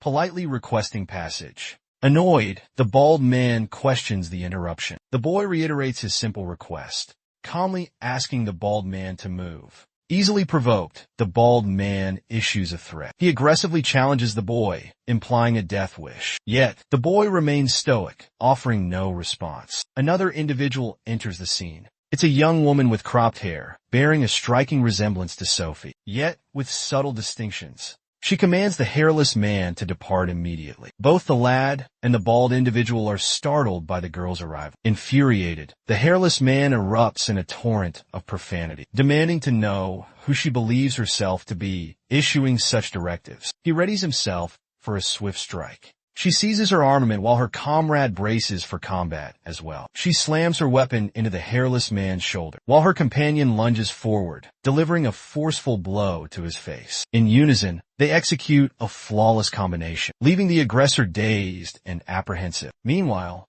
one of the pupils continues to observe the recording from 2 years prior. In the video, Kim also emerges. He had aided the protagonist on that occasion as well. The footage clearly reveals the extent of Kim's transformation during this period. His visage has dramatically altered, his hair now closely cropped. Judging from the numerals on his attire, it seems he's endured a stint in confinement. However, today marks his liberation. Exhaling with relief at his newfound freedom, he observes a vehicle awaiting his arrival. It's his associate Bob, the chauffeur, grinning genially. Bob playfully chides him, calling him a scoundrel, and beckons him closer. Kim advances towards the automobile, prepared to depart. As the rear door swings open, Kim is stunned by the occupant. It's the protagonist, now considerably aged. Bowing deferentially, Kim's underling exclaims, "The chief truly graced us with his presence." The protagonist responds that he arrived to retrieve his cherished companion, and expresses gratitude for his unwavering loyalty. Kim dismisses it as trivial, reciprocating the boss's gratitude. The protagonist inquires if Kim still aspires to attend school. Back at Youngin School, strolling towards the entrance, the protagonist remarks, "So this is the establishment." He ventures inside, observing that the school seems lively. Meanwhile, in a remote locale, a tiny avian creature flitted through the dense woodland, winging its way towards a dojo nestled high on the mountainside. Inside the training hall, an elderly sensei knelt, clutching orbs in his weathered hands. Abruptly, he bellowed for Jean, who slumbered in an upright position. His name echoed repeatedly, finally piercing the veil of sleep. Jin jolted awake, but the aged master, already on his fourth exasperated shout, at last captured the young man's attention. Jin shuffled towards the venerable sensei, anticipating guidance. However, mere seconds later, Jin succumbed to slumber once more, this time standing. In that instant, the sensei surged to his feet and whacked Jin upon the head with a wooden staff. "You rapscallion," he roared, Jin reeling from the unexpected blow. Jin, dazed, inquired why he had been struck. "Because I am famished," the elder retorted. He continued to berate Jin, raising his staff once more in a threatening gesture. Bewildered, Jin remained baffled by the seemingly arbitrary punishment. Having already completed his wood-chopping and water-fetching duties, he crossed his arms defiantly. Jin inquired why he was being reprimanded when all his tasks were finished. The old man fell silent, but fixed him with a menacing glare. Turning his back, the sensei instructed Jin to gather his belongings. A startled Jin questioned his meaning. The old man reiterated his command to pack his possessions immediately. Still bewildered, Jin inquired if he was being expelled. The sensei responded with a question of his own, inquiring when Jin had completed middle school. Calculating on his fingers, Jin estimated it had been approximately 2 years prior. The sensei declared that Jin should at least endeavor to finish high school. This revelation left Jin utterly dumbfounded. He requested clarification, and the sensei elaborated that not only should Jin undertake the examination to advance in high school, but he should also enroll in school. Jin, now rendered speechless, remained silent. Sometime later, Jin journeyed to the city, where he was captivated by the urban architecture. Humming a tune as he strolls along, he journeys towards his new academy. He's immediately captivated by its impressive facade. Upon entering, he observes posters advertising the National Boxing Tournament, showcasing Victor, alongside advertisements for the American Martial Arts League. Originating from the Czech Republic, the group navigates the hallways, and he proceeds towards classroom number 5. Inside, a gentleman is inscribing on the chalkboard, presenting himself as the new instructor. "My name is George Wu, and it's a delight to make your acquaintance," he declares. He elaborates, explaining that, as many are aware, the institution has transitioned into an athletic academy. He's been informed that there are several aspiring competitors within the class, and requests these pupils to indicate their interest. The 3 prominent students in the class comply. George acknowledges the significance of athletics, but cautions them to maintain their academic focus. At that moment, the lad from earlier emerges at the entrance, intrigued by the unfolding events. The educator glances at the new arrival and inquires, "Was there a mix-up?" The boy clarifies, "I believe this is my assigned classroom." Astonished, the teacher recognizes him as the new transfer student. "It's your first day?" The boy affirms, "As a transfer, yes. This is my very first time in a school setting." He remembers his father's advice, instructing him to always show respect to his educators. This is no ordinary day. It's a momentous occasion. George, the teacher, approaches him. "Let's just confirm everything. Have a seat in that vacant desk."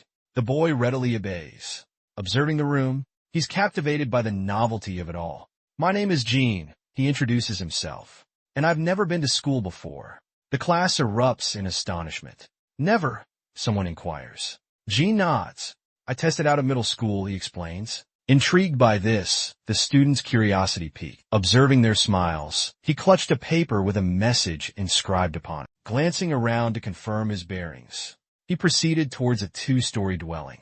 Certain of his destination, he pressed the doorbell. The intercom granted him entry. The portal unlatched, and he stepped within. He espied a woman, the protagonist's matriarch, who beamed and declared, "You've arrived." The man was overjoyed to behold his sibling. She quipped that, after all, he hadn't become disoriented, arms folded. He retorted that while he might have originated from the woods, he wasn't dim-witted.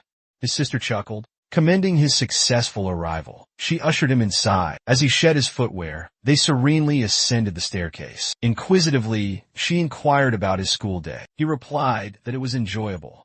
Astonished, she exclaimed, "That's splendid." When they attained the 2nd story, she unsealed the entrance to a chamber. She informs him that this will now be his chamber. Jin is astonished by the quarters his sister has provided. She clarifies that it was formerly her son's room, although he currently resides elsewhere. However, he attends the same educational institution. This information perplexes Jin, As she departs, she assures him he will encounter her son shortly. Smiling warmly, she suggests he organize his belongings and accompany her further into the dwelling.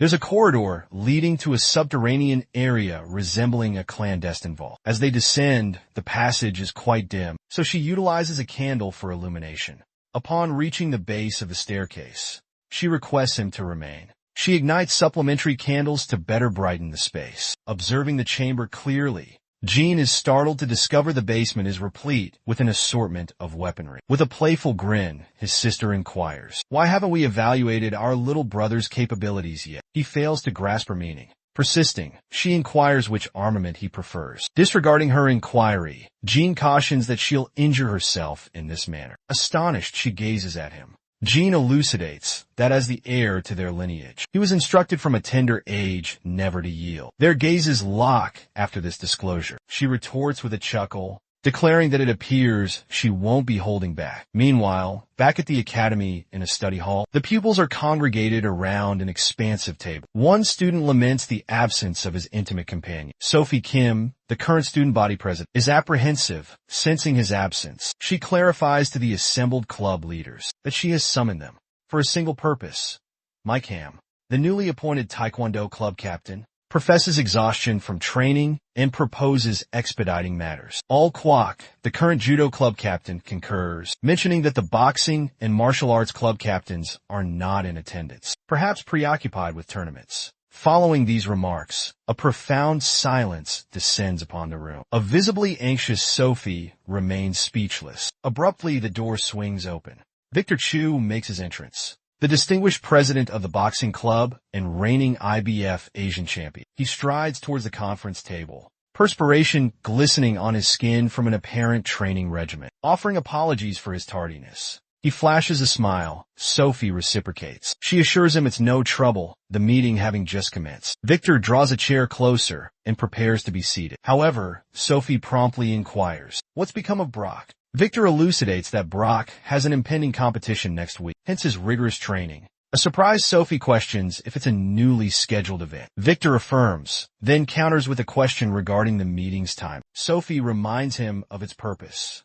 to recruit incoming freshmen who are not engaged in athletic pursuits. Wondering aloud if he'd overlooked next week's freshman recruit, a visibly startled Victor confesses his oversight, abruptly halting the discussion. ဋᴗᴏ, the Taekwondo club president, exclaims in frustration. He insists they cease their idle chatter and address the primary matter at hand. Witnessing this outburst, Victor falls silent. Sophie, the student council president, offers an apology and declares they'll commence immediately. She clarifies that the crux of the matter is a request from the principal, hence their assembly.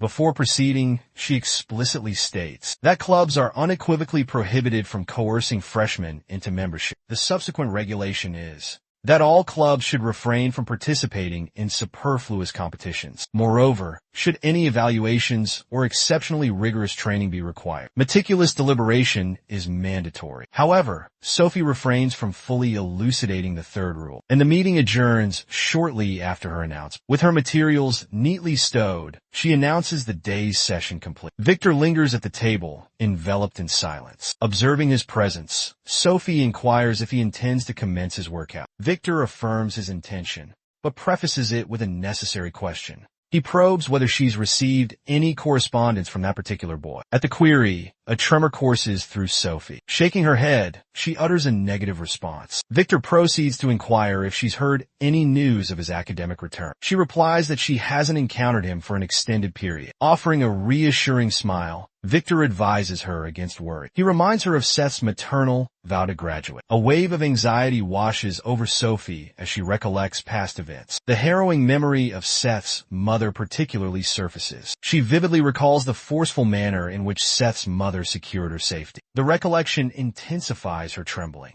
A nervous perspiration erupts. Victor, perceiving her distress, inquires about her well-being. She hastily assures him of her composure and abruptly excuses herself, announcing her departure. Observing her departure, Victor exhales deeply. Detecting a growing unease, something amiss beyond the ordinary. His mind flashes back to the last brawl he recollects, when Seth rescued Sophie from a thug's clutches. He mercilessly pummeled the assailant, leaving him incapacitated. He was in the midst of inflicting a savage beating upon the ringleader when his mother intervened, preventing him from completing the brutal act. Victor had personally borne witness to the entire event. These recollections evoke a pang of bitterness within him. His countenance hardens, his fingers tightening into a clenched fist. Later that evening, Gene finds himself lodging at Seth's mother's residence. He gazes intently at an egg held within his palm. Meanwhile, the woman is occupied with washing the dinnerware. Glancing towards her sibling, she inquires if the meal was not to his liking. He gently rubs the egg against his head. Chip retorts that it isn't that he's displeased, merely inquisitive. She probes further, questioning why he refrains from consuming the food. He elucidates that this marks the first instance anyone has prepared a meal, specifically for him. Upon hearing this revelation, a warm smile graces her lips. She encourages him to acclimate to the experience, since he no longer resides in the forest. With a chuckle, she concurs and expresses gratitude for the nourishment. He partakes of some rice, savoring it with a beaming grin. Seth's mother encourages him to consume and gain strength so they can engage in combat once more. However, Jin's response is not entirely enthusiastic. He begins to tremble noticeably. With a mouthful of food, she inquires if he declines. He affirms his desire, but reveals a stipulation. He questions if she accepts this condition. In this moment, her gaze falls upon the contusion on her arm, likely inflicted during their prior sparring match. With a slight tremor, she responds. She confesses uncertainty about the last time she utilized her full potential. Upon hearing this, Jean lapses into silence. Meanwhile,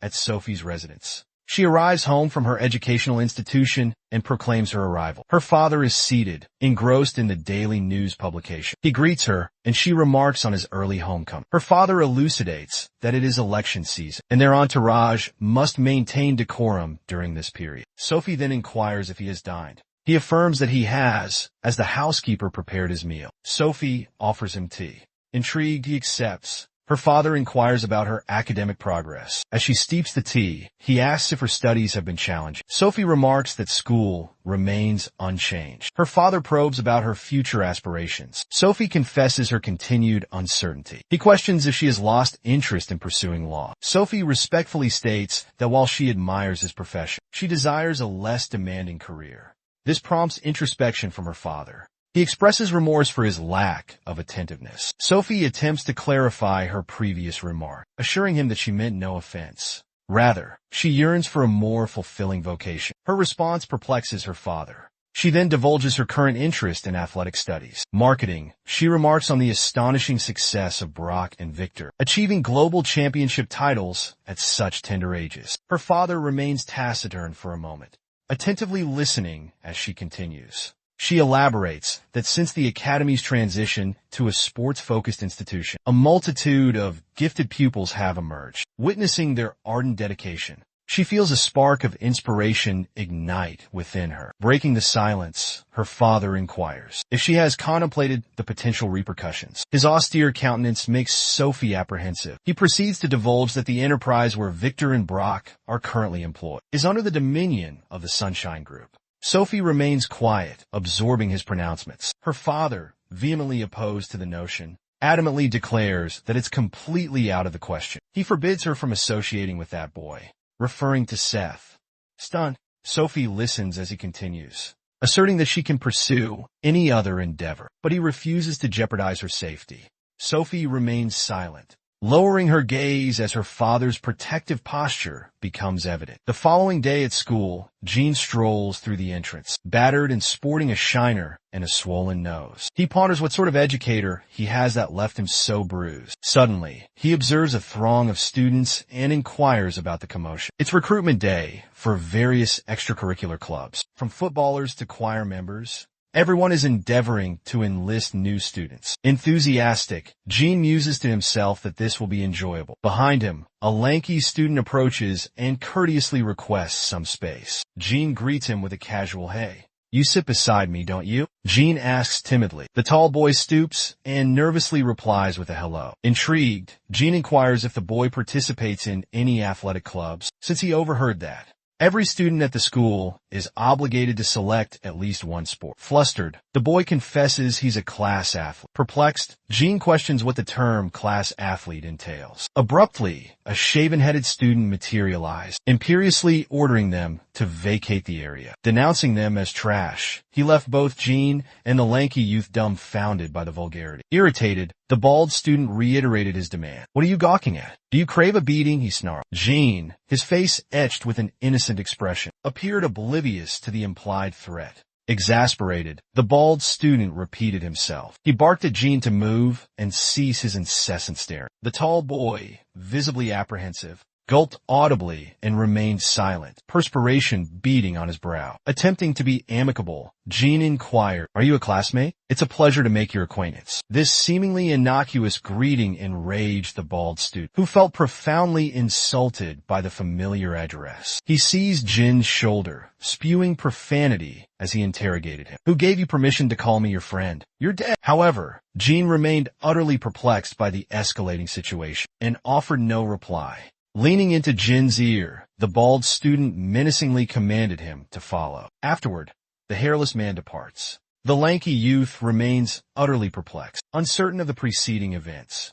Jean, however, simply observes his departure and subsequently pursues him. Later, the duo finds themselves isolated in a desolate section of the academy. With an air of superiority, the bald student inquires, "Do you have any knowledge of my identity?" Innocently, Jean retorts, "Affirmative. You occupy the same classroom as I. I observed you yesterday." Infuriated, the bald student denounces Jean as a scoundrel. Bewildered, Jean fails to comprehend a reason for the insult. Igniting a cigarette, the bald individual presents himself as Jack Lee, the paramount leader of the institution in Dawn. He questions Jean if prior knowledge of him exists. Earnestly, Jean responds, "Negative. I do not." Arching his brows, Jack struggles to process Jin's statement. Then, Jean swiftly intercepted the cigarette from Jack's lips. Witnessing this, Jack was consumed by rage. With a disarming smile, Jean innocently remarked, "Students shouldn't smoke, Jack." Now on the precipice of exploding, Jack poised himself to strike Jean. He lunged, but Jean remained utterly serene. Jack unleashed a right hook, but Jean nimbly discarded the cigarette and braced for the counterattack. Utilizing merely 2 fingers, Jean effortlessly deflected Jack's blow, leaving the aggressor astounded that his fist had failed to connect. Composedly, Jean stated, "Students shouldn't harm their companions."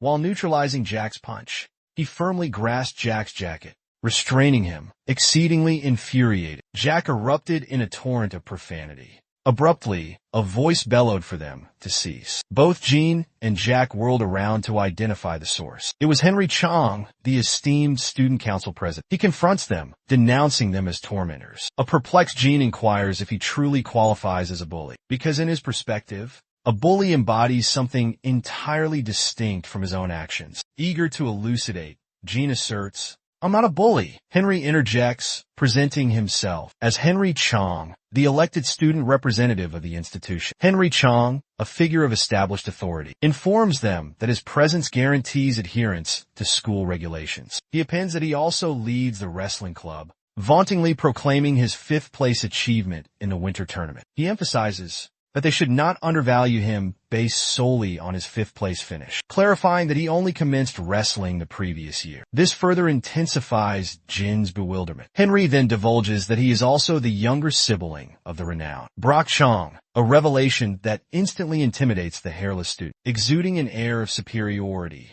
Henry questions the freshmen if they now comprehend. The hairless student submissively lowers his head. Unbeknownst to Henry, Jean observed the entire scene unfold, leaving him utterly perplexed. Jean was completely bewildered by the unfolding events, particularly given that it was his inaugural day at school. Fixing his gaze upon Jean, Harry censured his unfavorable demeanor and commanded him to present himself at the student council chambers during recess. Gesturing towards himself, Jean inquired if Henry was addressing him. Without uttering another word, Han returned, the bald student trailing behind him. Both shared a laugh as they departed, leaving a curious Jean pondering if this was the essence of social interaction. Turning towards the towering student, Jean inquired if he had been concerned for him, a smile gracing his lips as he remarked, "You're a decent fellow." Later, within the primary edifice of the ๊૱ᴏ boxing academy, Brock trained relentlessly, The academy's headmaster scrutinized his exercises. Simultaneously, Akirino, the chief administrative officer of the Sunshine Group, arrived at the academy. Upon seeing him, both Brock and the headmaster were filled with inquisitiveness. The director inquires about Akira's presence. Akira elucidat, conveying the president's desire for Brock's attendance. The proposition astounds the director, who reminds Akira that the tournament is imminent. However, Brock retorts with composure, assuring them there's no issue and requesting Akira to inform the president of his readiness.